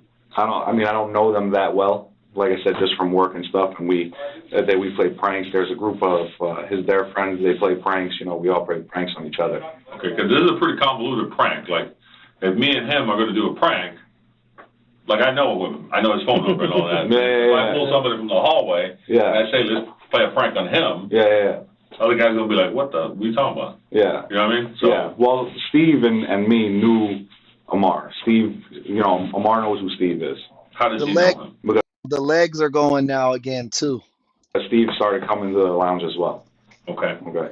But see, this is exactly what I was saying. You see how this guy's sitting, the cop that's at the table with him? Look at his legs. He's comfortable. This guy's putting pressure on him, so he's mirroring him. This cop is mirroring him, like showing him that there's a line right here. Don't pass this line. And this cop keeps creeping into this line to give him pressure. They're going to get closer as this video gets towards the end. So that's where that went. Was Steve working with you? No, not at the lounge. He was just chilling. Yeah, he'd come and hang out. Hey, I'm not saying we're afraid of it. I'm just saying right now we on reverse 69. That's 96. That's freaky as hell. They don't need to know we freaky, y'all. Change the number. They don't need to know we freaky. Bremhan's leg starts to bounce before he gets it under control. His nerves may be starting to show. Who introduced him? Who introduced Steve to the whole, like, or he Steve, just happened to be a guy coming? Like, how did No, Steve came for my birthday party. So you had a birthday party at the thing? Yeah. Steve came for my birthday party, and then Amar. And you know Steve from work? Yeah. So Amar, you know, got involved with the whole group. Like, oh, hey, who are you? Did Steve ever introduce himself as a law enforcement officer? I don't believe I've ever heard him say it. Okay. Not in front of you? Right. Did he ever carry a firearm or a badge on him? When he was working, I don't think he carried it into the club. Okay. All right, so Constantine walks over to this female, and what happens? While Amar was with the female. Okay. And basically he's like, hey, ma'am, can I see your ID? And she's like, sure. So she shows the ID, and Constantine kind of looks at the ID, and he looks back at her, and then he starts talking to Amar. At this point in time, you know, we're not in the group, it's separate. Yeah. Me and Steve are kind of just watching from the chair smoking hookah. And Amar comes running right to me. Talk to this guy. I'm like, what's going on? He's like, he's checking the ID, man. I don't know who he is. He might be a cop. I'm like, all right, I'll talk to the guy. So I go talk to the guy, and like on the sideline, we're kind of laughing, you know, a little bit. We're joking around because it's funny. You know what I mean? Yeah. We're like, okay, you know, the guy's obviously nervous about something now. So anyway, we go through the motions. We play it out a little bit. You know what I mean? And you know, Constantine's telling him, he's like, you know, you can get shut down, you know what I mean, for serving alcohol. You know what I Y'all ladies are funny. Shout y'all out. Shout out Angela. Shout out Connie. Shout out Sweet Cat. Shout out April. I mean, I didn't hear Constantine say he was a cop at all during any point in time. Do you ever expose a badge? No, he showed his security. The funniest part about it is he showed his security card. So Social security card? No. Security like a license? Like a security card, like, you know, with his picture on it. Okay. So he never exposed a badge, a gun, and a radio? I know he had a radio on him. Like walkie-talkie type? Yeah, but we didn't have any radios. It was just something he brought in with him. Did he ever have like an earpiece? Do you know if he's wearing an earpiece? Yeah, I don't remember if he had an earpiece in. Do you guys normally have them? Like, earpieces? Do you have an earpiece at work? I don't wear an earpiece. I don't like them. Hmm. But some of the guys wear earpieces at work, you know. I don't like them. Yeah, I'm not a fan of the earpiece. Okay. So you guys are talking, you and Constantine, and then what happens? Where's Constantine from, by the way? I'm not. White, Asian, black? I think he's Mexican, maybe. Maybe Mexican? Yeah. Some sort of Latino? Yeah, Mexican, maybe. Does he speak Spanish? Do you know that? I don't know if he speaks Spanish. He's got a little bit of an accent, though. Okay. Yeah. So you're and Constantine are talking. Amar? Nah, he's not chill. You see this hand? Look at my cursor. That hand is back in the ball. He's been doing this for a few seconds now. I just stopped calling it out because I had already pointed it out. But look, from like 06 and forward, he's playing with his hand again. But we didn't have any radios. It was just something he brought in with him. Did he ever have like an earpiece? Do you know if he's wearing an earpiece? He's not comfortable. Look at the pressure on this thumb right now. He's squeezing the fuck out of that, bro. That's not comfortable. Yeah, I don't remember if he had an earpiece in. Do you guys normally have them? Like, earpieces? Do you have an earpiece at work? I don't wear an earpiece. I don't like them. Hmm. But some of the guys wear earpieces at work, you know. I don't like them. Yeah, I'm not a fan of the earpiece. Okay. So you guys are talking, you and Constantine, and then what happens? Where's Constantine from, by the way? I'm not. White, Asian, black? I think he's Mexican, maybe. Maybe Mexican? Yeah. Some sort of Latino? Yeah, Mexican, maybe. Does he speak Spanish? Do you know that? I don't know if he speaks Spanish. He's got a little bit of an accent, though. Okay. Yeah. So you're and Constantine are talking. Amar? He's still doing this shit, bro. They got him fucked up right now. Yeah, Amar. He tried to reach out for some confidence, though. That's what you saw. He did get a little bit more confident because he stuck his leg out. You see how he's starting to intrude into his space. But it's a bluff because he still has his tail. It's been his tail the whole time right here. Amar's freaking out over. He's freaking out. Yeah, he's shaking. yeah, he's shaking, acting crazy. He's like, "Whoa, who is this guy? You guys got to take care of this for me." Is that something that with the girl or something? Is that something that is normal for him? Like, does he do that? Yeah, he's gonna have actually coming up soon. He's gonna have some serious issues with sexual harassment and sexual assault case. From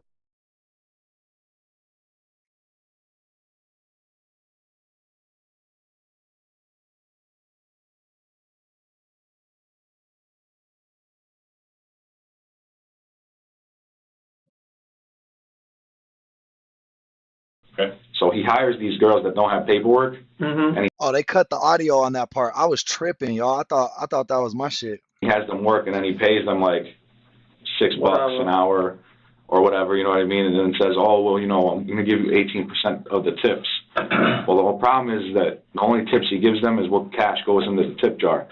He doesn't give them the cash from the credit cards. And like I said, I've learned all of this over time, being around him more and more. He's a douchebag.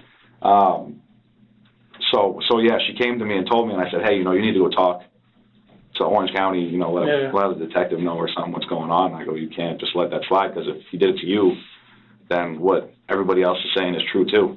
So the reason why you guys are praying the prank is kind of like, I guess, because you know that this is something that he does. Yeah. And it was at this point in time, we're playing the prank just to make him like, "Hey, bro, you see where you're fucking up? Like, you need to stop, or all this is going to be over for you." You know what I mean? At that time, we were still. Hey, have a good one, Angela. Thanks for stopping by. being friendly. It was still a friendly situation. Yeah, you know what I okay. mean? Let's go back to the prank. So you guys are talking, and then what? Yeah. Constantine? So me and Constantine are talking, and it's almost like just gibberish, just funny, like, oh, pretending like we're talking, you know what I mean? Was this white chick with you guys? No, as soon as Constantine checked for ID and did the motions with her, she left. Okay. So Amar was like, get the fuck out of here, you know. So she left. So anyway, we're jibber-jabbering, talking, bullshitting. Yeah, what he think he was gonna do? Rally the whole store to rob this man, and then he would be the owner? Like, this ain't Grand Theft Auto, bro. And Amar comes up to me. He's like, hey, let me talk to you. And Constantine played the trick properly. He's like, hey, I'll get with you in a minute. So we jibber-jabber some more, and then I go, all right, let me talk to him. So For a prank, it is more elaborate than what one would expect for as little time as Brimahan spends at the lounge. There are too many. Hey, Kat, thank you for all you do here on the community and the channel. Appreciate you. I hope to see you tomorrow or maybe later tonight. I know you're in the UK, so time frames be a little messed up, but that's why I appreciate your dedication to the community, because I know it's a real, it's hard to catch us when you're overseas. That's why I really appreciate all the overseas loves. You know, shout out the UK, shout out New Zealand, shout out Canada, shout out Australia, man. These are the countries outside of the States that really be viewing in, man. I appreciate you guys. People involved for it to make sense, going so far as to involve at least one person who Brimahan doesn't even know. at this point in time, Amar and me start talking. This is all happening like right there inside the hookah lounge? Mm-hmm. By the bar or by where? Between the bar and the couch. Amar kept trying to get us all to sit down and smoke. Okay. Instead of standing. He's like, oh, come smoke. And he kept trying to get Constantine to smoke and, you know, offer him all kinds of stuff, you know. So anyway, I go up to Amar. I start talking to Amar. I started to feel bad because he was all worked up. So I'm like, hey, bro, calm down. We're going to take care of this. No big deal. No big deal, man. Just relax. Calm down. I go, this happens all the time, you know, at any bar. Just be cool. Mm-hmm. We got this, man. I was like, you didn't do anything wrong. So Amar then is like, hey, man, you know, we got to get this guy out of here. Whatever it takes. I'm like, well, what do you want me to do, bro? I can't do nothing. He's like, go tell him you're a cop. I'm like, no, bro. I was like, are you fucking nuts? I was like, I go, I'll tell him I'm security. Maybe that'll help. Man. And as she leaves, she hits us with another super sticker. Shout out Kat, because you know it's sticky when she's sending the super stickies. You feel me? So I appreciate you. Thank you so much. I hope you sleep well. Wake up, get a good breakfast, and attack the day like the champion you are. Show him my U.S. corrections card. Maybe that'll help. So he's like, yeah, do whatever you got to do. So I go back over and we start laughing and bullshitting some more. And then I look over at Amar and you can tell he's kind of like iffy now because we're laughing now. Me and the guy are laughing. You know, it's not, you shouldn't be laughing if it's a serious thing, right? So I go back to Amar and he's like, what's going on? Why were you guys laughing? I was like, oh, it was just a joke, he said, and it was funny. Welcome, JM. You on a marathon stream. We like 5 hours in right now, right when you came in. We 5 hours in right now.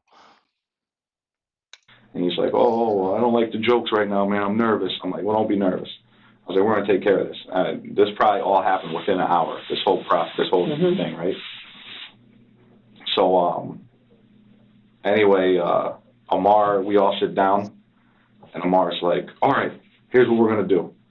He's like, you seem like a good guy, and these two are good guys. And I'm a good guy, and I swear, and he does this thing with the grabs the mustache. He's like, I swear to God, nobody will ever find out about this. And so Constantine's like, okay, what's up? He goes, I'm going to come back, and I'm going to give you something, and will this all be taken care of, correct? So Constantine's like, okay, bro. You know what I mean? At the time, we're thinking he's going to come back and like, here's a hookah. Yeah. You know what I mean? This, that, or the third, you know, something. Now, you guys are all huddled still inside the Yes. Okay, there's people around. No, well, it was late. It was later in the night, and it was a quieter night, so people had already began leaving and stuff like that. The lights were turned on. They were closing. Okay. You know, it was closing time. We didn't want to do the prank in front of all the customers and have the customers be all crazy, you know what I mean, and make it look crazy. You know, we figured out piss Omar off. Yeah. So we were still, like I said, you know, part of the prank, we were still looking out for him. We didn't want to make people think like something weird was going on. So, anyway. Shout out Derek. That member Derek just showed up. We got another member in the building. Anyway, Amar's like, hey, let's go. I'm like, where do you want to go? He's like, drive me. We're going to go to Burger King, and then we're going to go to the bank. I'm like, okay. So we go to Burger King. Amar and me get food, and then we go to the bank. Who paid at Burger King? He paid. Do you know if he paid cash or? I'm pretty sure he used a credit card. Card? Yeah. You go drive-through or went in? Drive-through. In your car? Yep. Which car was that? I had a Nissan Murano at the time. What color? Dark gray. Was that your car or? No, it was a rental. My truck transmission was broken. What kind of truck is it? It's a Ford Explorer.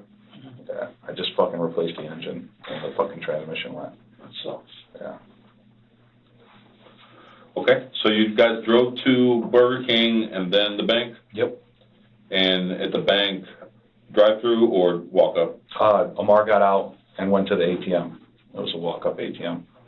Okay. At the bank.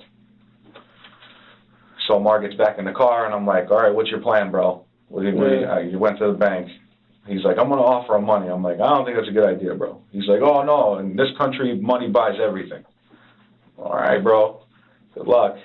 So I bring him back. We sit down again. We're smoking. And then he goes, come, get up. Come with me. I go, okay. So we go behind. Let me pause real quick, because I forgot to ask you. I asked you what Steve and Constantine were wearing. What were you wearing? Actually, I think I was wearing this hoodie. A hoodie? Yeah. Okay. And just regular cargo pants. No hat, nothing like that? I don't think I was wearing a hat. Okay. But it comes and it goes. Sometimes I wear it because I got this bald spot. Right. It is what it is. Sometimes I wear a hat, sometimes I don't, depending on how I look in that night. Okay, go ahead. So anyway, so he tells me to come around to the bar with him and the back register area, which, again, I've walked in every single square foot of that building because I worked there. So you know it. Right. And he goes into there. He's got like a blue money bag, and he starts pulling more cash out of the money bag.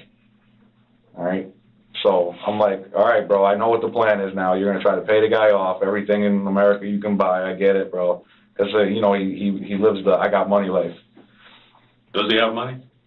I really don't know. To be honest with you, I don't, like, my opinion, I don't think he does. He just plays it? I think he more plays it, but I think he does pay. I mean, he's got his hands in a lot of weird stuff. Like, I found out that he was doing some kind of deal with auto shop. Normally, this is the part of a prank when people come clean and admit that they are joking. Since money changed hands, it is harder to prove it wasn't extortion. On OBT, where he was like buying cars from like an auction. Send them overseas. Through that, yeah, exactly. Yeah, a lot of people do that, yeah. Yeah. All right, so he's digging out of the bank bag. Right. More money and what? So he grabs the money up, and we go back and we sit down, and he makes an offer with this guy, right, Constantine. And what does he offer? He says he'll give him a total. Let me see you 1-2 step. 1-2 step. Okay, Sierra, I see him dancing. $2,000. Then he'll give him $1,000 right now, cash, and then he'll give him another $1,000 the next night, cash. All right. So the plan was that prank was going to end that night, right there. Did Constantine ever identify himself as any type of law enforcement? Not around me. Okay. Did he, at any point, obviously to your knowledge, ever discuss the fact that there were violations that he had at his place? Yeah. And, like, did he discuss any fines or anything like that? They were going to be levied against?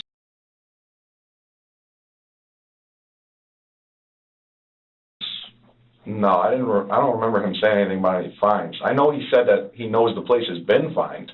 Okay. Well, what was the complaint like? What did Constantine tell him was? What was the? Why was he going to get in trouble? Well, he wasn't going to get him in trouble that night. That was the funny part about it, is that he was like, everything he said was, you know, you can get in trouble for this. You know, you can get in trouble for this. You know, you can get in trouble for that. You know what I mean? He never said like, hey, bro, you're going to jail. I'm going to get you in trouble. You know what I mean? He never said that. Yeah. It was just, like I said, part of the prank was to like advise him, bro, this is what could happen to you. You know what I mean? So don't do this shit. Off. Stop this shit, dude. Because I like coming here. I like sitting down and smoking. You know, you're gonna mess it up for all of us. Right. Everybody's gonna. None of us are gonna have a place to come anymore. You know what I mean? And by this point in time, like when I first started going there versus towards the end, I was coming there all the time with groups of friends, and because his business was dying, you know, plus it's slow season for him in this area on iDrive. So you're bringing in that area. I was bringing them customers. These guys were paying full price. You know what I mean? I never asked for him to give them a discount. You know what I mean? And the only thing was is that when I was with the group, I was the one that didn't have to pay. You know what I mean? That was always the deal with me and him. So back to the prank. Bro was not a security guard. He was more like a club promoter that got paid in hookah. Yeah. He's got a pocket full of money. Yeah. And he's telling Constantine what? He's like, oh, here. So this is where he pulls out the money, and it's $1,000. Right. And where are you guys at this time? We're all sitting down in the table smoking hookah. So he's funny, Bradley. Like, I'm giving you this $1,000 to Constantine, and he says, I want you to erase everything out of your phone. What was in his phone? All right. So in Las Vegas, they have a job that's called club promoter, and they stand outside and they click these tickets, and they be like, hey, come to the strip club or come to the nightclub. I got free drink for you. Shit like that. And every dude they get to go in the club is like $5 for them. You know what I mean? So he would have to bring like a group of 4 or 5, and then he would be allowed to have his own personal hookah for free. Constantine took pictures of the ID. Whose ID? The girl's ID. Okay. Yeah. So he goes, I want you to erase everything out of your phone. I'm going to give you another $1,000 tomorrow to come back. And we're all over. So this is where the prank became down in the table smoking hookah. So he's like, I'm giving you this $1,000 to Constantine, and he says, I want you to erase everything out of your phone. What was in his phone? Constantine took pictures of the ID. Whose ID? The girl's ID. Okay. Yeah. So he goes, I want you to erase everything out of your phone. I'm going to give you another $1,000 tomorrow to come back. And we're all over. So this is where the prank became a 2-day prank. Because he said, come back tomorrow. You're going long prank. Right. Did he hand the money to Constantine, or did he give it to you to give to Constantine? We were sitting in a group, so it was Constantine, me, Omar, and Steven. So Omar handed it to me, and I handed it to Constantine. And what was it, like a wad? It was a wad, yeah. So he handed you the wad, and you handed... Bro, $1,000 is 10 $100 bills. That is not a fucking wad. Maybe if it was in 20s. Handed the money to Constantine. Right. Okay. This is the only time you've ever touched that money. Right. Okay. So we passed the money. And you guys are sitting down, like we're smoke hookah? Yeah, we're sitting down. Yeah. That's like, I've been in the place. Like, you step in through the front door. I know in the far back by the DJ, there's a door. And then on the far left is the back door. Correct. And there's 3 doors. There's the front door, the side door, and the back door. Where are you guys sitting in relation to those seats? By the side door. Okay. Right next to the DJ's area. Okay, the little couch for that. All right. So, no, side note, now I'm thinking about it. When Amar was counting the money out from the bag, that was the first time I touched money. Where did you get that bag from? Where was it? No one involved said anything, which indicates that this had been the plan all along. He reached down behind his desk. I don't know. Where's that at? His desk, if you're inside the building, there's like a little cutoff spot where there's a kitchen, and then like a computer, and then his camera system and everything. There's a camera system there. In the place? Yeah, I've helped him install some of his cameras. So there is a camera system there. But right next there, his desk is right here, and then you can't get to the desk because it's blocked off by the bar. So it's like his little office space, basically. So in the office space, he reached underneath the table, his desk, and pulled out. He pulls out a bag full of money. So you said he gave you the money there? Yeah, he gave me the money there. Why did he give you the money? Because he wanted me to pay the guy. He wanted me. He's like, Sean, you take care of this. You deal with this guy. Blah blah. You know what I mean? Okay. Like he wanted his hands clean from whatever was going on. Mm-hmm. He figured that because he saw me and the kid laughing that we had better connection type deal. He's like, you just deal with the guy. You deal with the guy. Okay. So he handed you how much money? Handed me $1,000. Okay. Right. So then, when we get around the corner, I said, all right, here, you give it to the guy because, you know, it's you. It's gonna look funny if I give it to the guy. Okay. So I give it to him. When we get to the couches, he hands it to me. I hand it to the guy. Okay. You see what I'm saying? Yeah. I don't know if it makes a difference. Not really. There's a lot of handing and taking, but yeah. When he went, you guys said you went to Burger King, then you went to the bank, Mm-hmm. and then he came back. Mm-hmm. But then you're saying he got the money. He already had money in the bag. He had a bag full of money. Mm-hmm. So why did he go to the ATM? Like why? I really don't know why he went to the ATM. Did he come back with a bunch of money from the ATM? Or he had money. Or not? Yeah, he had money from the ATM. Like how much? Like what do you think? Was it stacks or was it? No, it was maybe a few $100s. Because I'm just thinking like why did he make you go all the way over there? Yeah, I don't know. If in the back of the thing he's got a bag full of money. Yeah. Did you guys ever talk in the car? Was he freaking out or? He was just really freaked out the whole time, really nervous the whole time. Okay. You know, I kept telling him not to worry, tried to keep calming him down, you know what I mean? So back to the couch. Yeah. So Amari hands you the money, you hand the money to Constantine. Correct. And then what's said? What happens? He's like, all right, I want to see you delete it right now. Now he gave him money, so he feels a little bit better. Yeah. He's like, What's Steve doing with the whole thing? Just kind of sitting there. Okay. The lump on the log is yeah. Well, in the beginning of the prank, Steve didn't know about the prank. You know what I mean? Okay. That was the funny part too. Did you tell him anywhere? We ended up telling him. Yeah, we ended up telling him one because, and towards like the middle when Steve was hanging out with Amar, I said, "Come here, bro." I was like, "Yo, bro, we're playing a prank," and he's like, "Oh, you fucking assholes," you know what I mean? Because this is what we do. Okay. So anyway, he deletes the pictures. Deletes that time. Okay. Yeah, because he wouldn't just leave with the people there. So you guys he thanks you guys. You guys walk out, or do you guys stay there? What else happens? And Steve me and Amar and Steve, we walk out together. We go out towards the front near his car, and we're discussing and talking about, you know, what happened. He's saying thank you, appreciates it. He says, you know, tomorrow I give the guy more money, blah, blah, blah, you know, so on and so forth. So, yeah, Brad, there's a few times I've heard him like try to bust a joke and chuckle a little bit, and the cops are just like, yeah, bro, that shit ain't funny. We all leave. Who left first? Steve leaves, then Mar leaves, then I leave. Okay. So, or no, wait. Maybe Amar left first. What is Steve driving? A Nissan. What? Like a Nissan? Sentra. What color? Black. And Amar has? Silver Lexus. Like a new one? Like a nice one? Or? I don't know if you guys ever heard of the internet comedian Drewski. Well, he's not internet now. That dude's like full on famous now, bro. But to me, Drewski's the funniest dude out right now. He's like an internet guy, but oh my God, he's so funny, bro. Check out Drewski. Old It's a nice one. Yeah, it's not old. But it's newer.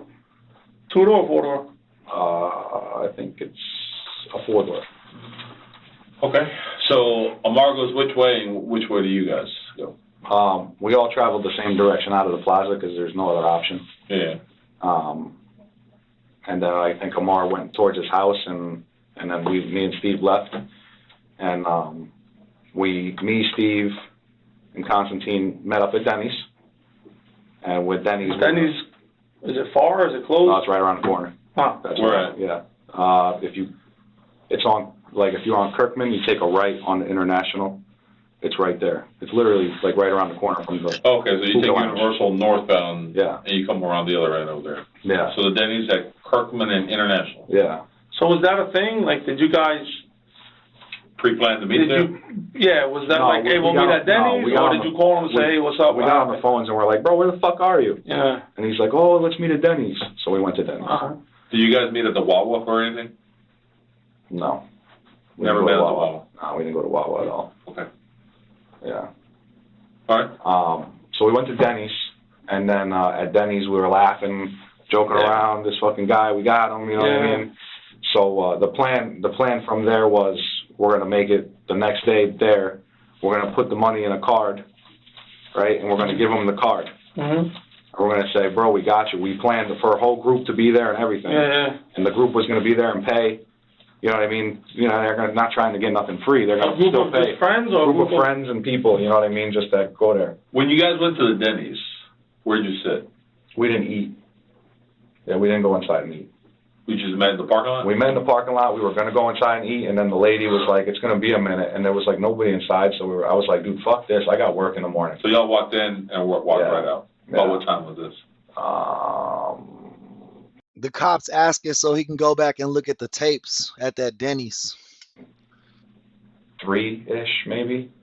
Like between 3 and 3:30? Yeah, probably. Okay. So you guys were going to Bradley, what's a Wawa? do a big reveal the next day. Right. Waiting a day to claim it had all been a prank makes the detectives even more skeptical.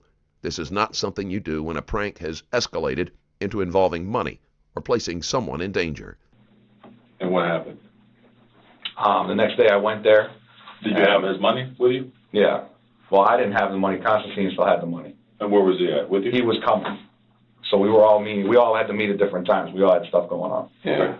So we were all meeting at different times. So Steve actually got to the place first, then me, and then we were waiting for Thank you, Connie. Constantine.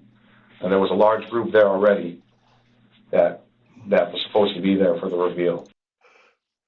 They out here in Cali, David. What do they be selling at Wawa? Is it like a burger joint or like a Denny's? That's you put it. That they were in it. Right. Did that group have your mom or Steve's mom in there? Steve's mom. All my family's in New York. Okay. What's Steve's mom's name? Do you know? I always called her Steve's mom. Mrs. Negron? Mrs. Mom. Yeah, just Steve's mom.